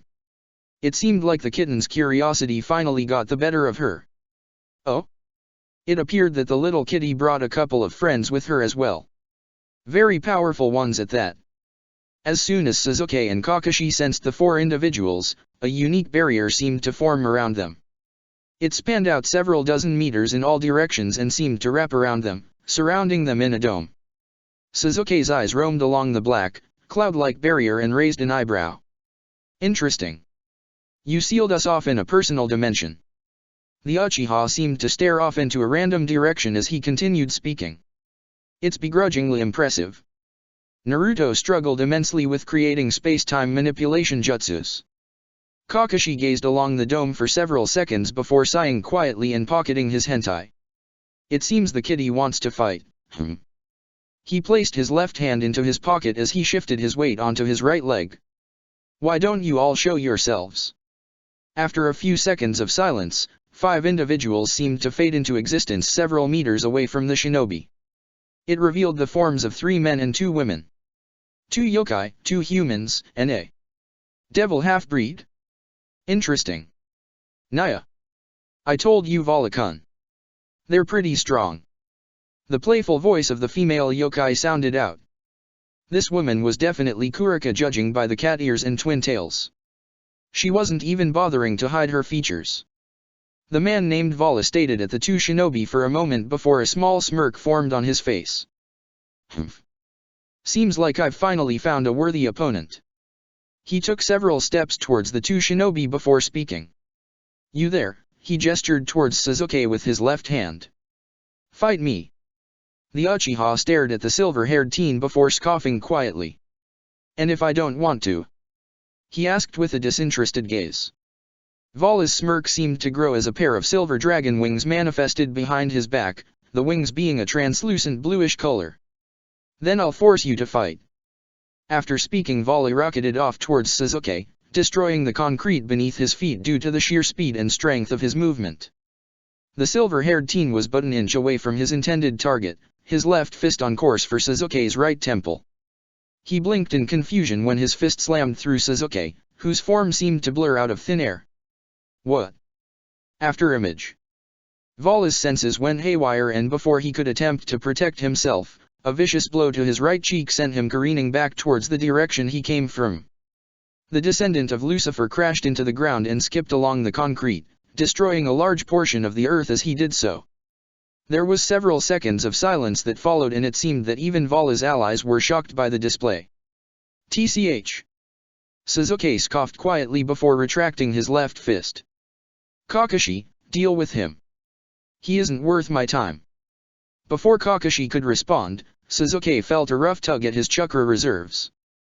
He blinked in confusion and immediately sensed the massive buildup of power that emanated from where he had buried Vala in concrete. Did that half-breed just steal his power? Divide. Vala's form practically exploded from the rubble and debris, revealing the teen who barely had a scratch on his face. His translucent wings were now shining as bright as the sun, Sasuke's power coursing through the wings and enhancing Vala's own strength. "HOH. That is going to be annoying to deal with," Kakashi commented with a serious expression. He could easily sense the monstrous boost of power that now resonated from the silver-haired teen. This was going to be an incredibly annoying fight. Whatever he just did. He absorbed my chakra to do so. He took a decent portion of it as well. Sasuke's Sharingan bled to life as he stared at the teen, who donned a downright vicious smile on his face. "I suspect that there's a limit. I highly doubt such an ability doesn't have its drawbacks." "Sacred gear?" Kakashi questioned, his charcoal eyes watching Vala's movements. The Uchiha narrowed his eyes for a moment before speaking. "A long Inu's at that. It resembles the divine dividing." "Fuck." Kakashi muttered in annoyance.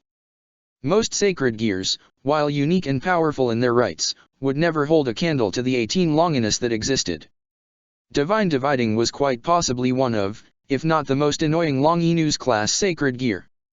Possessing the ability to half an opponent's power and or attack every 10 seconds. Whether or not it could continuously do so without continuous physical attacks was up in the air. Very few individuals survived against wielders of long Inu's class sacred gears.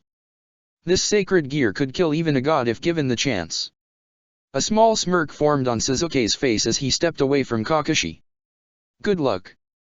The Jonin scoffed quietly as his legs tensed, muscles coiling like a viper. "Your sarcasm is appreciated." After his words, the Jonin disappeared faster than lightning, meeting Vala head-on with zero hesitation. A vicious shockwave rocked the barrier that sent giant pieces of debris hurtling through the air. Sasuke stared at Kakashi and Vala for a moment before directing his gaze towards the small group watching the two men fight.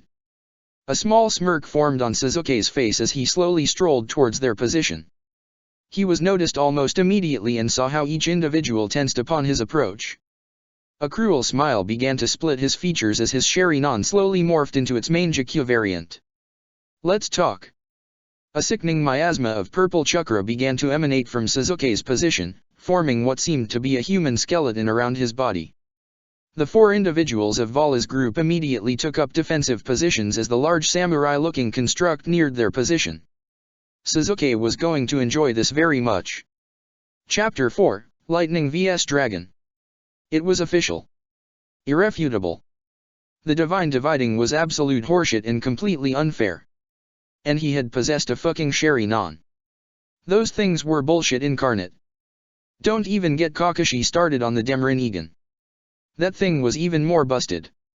But at this very moment, face to face with what was possibly the most annoying and stupid gimmick that Kakashi had ever come across, He was starting to rethink all of his choices that had let him make it this far in life. He should have just kicked the bucket after his father committed suicide. Life would have been so much easier and smoother. 'Cause he'd be dead, you know? Wouldn't had to have assassinated men 4 times his age as a child. Wouldn't have had to repress all the physical, mental, and emotional trauma he experienced during his 23 years of being an active duty shinobi for Konoha. Wouldn't have had to come home to witness his father's hanging corpse in the middle of the living room. Wouldn't have had to watch one of his closest friends sacrifice themselves to save him. Wouldn't have had to plunge his fist through the heart of his other best friend to save his home and village. Wouldn't have had to deal with a lot of shit now that he really thought about his shitty life. Perhaps he was just a masochist and he enjoyed getting the shit kicked out of him. Yes. It all made sense. It was undeniable. Irrefutable, even. Life was full of surprise. Kakashi's eyes widened as a fist appeared just on the outer peripheral of his vision, en route to take his head clean off his shoulders. Obviously he wasn't going to let that happen. He had just been caught off guard because he had been having an inner monologue. Vala was strong but he wasn't Naruto or Sasuke strong, and that's all that really mattered. That's not to say that Kakashi could easily manhandle the teen either. Kakashi would give credit where it was due. The silver-haired teen was actually incredibly talented and boasted a good deal of power, even without that dumbass sacred gear of his. But Kakashi was Kakashi. And that's all the explanation that was really needed. Vala, of course, didn't know this tidbit of information, and he was going to be in for a rude awakening when Kakashi decided to take this fight seriously. The silver-haired shinobi weaved just outside the range of Vala's attack, displaying a degree of dexterity that seemed to surprise the teen. Cold, charcoal eyes gazed into hazel eyes with disinterest. Kakashi's left hand barked with lightning, his feet shifting minutely and his hips pivoting on a dime. The lightning-encased fist shot towards Vala's overextended elbow, aiming to incapacitate his joints and slow the boy down. The teen grit his teeth, lightning coursing through his body and pain flaring up in his now limp arm. Vala sought to lash out with his left leg and met nothing but air, only witnessing a blur of motion from the gray-haired man. Now you should take this fight more seriously, Vala-kun. Kakashi chided with a raised eyebrow, several meters away from the teen. I'm liable to kill you, if not. Divide. 2 things happened when Vala tried to call upon the power of his sacred gear. The first, and most noticeable, was that he didn't receive an influx of power from Albion. The second? Pain. Vala's world seemed to blur in front of him before he finally registered the familiar smell of ozone and burning flesh. He idly noted that someone was screaming. It took him another 3 seconds to realize that he was the one screaming. Partner. You need to wake up. Vala could distantly hear Albion shout his name from the inner confines of his mind, such was the pain that was coursing through his stomach. Pain, anger, and adrenaline surged through Vala's pores before he finally moved. An awful and disgusting sound emanated from his body, similar to the sound of flesh being dissected and torn. Another wave of pain and agony seared through Vala's body before he finally glanced towards his stomach. His expression matched his pain, noticing the giant and smoking hole that he called his stomach. The smell of burned flesh invaded his nostrils as blood continued to slowly seep out from the gruesome wound, painting a rather gruesome visage that failed to vacate his mind. What? Vala couldn't think straight. What the hell was happening? The descendant of Lucifer blinked and then the wound was gone. Disappearing as if having never even existed. What? Partner. It isn't real. Just an illusion. Albion's words snapped Vala back into cognitive reality. He blinked a total of 3 times, before realizing that he had yet to move from his previous exchange with the masked man. Hazel eyes glanced down towards his limp appendage, noticing that his arm was still experiencing the effects of the lightning attack he received from his opponent. An illusion? But when? He questioned to himself. How had the man caught him unaware? Illusions shouldn't have the power to influence his thoughts and actions. Albion made sure of that, so why? HOH. Managed to see through that, did you? Hazel eyes snapped towards the voice, growing sharper than steel as he stared at the masked man. Color me impressed. That was my strongest genjutsu. Though I'm no master like an old friend was, I'm far from a slouch. Impressive. You're a dangerous one. Vala noticed, with a great deal of anger, that the man had one of his hands in his pocket, body completely relaxed. His eyes were dull and he gave off an aura of disinterest that rackled something furious in Vala. This man believed himself not a threat. Idiotic. Inconceivable. He was Vala Lucifer, descendant of the original Satan, wielder of one of the 13 long Enus, divine dividing. How dare he? Demonic power radiated from Vala's position, bursting outward and surrounding him in a veil of dark energy. His power surged for a moment before skyrocketing and growing in intensity. The earth around him shattered before erupting, flinging debris and destruction to and fro. Kakashi watched the teen power up with a tired expression. Oh boy. He's upset now. Kakashi really only had himself to blame. This fight was going to be even more annoying now. Curse his bad luck. He already had Might Guy as a friend in the elemental nations. Hadn't he suffered enough? An angry curse escaped Kurika's lips as she dodged the mighty swing from her opponent's large sword. She had already learned to not block against it. A pained scream emanated a few meters away from her, signifying that Bijou had yet to learn that lesson. Dumbass monkey. If she couldn't block the dem attacks while using senjutsu, what made him think he could? That thing's defense was incredulous. And the amount of chakra it was producing and generating made her knees weak. Any other time and she'd be positively drooling, wet even if she so eloquently thought to her. But right now? Survival. This man was perfect. Strong. Stronger than Vala. Attractive. Ruthless. A strangled scream split the air as the raven-haired teen commanded his chakra-infused samurai to create a tornado of flames that turned the earth to glass. She watched Baikao get batted into the barrier walls of her creation, and while she certainly felt a pang of sympathy for Baikao, the idiot needed to learn to dodge. Le Fei. Dark energy encased Kurika's hand as her demonic energy surged, mixing with her chakra. A torrent of black energy shot towards the Susanoo just as a tornado of flames and a massive bolt of lightning struck the construct, coalescing the dark energy and causing an elemental explosion of destruction and chaos. Le Fei landed next to Kurika, her normally soft and vibrant blue eyes now hardened to a degree that was quite unnatural. Did we get him? She asked with some measure of hope. Kurika didn't bother answering. She already knew the answer, being so in tune with senjutsu. The man's chakra construct hadn't even been phased, let alone damaged. Kami, she was so turned on right now. Not even a little, Naya. The Nico Shao replied glibly. He's far too strong for us to take on. Le Fei's head turned towards Kurika, eyes wide with surprise. What? What do you mean? The Neko Shao's tails idly swayed back and forth, watching as the smoke began to clear from their combined attack. I knew that these two were strong, nay. But they were suppressing their power by a fair amount in Qia.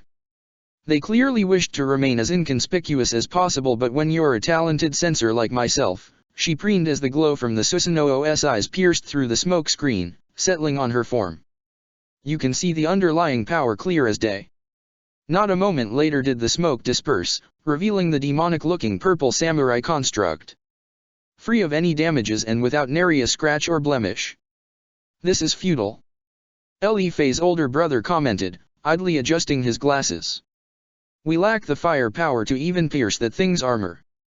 When the hell had he moved next to her? Something has to work. I mean, Kman. Baikao piped up next to her, staff resting against his shoulder and his burn wounds slowly healing. What the hell? Where'd they come from? I guess we could try to throw literally everything at it and hope it does something, Naya. Kurika questioned more than stated. It's better than nothing. Arthur stated with a sigh. And maybe we can talk. Le Fei hesitantly replied. She shrank when 3 pairs of eyes focused on her. What? Maybe we can not fight. The 3 went silent at that, each digesting how that line of talk could form and whether or not it'd be beneficial or if the man would just continue to attack, not caring. Are you 4 done talking? An unfamiliar male voice sounded out from beside Baikao. The four members of Team Vala physically jumped at the voice and their attention snapped towards the individual who was quite literally standing next to them, and their eyes widened in shock. For there, standing directly beside them was the teen commanding the samurai construct several meters away from them. His brow was raised and he had one of his hands in his pockets, completely disregarding them as a threat and not bothering to even hide it. Because they weren't a threat. Kurika idly realized. What a humbling moment. Truly. Upon realizing the individual, Baikao and Arthur immediately leapt away from the teen. Li Fei was rooted still, whether in fear or sheer resolve was up in the air. But judging by the fact that her knees were shaking, Kurika would bet on the former rather than the latter. Kurika's golden orbs trailed away from the handsome teen and towards the purple construct of chakra. She could sense the man's chakra signature in the samurai. So. A clone. Turning her attention back to the clone, a sly smile formed on her face. Naya. You're very strong. The ebony-haired teen just continued to blankly stare at Kurika before shifting his gaze to Li Fei. The girl's demeanor seemed to shrink even more so at his gaze and he idly noticed that the blonde male was tense. Suzuki returned his gaze to the Nico Xiao before finally speaking, his tone placid. Why are you here? Kurika's head tilted, seemingly amused by the question. To find strong a mate, nay. Suzuki was unaffected. Yes, Kurika was an incredibly beautiful woman but she was still an enemy, as of now, and she'd get treated as an enemy. An explosion of power emanated from where Kakashi and Vala were fighting and Suzuki glanced for a moment before returning his gaze to Kurika. He had questions and his own curiosities about the woman in front of him. Why she had done what she did and the consequences of her actions and why the yokai faction wanted her alive instead of dead. Obviously, she was one of the last of her kind but Yasaka was willing to shelter Kurika and allow her safe haven in Kyoto, free of retaliation from the devils. Risking a potential future alliance with a powerful faction for one woman. For what reason? Suzuki wanted to know. Why? Kurika's eyebrows furrowed in confusion for a moment. Why what? Suzuki took a step forward, uncaring of how uncomfortable the other individuals became. He was within reaching distance of Kurika as he stared into her eyes. Why did you kill your master? Silence. Suzuki continued to observe the beautiful yokai in front of him before a familiar sensation pricked at his neck. His blood sang from deep within his veins and adrenaline coursed through his blood. He hadn't felt this in a long time. Killing intent. Kurika's killing intent. So rare was it to see in this world due to the lack of natural chakra. Similar, to some degree, but entirely different. Chakra in the elemental nations was vastly superior to the chakra that existed here. But killing intent was killing intent. To harbor the ability to project such strong emotions with only your chakra was a skill that few even in his own world had possessed. A sickening wave of purple chakra seeped out of Kurika's pores, causing an uncomfortable tension to waft in the area.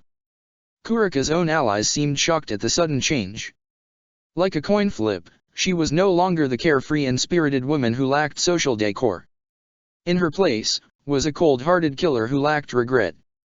Because I wanted to. She eventually stated, face blank. Her expression may have been blank but her emotions were not and Suzuki found that he recognized those emotions. Hate. Anger.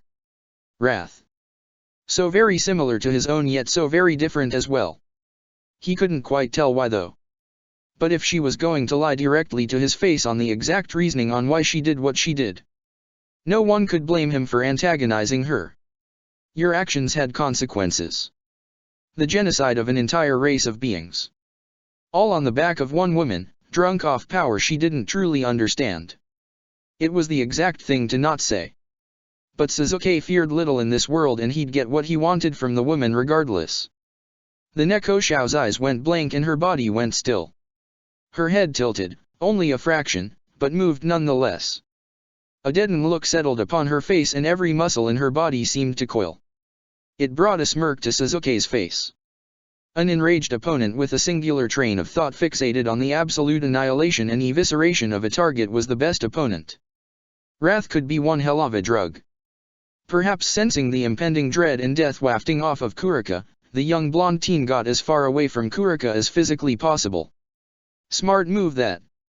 The Nico Xiao was one step away from imploding. Sasuke made sure it happened. You are the reason the Nico Xiao are extinct. Did Sasuke truly mean these words? No, of course not. As an individual who was on the tail-end side of a genocidal massacre of an entire group of familial individuals, he had some pretty, biased opinions genocides. But Kurika regretted her actions. At least Sasuke believed so. Why else would the woman allow herself to be consumed by anger? Kurika did not so much move as she disappeared, leaving an afterimage of herself. Her speed was quite impressive all things considered. Her form was perfect, her strike was phenomenal and her accuracy was spot on. It was just unfortunate that her opponent was Sasuke. The Uchiha shifted his body, arms moving in tandem with his feet. His left palm slapped Kurika's fist across her guard, effectively guarding from any further punches from her other arm.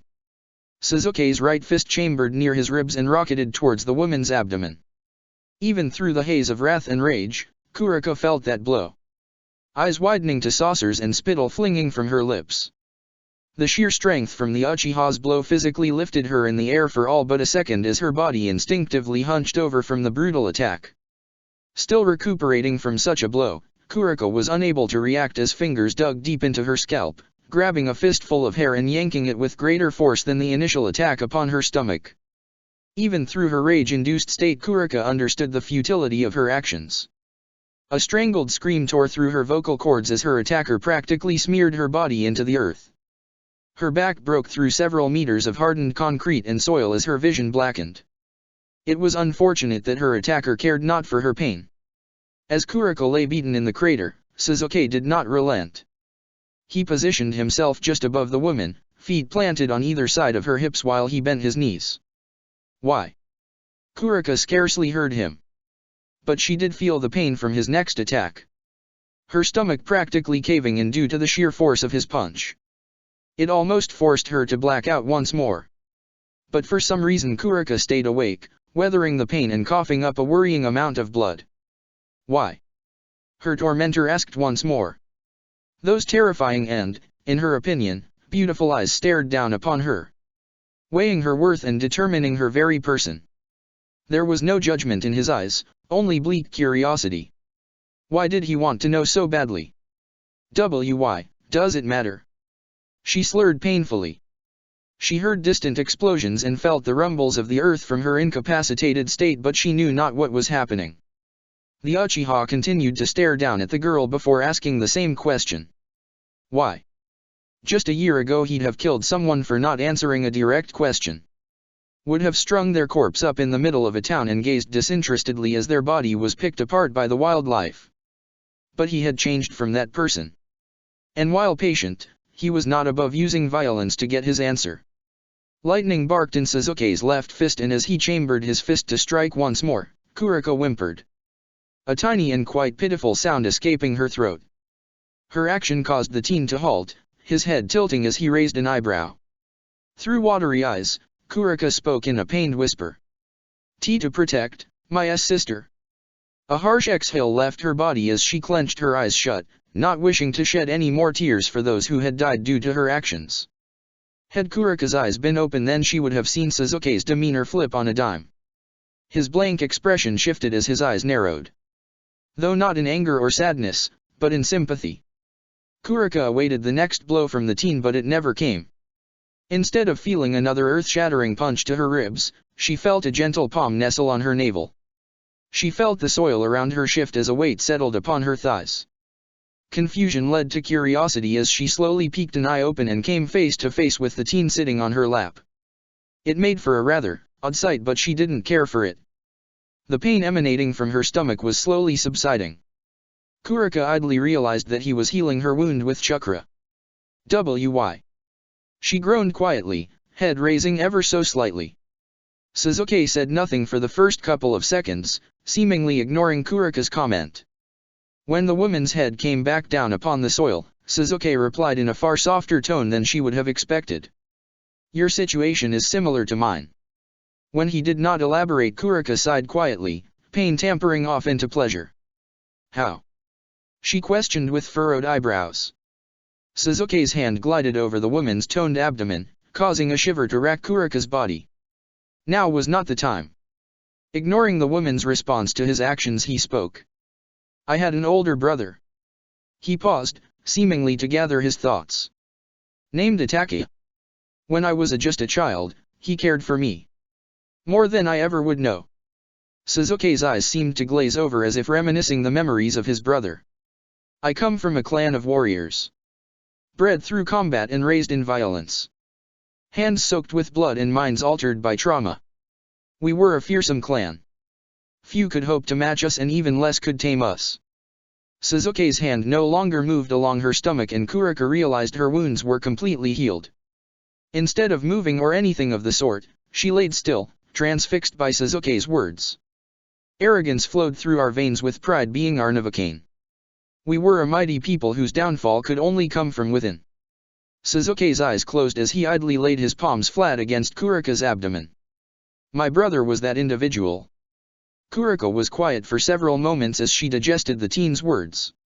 Once realization dawned upon her, she spoke softly. He killed your clan.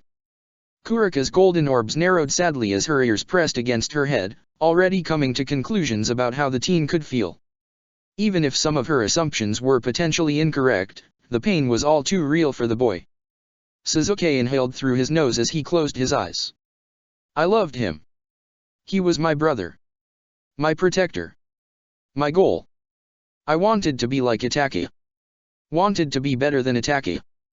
To surpass him. To be like him. He shook his head ruefully as he continued speaking, though this time his tone was bitter. He slaughtered our people in the dead of night with the aid of an exile.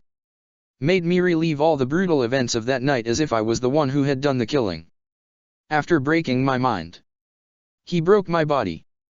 Kurika's face grimaced as the image of her little sister manifested in her mind.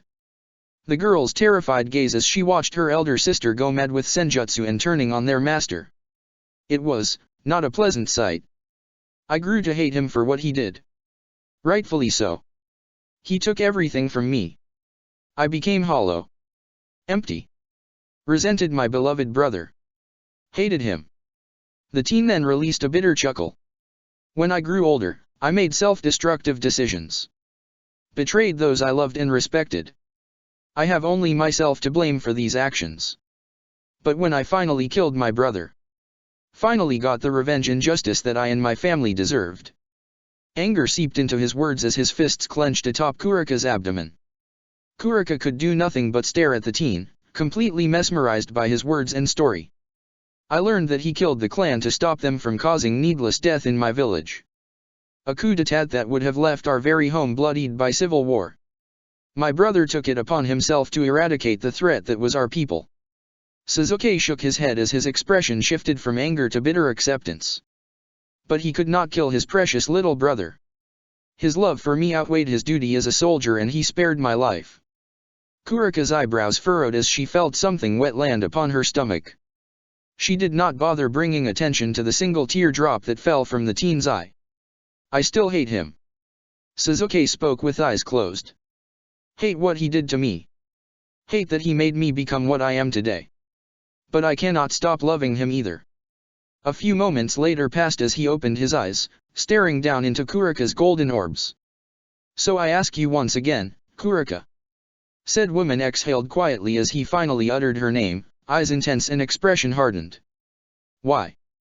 Kurika was silent as she digested everything that had been told to her. She had come to the realization that this man was similar to her, if only in reverse. Whereas her younger sister and race had suffered the consequences of her actions, he had suffered the consequences of his elder brother's actions. Their roles reversed but the pain they shared. Kurika couldn't and wouldn't allow Chiron to suffer at the hands of that shitty devil she called a master. Her baby sister was all she had after her parents' death. She'd die before allowing the younger girl to come to harm. And yet she had abandoned her when the girl needed her most. Kurika had no idea that her actions would have caused such suffering and pain to not only her people but to her sister. By inadvertently saving Chiron from the torture and suffering of her former master, she had damned the girl to a life of pain and fear. Actions that she regretted of course, but one that she would never take back. Kurika loved her sister more than life itself. If there had been a better way, then she would have taken it, but the past was the past. Steeling her eyes, Kurika gazed into Suzuki's mismatched orbs with resolve. Because I love my sister. And I'd do it all over again if it meant that her safety was guaranteed. Chiron had been adopted by the Gremory clan's heiress shortly after her actions, and while she had been furious that another devil held control over her sister, at least it was with a clan that loved their servants. It was not like Kurika had any say in the matter. She had been too busy avoiding the devils that were sent to kill her. How would Kurika have known that the devils would target her race? It just wasn't fair for the entirety of the blame to be put upon her shoulders. She knew this, of course, but it was easier said than done. That guilt was ever present and stood upon her shoulders. Perhaps one day it would ease. Suzuki stared down into Kurika's eyes for several moments before opening his mouth to speak. Just as he was about to speak, another ridiculously powerful shockwave surged through Kurika's barrier, emanating from Kakashi and Vala's position. Suzuki rose his head towards the direction and a small frown appeared on his face. Kakashi wasn't going to last long against Vala's balance breaker. How powerful was this kid? TCH. He scoffed before slowly rising to his feet, offering his hand to Kurika, who seemed surprised at the action. She stared at the appendage for all but a second before grasping it and allowing the teen to pull her to her feet. Her golden orbs glanced towards the direction of Vala as she raised an eyebrow. Vala is using his balance breaker. Your friend must be pretty strong, Naya. Suzuki did not respond as he jumped out of the crater he had forced Kurika into, the Nico Shao following immediately after. Crossing his arms against his chest, Suzuki's Sharinon bled to life. Why did you attack us? An amused smirk formed on Kurika's face as she replied. Vala loves to fight. He's a battle maniac. An annoyed frown graced Suzuki's visage as he followed the form of Vala's draconic-looking armor. He spied a blur of lightning, definitely Kakashi, who was barely dodging and weaving out of Vala's attacks. And what happens when I eventually crush him? Suzuki questioned placidly.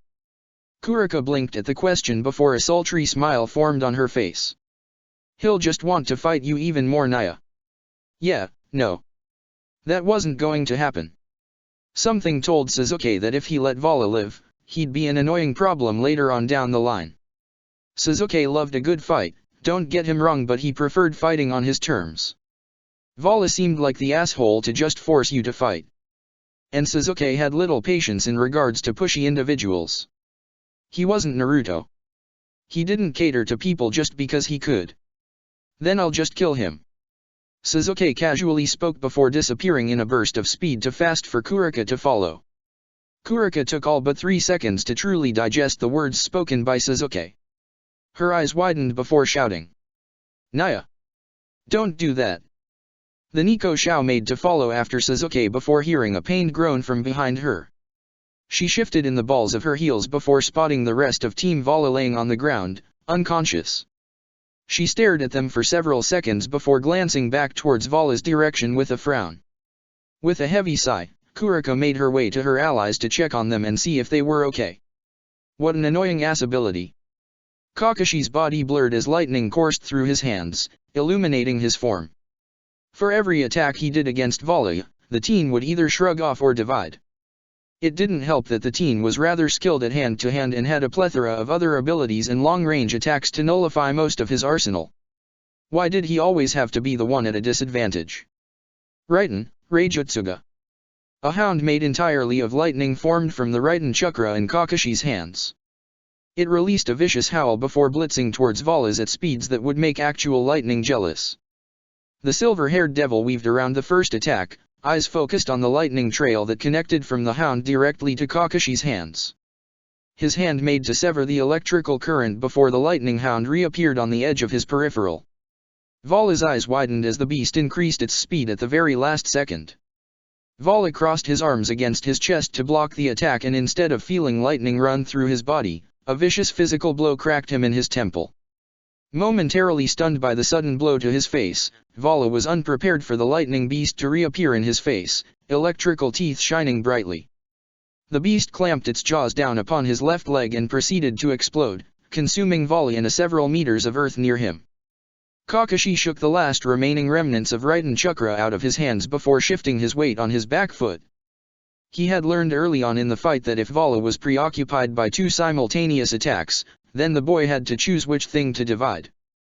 Divide the power from the physical blow, which in turn would divide Kakashi's power, or divide the power of the ability he was being hit with, thus making the attack weaker but never once dividing Kakashi's actual power. The teen could not do both, or at least Kakashi had come to this conclusion based on the multiple times that he had physically struck Vala at the same time as releasing a jutsu upon him. But this method only delayed the inevitable outcome of the fight. A fight of attrition that Kakashi was practically guaranteed to lose. He wasn't a stamina-based fighter, and he likely never would be. He was meant for quick and powerful executions. Though, that's not to say he couldn't outlast his opponents, because he had done that plenty of times. But this particular fight was one he'd lose eventually. He just couldn't land a solid enough blow that would incapacitate the teen. Everything was either half power or shrugged off and eventually healed. It was like fighting Naruto all over again to up his skills when the Mugen Tsukuyomi failed. Naruto could shrug off Kakashi's strongest techniques with ease and just keep fighting as if nothing had happened. It was so damn annoying. If he still had Obito's main Sharingan, then he would have already decapitated Vala with Kamui. Kakashi sensed a build-up of power before placing his hands together and summoning 10 Cage Bunshins to his side. 9 of the physical clones disappeared in a burst of speed as one clone remained, hands blurring through several hand seals. Kakashi himself matched his clone as both released a relatively powerful jutsu. The real Kakashi leaped into the air while clapping his hands together, before releasing his jutsu. Suten, Bakuzui Shao-Urha. His chest expanded nearly 3 times its original size before water practically exploded out of his mouth. The condensed waves of water shot towards Vala's position as his clone finished its jutsu. Raiden, Hibashi. The clone placed his hands atop the earth before generating a blinding amount of lightning. The lightning spread through the ground, ripping and tearing the earth before colliding with the massive wave of water produced by Kakashi. Vala emerged from his smoke screen with minor burns that were slowly healing and paused for a moment as a literal tsunami of lightning-charged water crashed into him. The silver-haired teen released a pained scream before activating his sacred gear. Divide. And yet the pain continued to course through his veins as his sacred gear released a powerful shockwave of energy, expelling the excess power from Kakashi's move. Vala released several grunts of pain as he struggled to move his body, the lightning continuously shocking his nerves and preventing his movement. Straining every aching muscle in his legs, Vala finally managed to move out of the water. Before he could even catch his breath, Kakashi appeared directly in front of him. Time seemed to slow down as charcoal eyes met hazel orbs. Kakashi's form emerged from the tidal wave of water and lightning with little struggle, as if he was completely immune to the effects of both elements. Vala spotted the condensed form of lightning sparking from Kakashi's hands and tried to shift his body defensively. But he wasn't quick enough. Kakashi closed the distance near instantaneously as his right hand dug directly into Vala's abdomen, piercing the boy's stomach and burning his insides. Vala released a scream of pain before being launched into the air by the man's sheer strength. His body was sent careening into the air, and before he could try to right himself using his wings, he was struck multiple times by a lightning-encased fist, body ragdolling through the air but never losing altitude. Just as Vala reached the apex of his climb through the air, Kakashi appeared directly above him with his right hand reared back past his head. Raikiri, Sauration. Vala was unable to follow the attack as Kakashi's fist struck directly through his chest. First came the initial pain and then came the inevitable downfall. The descendant of Lucifer broke the sound barrier as his body was sent hurtling towards the earth, crashing into the hardened cement and concrete. The worst of all? Kakashi wasn't even done. With lightning still encasing his hands, he bit his thumb before spreading it across his torso and forming a single hand seal. His form became encased in a cloak of sheer lightning, similar to the fourth Raikage. Raiden no Yoroi. Kakashi's hair spiked up in an abnormal way as the Raiden chakra surged through his entire body, enhancing his neural senses, speed, and physical reactions. After taking a single second to adjust to the change, Kakashi's form quite literally disappeared and reappeared just a foot above Vala's crippled form. So fast was Kakashi that Vala had yet to register the fact that the Jonin was directly above him with his fist reared back. Rightening Gusutori 2. Kakashi's fist struck Vala so fast that the concrete surrounding them practically eviscerated, turning into pure dust. A second passed by before a tremendous explosion engulfed Vala and Kakashi. The silver-haired Jonin flickered out of the smoke screen, his glowing form breathing heavily, lightning flickering in an unstable manner.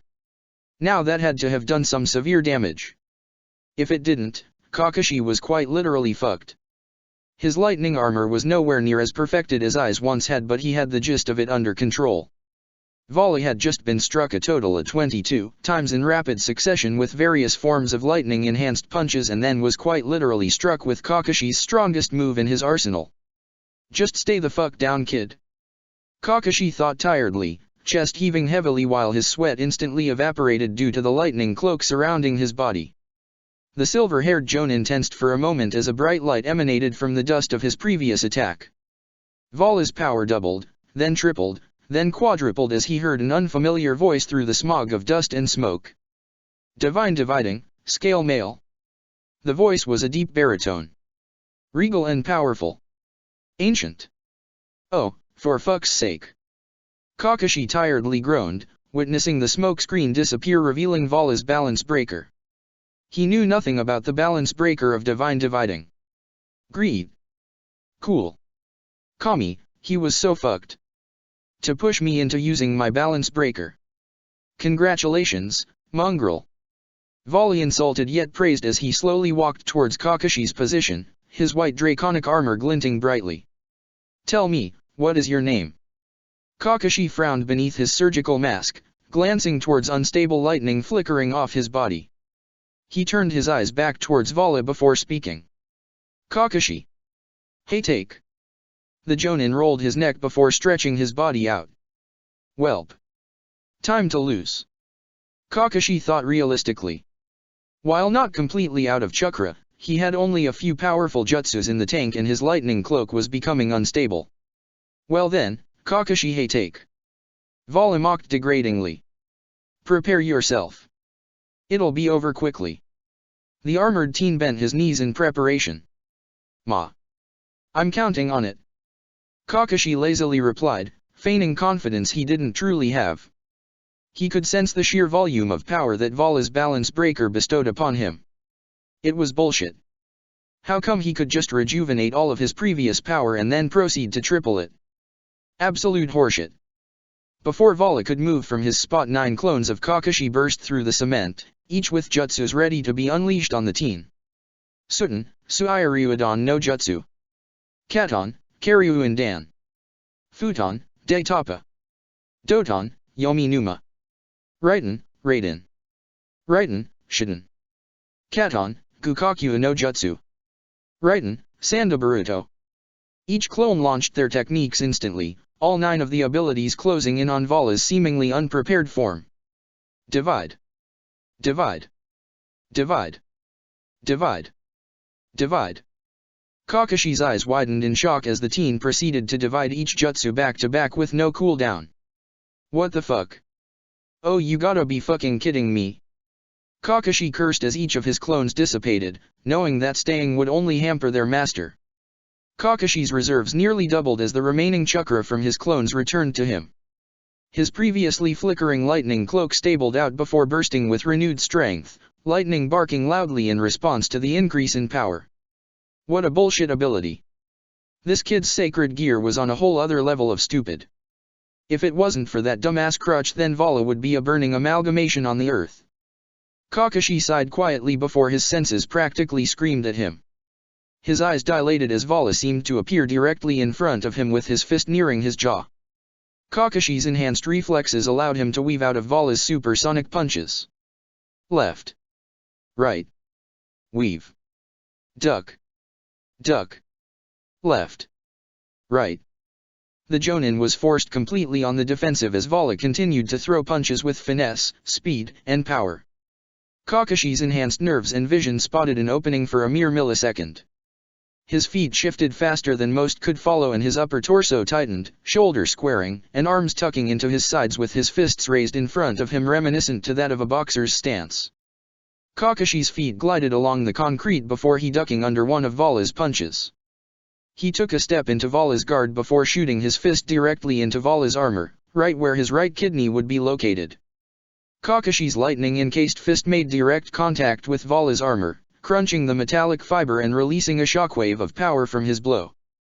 Vala released a pained wheeze before rolling with the blow, not allowing Kakashi to capitalize on his attack. Stepping into Kakashi's own guard, Vala's left hand gripped Kakashi's outstretched arm. Ignoring the searing pain from the lightning cloak, Vala snagged the man's arm down. A disgusting pop was heard as Kakashi's arm was wrenched from its socket.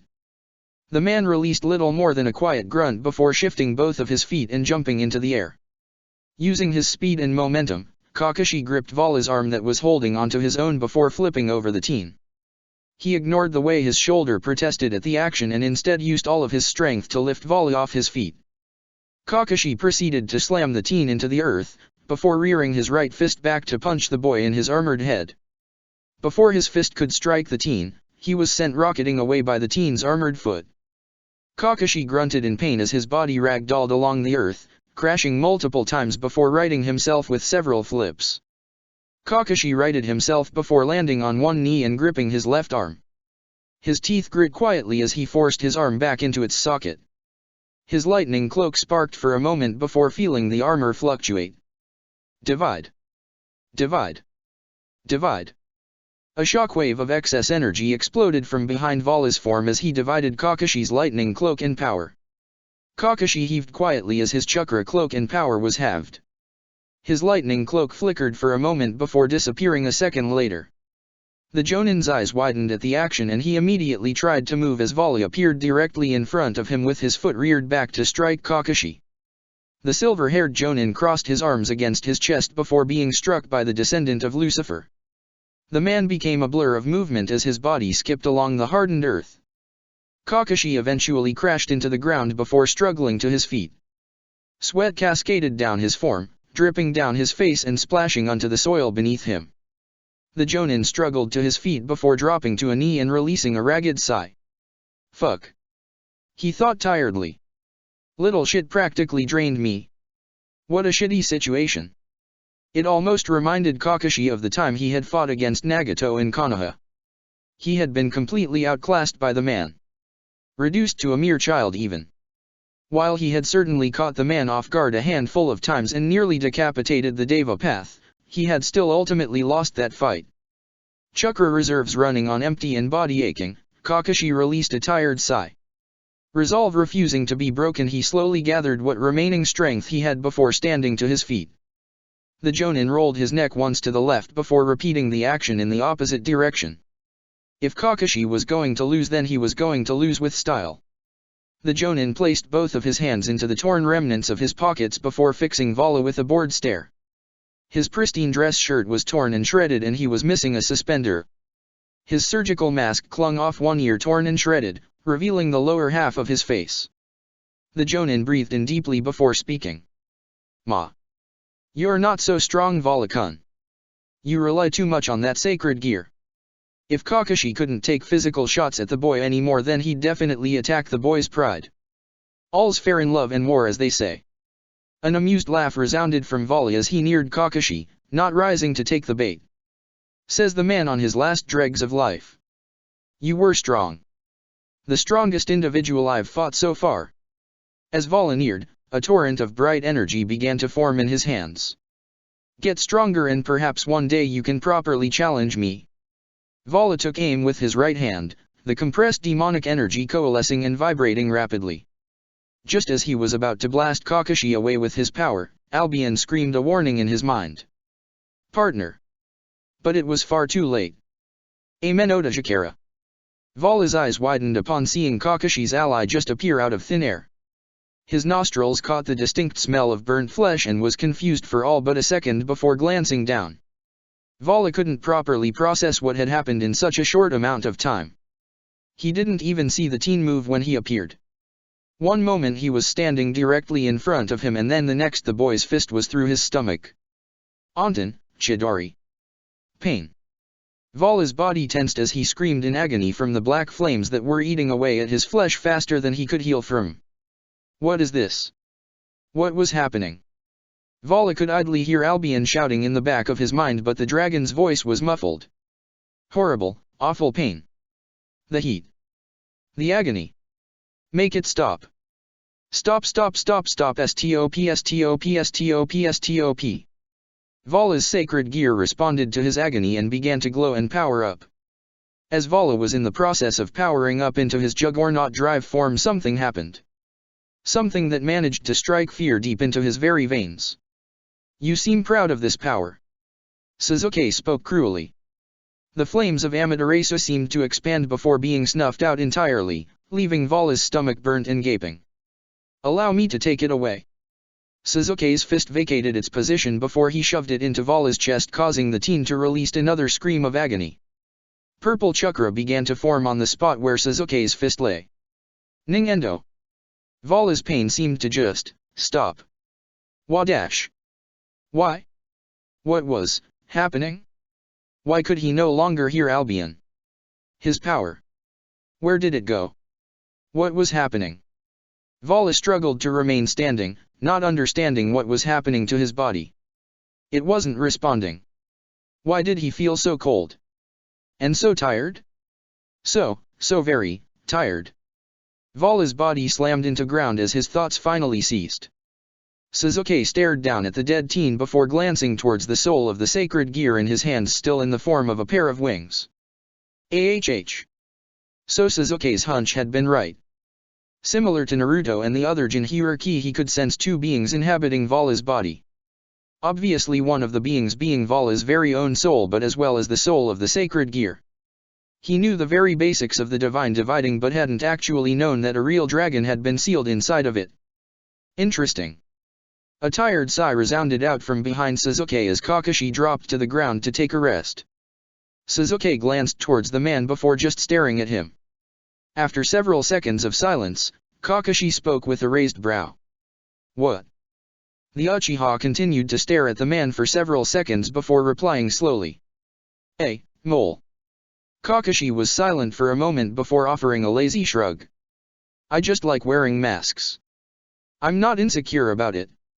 Sasuke continued to stare for several more seconds before shaking his head and dropping the matter.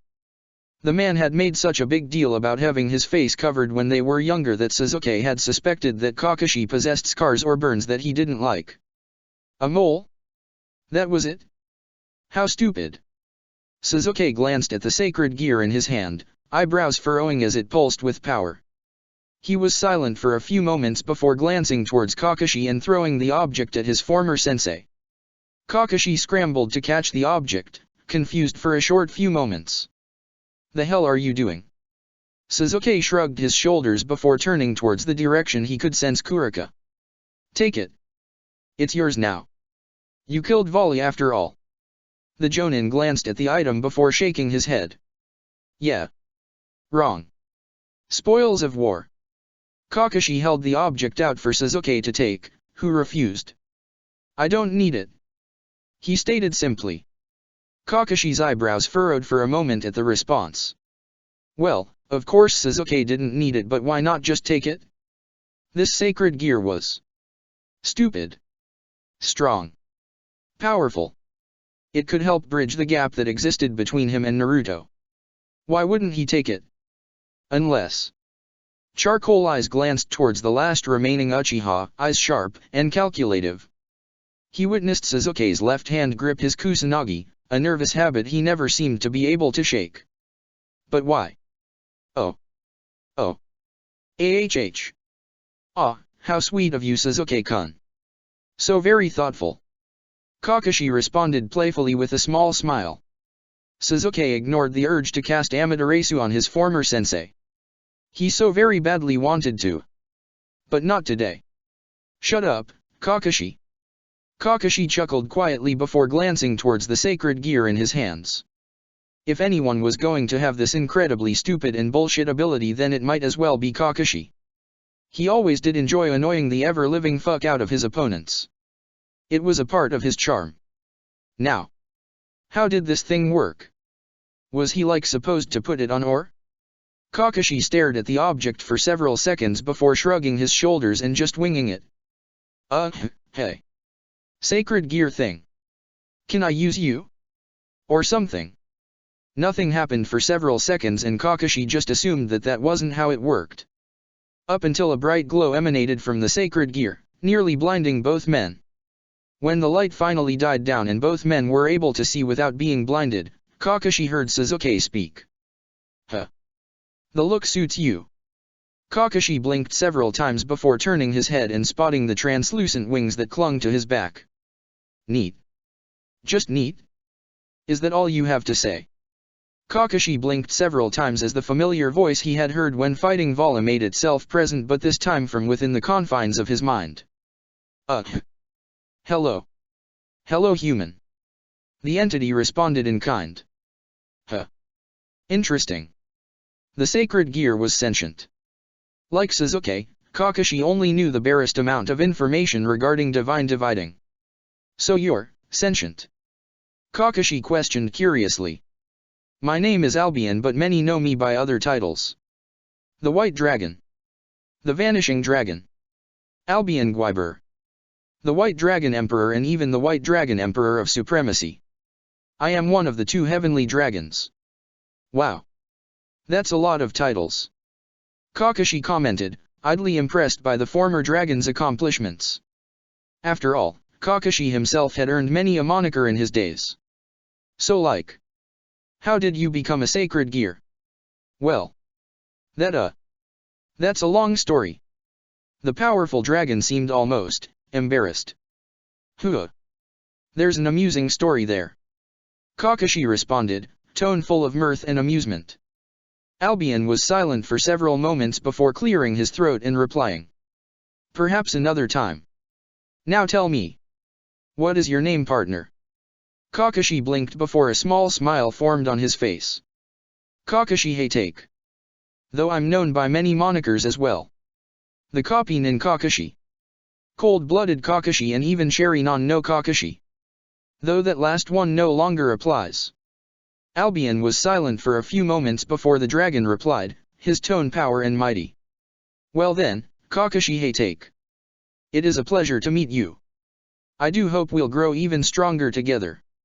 Kakashi donned a small smirk upon his face before replying out loud. It is nice to meet you as well, Albion. I hope that I am able to impress you.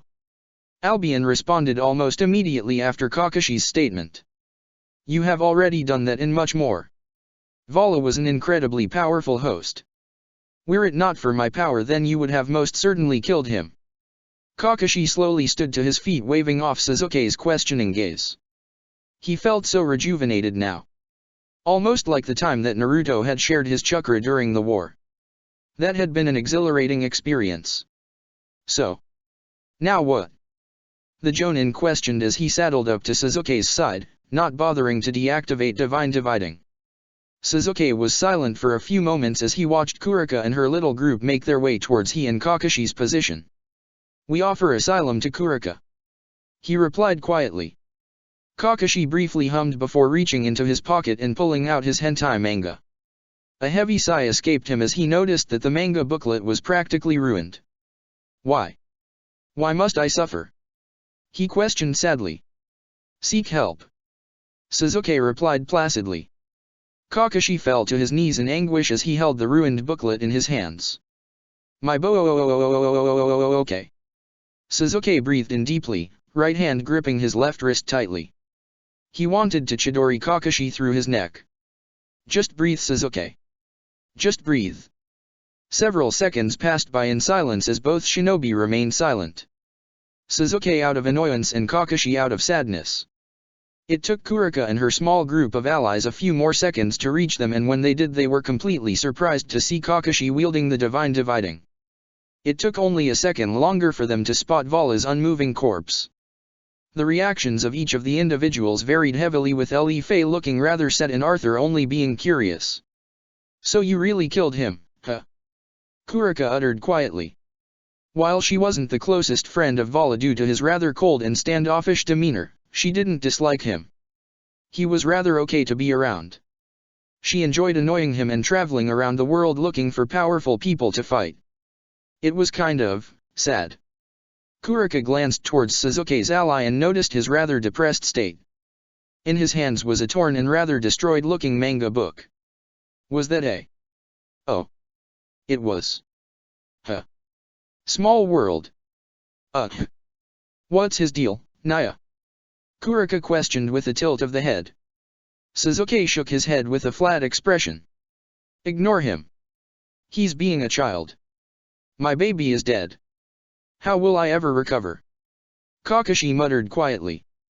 The Nico Shao glances at the man for a few moments before turning her golden eyes upon Sasuke.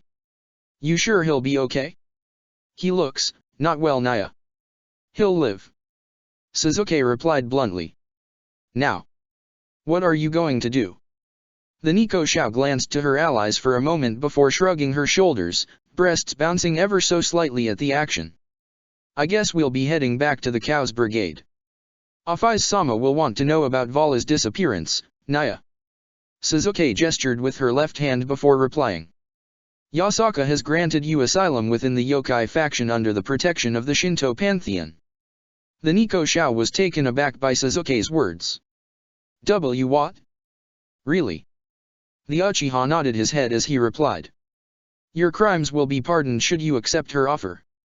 The Nico Shao was quiet for several moments as she digested the teen's words. She wouldn't have to be in the run anymore? That sounded nice. And the Cow's Brigade? I gave Afaiz-sama my word that I'd help her as long as she kept me away from the devils who wanted to hunt me down, Naya. Sasuke's eyebrow raised before he responded. We can talk to Afaiz later. He casually waved her concern off, not making a big deal out of knowing who the dragon was.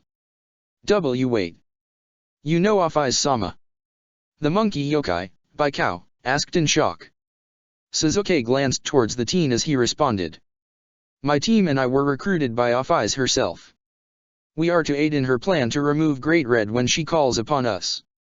But in the meantime, she has allowed us to do what we like. He glanced towards Kakashi, who finally seemed to recover from his mental lapse. Afaiz-chan is quite unique. The Jonin commented with a small smile. Chan. Fei squealed in surprise at the casual and intimate honorific. Kakashi nodded idly while placing his hands into his pockets.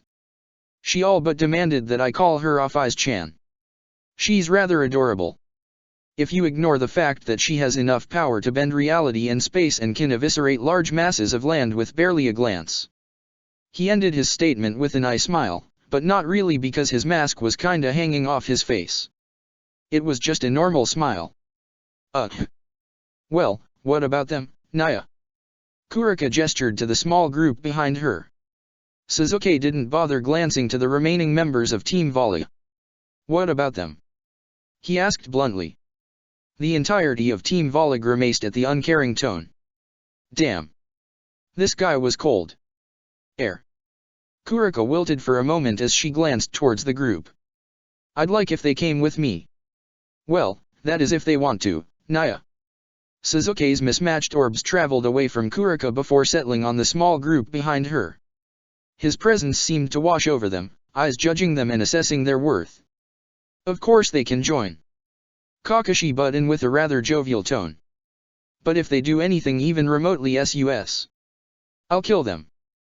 The Jonin's smile was a touch too bright and caused the hairs on the back of Team Vala's neck to raise.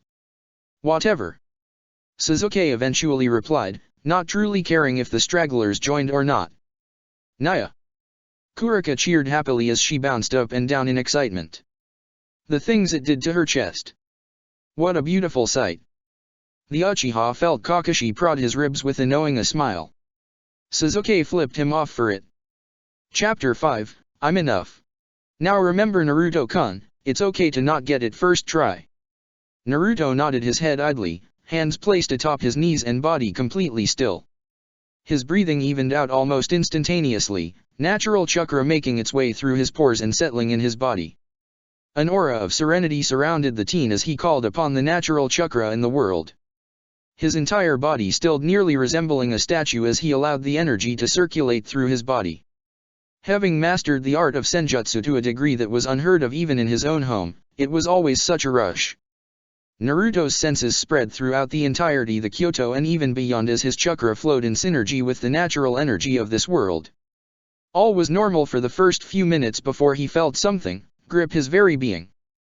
Eyebrows furrowing for the briefest moments, Naruto reached out with his chakra, trying to grasp the energy that he could feel. This was the same signature he had sensed during his fight with Amaterasu. It was ancient. Similar to when Kaguya had taken over Madara's body. What is this?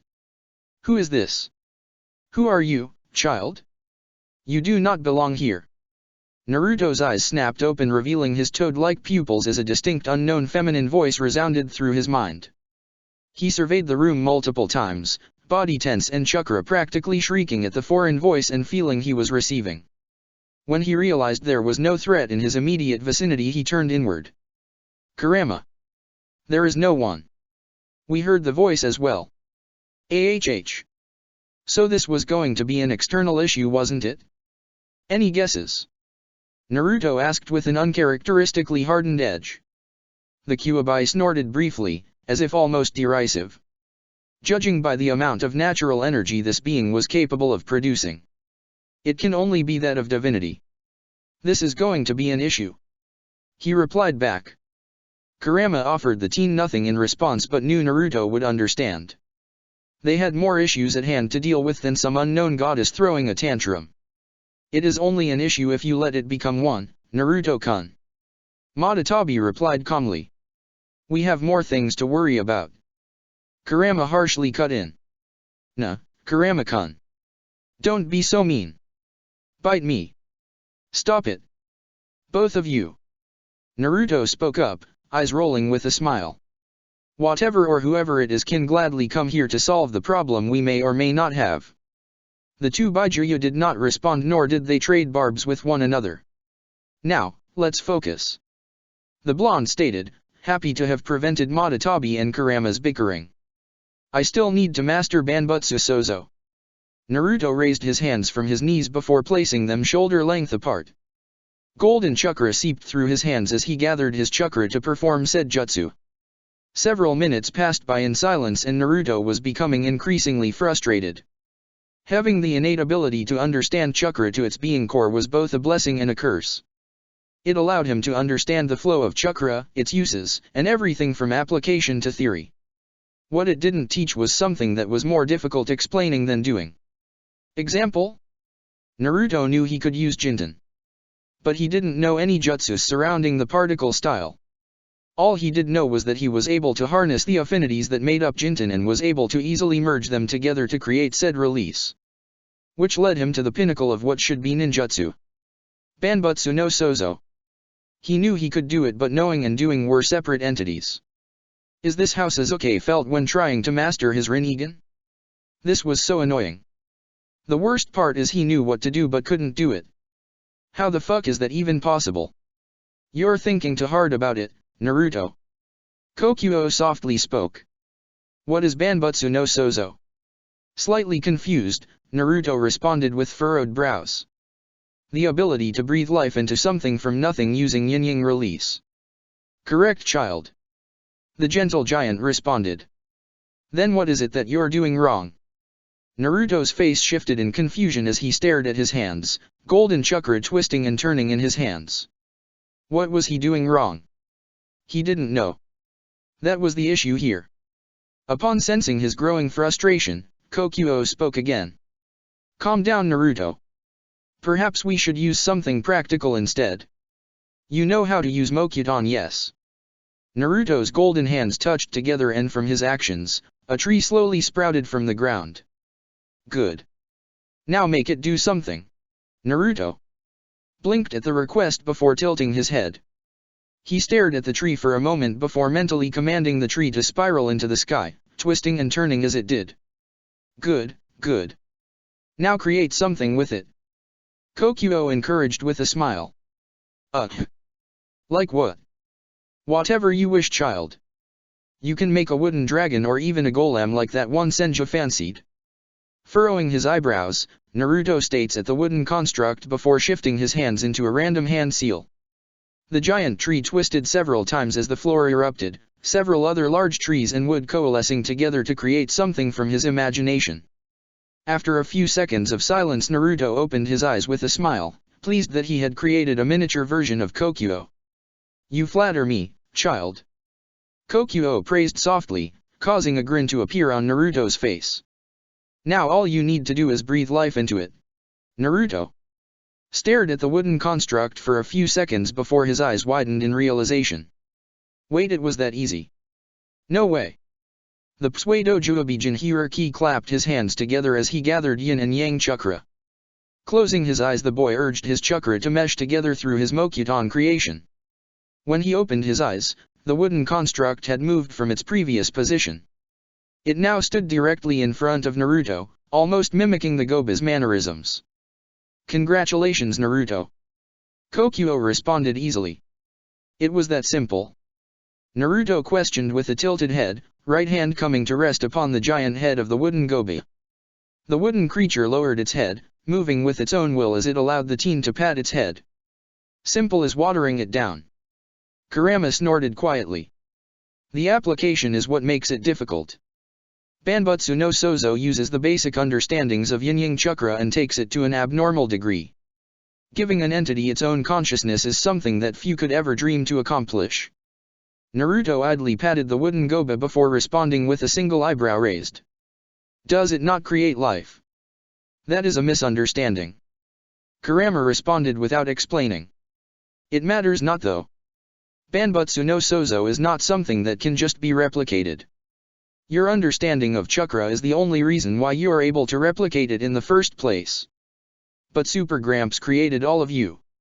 You're basically alive." Naruto commented with a lazy shrug.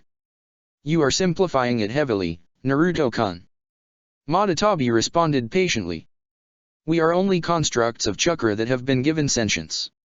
We are not alive like you are." Naruto pursed his lips for a moment before replying. "That sounds demeaning."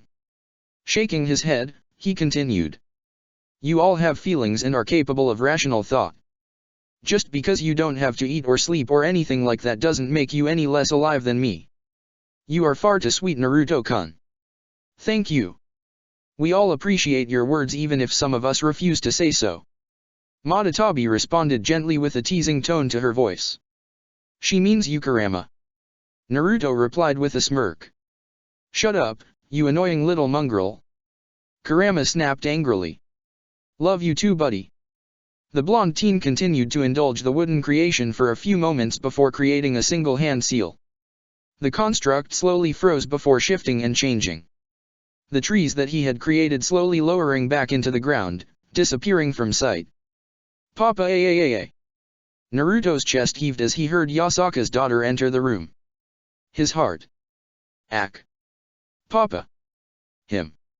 Turning on his heel, the teen spotted the small Kyuubi making her way towards him with a large grin on her face. "Papa!" she cried happily, tails waving erratically. "Ack. Critical damage. Abort. Abort. Abort. Abort." Before Naruto could escape his demise, the tiny Kyuubi launched herself into his arms, preventing the teen from escaping. "Kunu-chan. How many times do I have to tell you that I'm not your father?" he responded in an exasperated tone, blood staining his cheeks. The little Kyuubi shifted her position in Naruto's arms, amber orbs staring up at the teen with adoration. "Okami. She was too cute. Act K. Save me." "But you're Papa," she replied simply with a tilted head. The little Kyuubi placed her arms around the shinobi's neck before nuzzling her face into his neck. "Papa aaaaa." Naruto would have fainted on the spot had it not been for the fact that he could potentially hurt Kuna with his actions. Face practically flaming, the teen responded. "Yasaka and I aren't even together, Kuna-chan. You can't just go around calling me that. How would your mother feel?" Though his words said one thing, his actions proved the exact opposite. His right hand came up to support the girl as his left hand rested on her back, gently caressing the girl as a father would. "NNMH. Don't care." she replied happily, enjoying the comforting feeling of Naruto and his chakra. "Papa. My papa. You do realize that you're fucked, yes?" Kurama states unhelpfully. "Shut up." There was several seconds of silence as Naruto tried desperately to control the raging blush on his face. Yasaka's daughter was far too bold. He and Yasaka weren't even romantically involved. They were just friends. Yes, the woman incredibly beautiful and he enjoyed being around her, but HOH. Playing daddy now, Naruto-kun. Naruto's heart practically leaped out of his chest as Yasaka's voice resounded from the entrance of his room. Shifting carefully to avoid disturbing the woman's daughter, he spotted the woman blocking the only exit to the room. Upon her face was a beautiful smile that reeked of mischievousness. The kind of smile he used to have when doing pranks around Konoha. It's almost like she planned this. It's not what it looks like. He questioned more so than defended. The Kyuubi shifted her weight on one leg, which was practically fucking sinful, and positioned one of her arms beneath her giant breasts. An amused expression graced her face as she spoke. It looks like you're applying for the role of Kunu's father. Naruto opened his mouth to deny the woman's words but was cut off from speaking. She's never had the love of a father. You'd deny her that, Naruto-kun. This was a setup. A ruse. He was being manipulated. And no. Of course not. He was cut off once more as Yasaka responded with a sly smile. Good. Take good care of my daughter. There was heavy emphasis on those words. Do a good enough job and perhaps you can become her real father. Without another word the gorgeous yokai exited the room with a sway to her hips. Naruto wasn't ashamed to admit he had been staring directly at her ass. Denying it would make him a liar, and he was many things, but a liar wasn't one of them. Have you seen those hips? No shot. He had already lost. You are fucking whipped. Shut up, Kurama. Sakura's eyes roamed along the document she was reading before hearing a gentle knock on her door. The pink-haired teen closed the document before slowly rising from her seat and heading to the entrance of her room. Upon opening her door she was surprised to see the leader of the yokai faction. Normally Yasaka would send a servant to retrieve her if she wished to speak. This was new. Yasaka-sama. Sakura greeted with a minor bow. Is there something I can do for you? The blonde Kyuubi offered the girl a small smile before raising a hand. No formalities, Sakura. Is it okay if I come in? The pinkette furrowed her eyebrows for a moment before opening the door wider and allowing the woman into her new home. Would you like some tea? Yasaka stepped through the entrance with practiced ease and grace as she replied. Tea would be nice, thank you. The medic said nothing and went to accomplish her task as Yasaka took a seat on the couch in the living room. Several minutes of silence passed before Sakura made her way into the living room carrying a tray with multiple snacks and 2 cups of freshly brewed tea. Upon setting the tray down, Sakura took a seat in the recliner opposite to the couch and offered a smile to Yasaka. So, what brings you here, Yasaka? The yokai leader said nothing at first, choosing to savor the delicious tea of the medic. She was quiet for a few more moments before focusing upon Sakura. Tell me, she began slowly, a calculative expression on her face. Has Naruto ever been intimate with another woman? Sakura, having been ready to take a sip of her tea, froze at the question. She was silent for nearly an entire minute before clearing her throat quietly. Setting the cup back on the tray she returned Yasaka's stare with a curious one. Well, not to be rude but why are you asking me this? The Kyuubi smiled slyly as she held her cup of tea. Humor me, The medic continued to stare at the woman for a moment before shrugging her shoulders and taking a sip of her tea. To my knowledge? No. But there was a point in time where he disappeared from the village on a training trip for 3 years with his sensei, who at the time was renowned for being a massive pervert. The Kyuubi chuckled at the statement before taking a sip of her tea. She held the cup just in front of her mouth, hiding the smile on her face. He is not incredibly subtle with his gaze. Sakura blinked at the statement before glancing towards the tray on the table. Subtlety isn't Naruto's MO. It never has been though, to be fair. Returning her gaze on the blonde woman, she continued. I'm not an expert on the subject considering I chased after a childhood crush for several years, risking even my life and career just to get said man to notice me. I'd suggest that you be the one to make the first move. Naruto certainly won't be the one to do it. Yasaka chuckled dryly at the woman's advice. I figured that to be the case. He is very dense. A snort was Sakura's response. You'd have to hit him over the head with a brick that said please fuck me on it to get him to understand. Had Yasaka taken a sip of her tea, she would have most certainly spit it out at the girl's comment. Instead, she settled for an amused snort. I fear that even that would not be enough. Sakura shrugged her shoulders before placing her cup of tea on the tray. He's changed a lot. Dense and sometimes childish, but he knows what he wants. You just have to push him. He didn't have parents growing up, and getting him to understand basic social cues was a job in itself. Trust me, you're better off just swinging for it. I doubt you'll miss. He seems really infatuated with you. Yasaka's eyes slowly trailed away from the teen before settling on the tray of snacks and tea. She reached for one of the snacks on the tray, idly recalling the statement Sakura had thrown out when speaking about Naruto. MHM. And what's this about you risking your life and career? Yasaka asked while munching on her pastry. Sakura's eyes widened for a moment as pink dashed her cheeks. She was silent for a moment before clearing her throat. Well, that's ahem. That's a story for another time. The Kyuubi smirked as she replied. Era. There's a story there. Sakura's left eye twitched as her blush deepened. It isn't that deep. Doesn't sound like it. The Kyuubi responded while shifting her head side to side. The pinkette was silent for several moments as she stewed in her embarrassment regarding her actions due to her crush/love/obsession with Sasuke. She had rationalized these feelings long ago and questioned her decisions after the war had ended.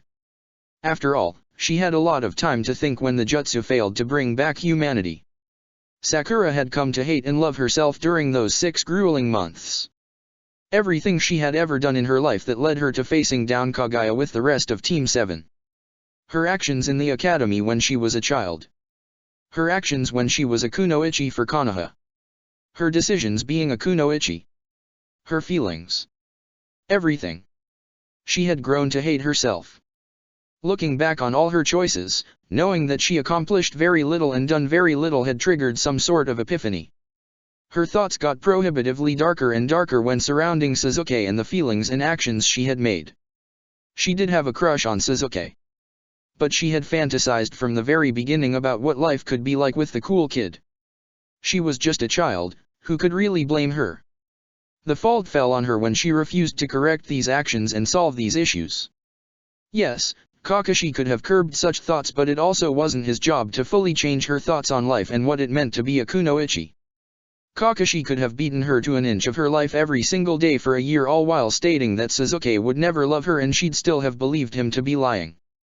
She had been delusional during her time as a genin, and seeing all those deaths when pain invaded Konoha had broke something in her. A medic knew that not every person could be saved. Tsunade certainly knew that. Hell, even Ino knew that. It just seemed that she herself was incapable of learning these important lessons. Deaths by the thousands only followed during the 4th Shinobi War, and she had learned the true futility of human life and what it meant to be a shinobi. While Sasuke and Naruto had understood that sentiment, they both interpreted it differently. A shinobi is one who endures. Sakura had rarely endured hardships and actively chose to downplay the life of a shinobi. She was incredibly lucky that she hadn't died early on, and even more lucky that she was still alive. It took time to accept this, and even more to forgive herself. Her change had been subtle but not completely hidden. Kakashi and Sasuke took notice almost immediately. Naruto? Not so much, but she doubted that would change.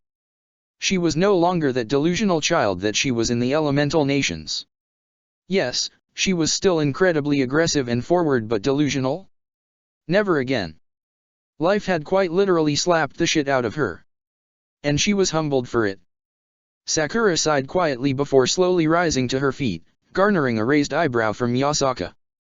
She ignored the woman's question and made her way to her liquor cabinet. Like sensei, like student.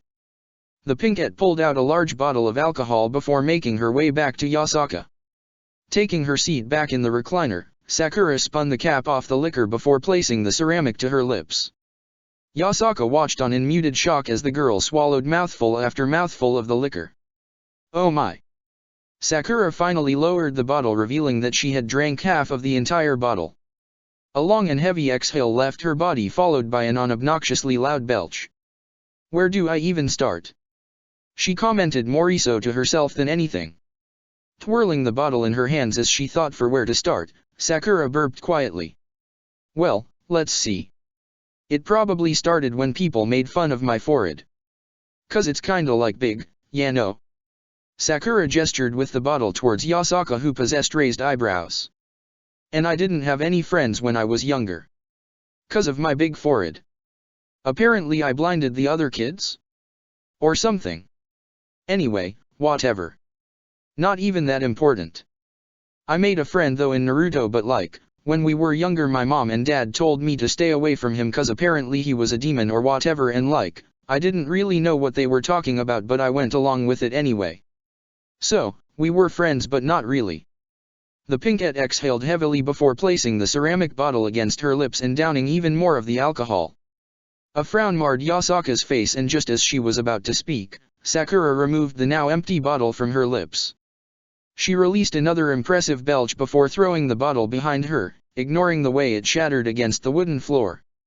Yeah, so we weren't really friends, and like I hated him. I met this girl named Ino and she became my best friend and rival, and like rival is a loose term because we were absolutely shitty kunoichi. Like, dieting and all this other dumb shit. Not important but like, kinda important or whatever. Another burp.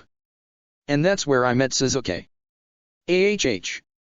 He was so cool and dreamy and all this other childish shit that I thought about when I was a kid. Anyway, I loved him or something, and like, his whole entire family was murdered by his brother, but like, I'm 12 years old and I don't even know what that means. I thought he was just cool and all that. Anyway, later on I almost get killed several times during missions. I pretty much do nothing on missions and Sasuke and Naruto have to bail me out all the time. They've always been strong or whatever. Another obnoxious belch releasing from the rather petite woman. She proceeded to wipe her mouth while shaking her head, continuing to ramble. Fast forward like a couple months or whatever, and like, our village hosted this tournament where we fight other shinobi for the chance to receive promotions and become higher ranks. But like, you can die and it's supposed to be about strength and all that or whatever. I didn't really understand it. I almost died about 13 times.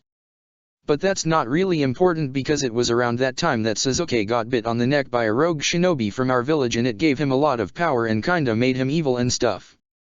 So there I was, about to fight Ino dash. Sakura. Please stop. Yasaka interrupted with furrowed eyebrows. I think it's best if you rest. The pinkette tilted her head while staring into Yasaka's eyes. She was quiet for a moment as her heavily flushed face sparkled. You're really pretty. An amused smile formed on the yokai's face. Thank you. I can see why Naruto wants to fuck you. Yasaka's expression went flat. And that's enough out of you. Off to bed you go. The yokai began to aid the pinkette to her feet before guiding her to the couch to lay down. After properly laying the drunken girl down, Yasaka spoke with a raised eyebrow. I had a mission for you today, but it can wait. And Sakura was snoring. Okay. Cool. Rolling her eyes, Yasaka exited the room while rubbing her temples. What in the hell just happened? Sasuke felt the stares aimed at his back but ignored them. Why? Because if he ignored them for long enough then they'd eventually disappear. That or he'd have to kill said individuals who were staring. It was a toss-up really. 50-50ths. Sadly, it was not meant to be. Naya. So what's Kyoto like, Sasuke? Kurika asked while saddling up beside the ebony-haired teen. Ignore it. Just keep walking. You can't ignore me, Sasuke-kun. Kin and will. Silence reigned supreme for all of 30 seconds before Kurika's fingers traveled to a destination that Sasuke didn't authorize. No one could blame him for karate chopping Kurika in her neck, effectively knocking her out. Though he wasn't entirely heartless as her unconscious body was easily hefted onto his back. An incredibly smooth and seamless transition that had the remaining members of Team Volley in shock. Though to be fair, it shouldn't have been that surprising. The guy practically one-shot volley. And them.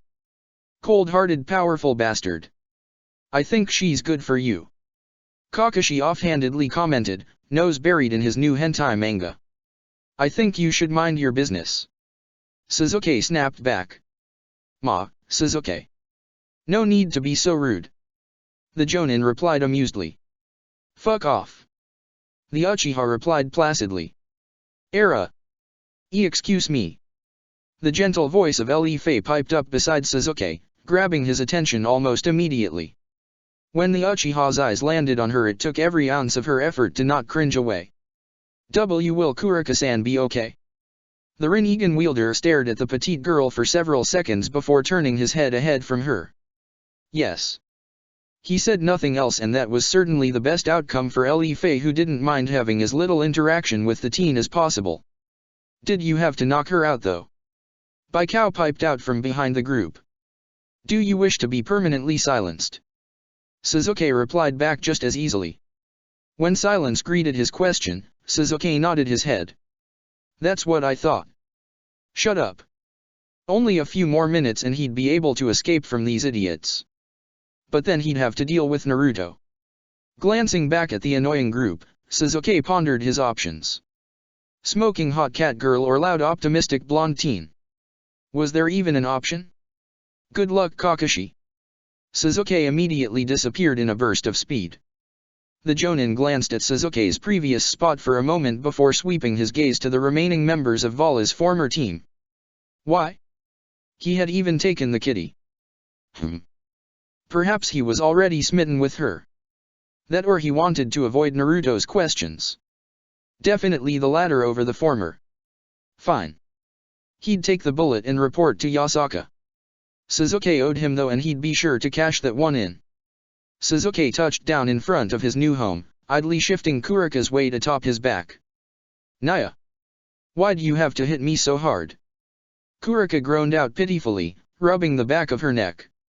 The ebony-haired teen rolled his eyes before placing his hand atop the knob of his new home. He stopped for a brief second as he sensed a familiar presence nearing his position. Ah! Seiyajuki! The Uchiha blinked at the woman's voice before slowly turning his attention towards his old teammate. His nose detected the distinct stench of alcohol as he took in her slightly haggard appearance. Sakura! His eyes roamed along her body and he ignored the way that Kurika shifted atop his back, curiosity burning in her golden orbs. Are you okay? The pinkette tilted her head as her emerald orbs strayed towards the yokai on Sasuke's back. She stared for several seconds before a sad smile formed on her face. Ah! Sakura feigned confidence she didn't truly feel. I have had far too much to drink. She rubbed her eyes for a moment before sniffing quietly. Where are my manners? I'm Sakura. I used to be Sasuke's teammate. Who are you? Kurika stared at the pink-haired girl, sensing the incredulous amount of chakra resting in the girl's forehead.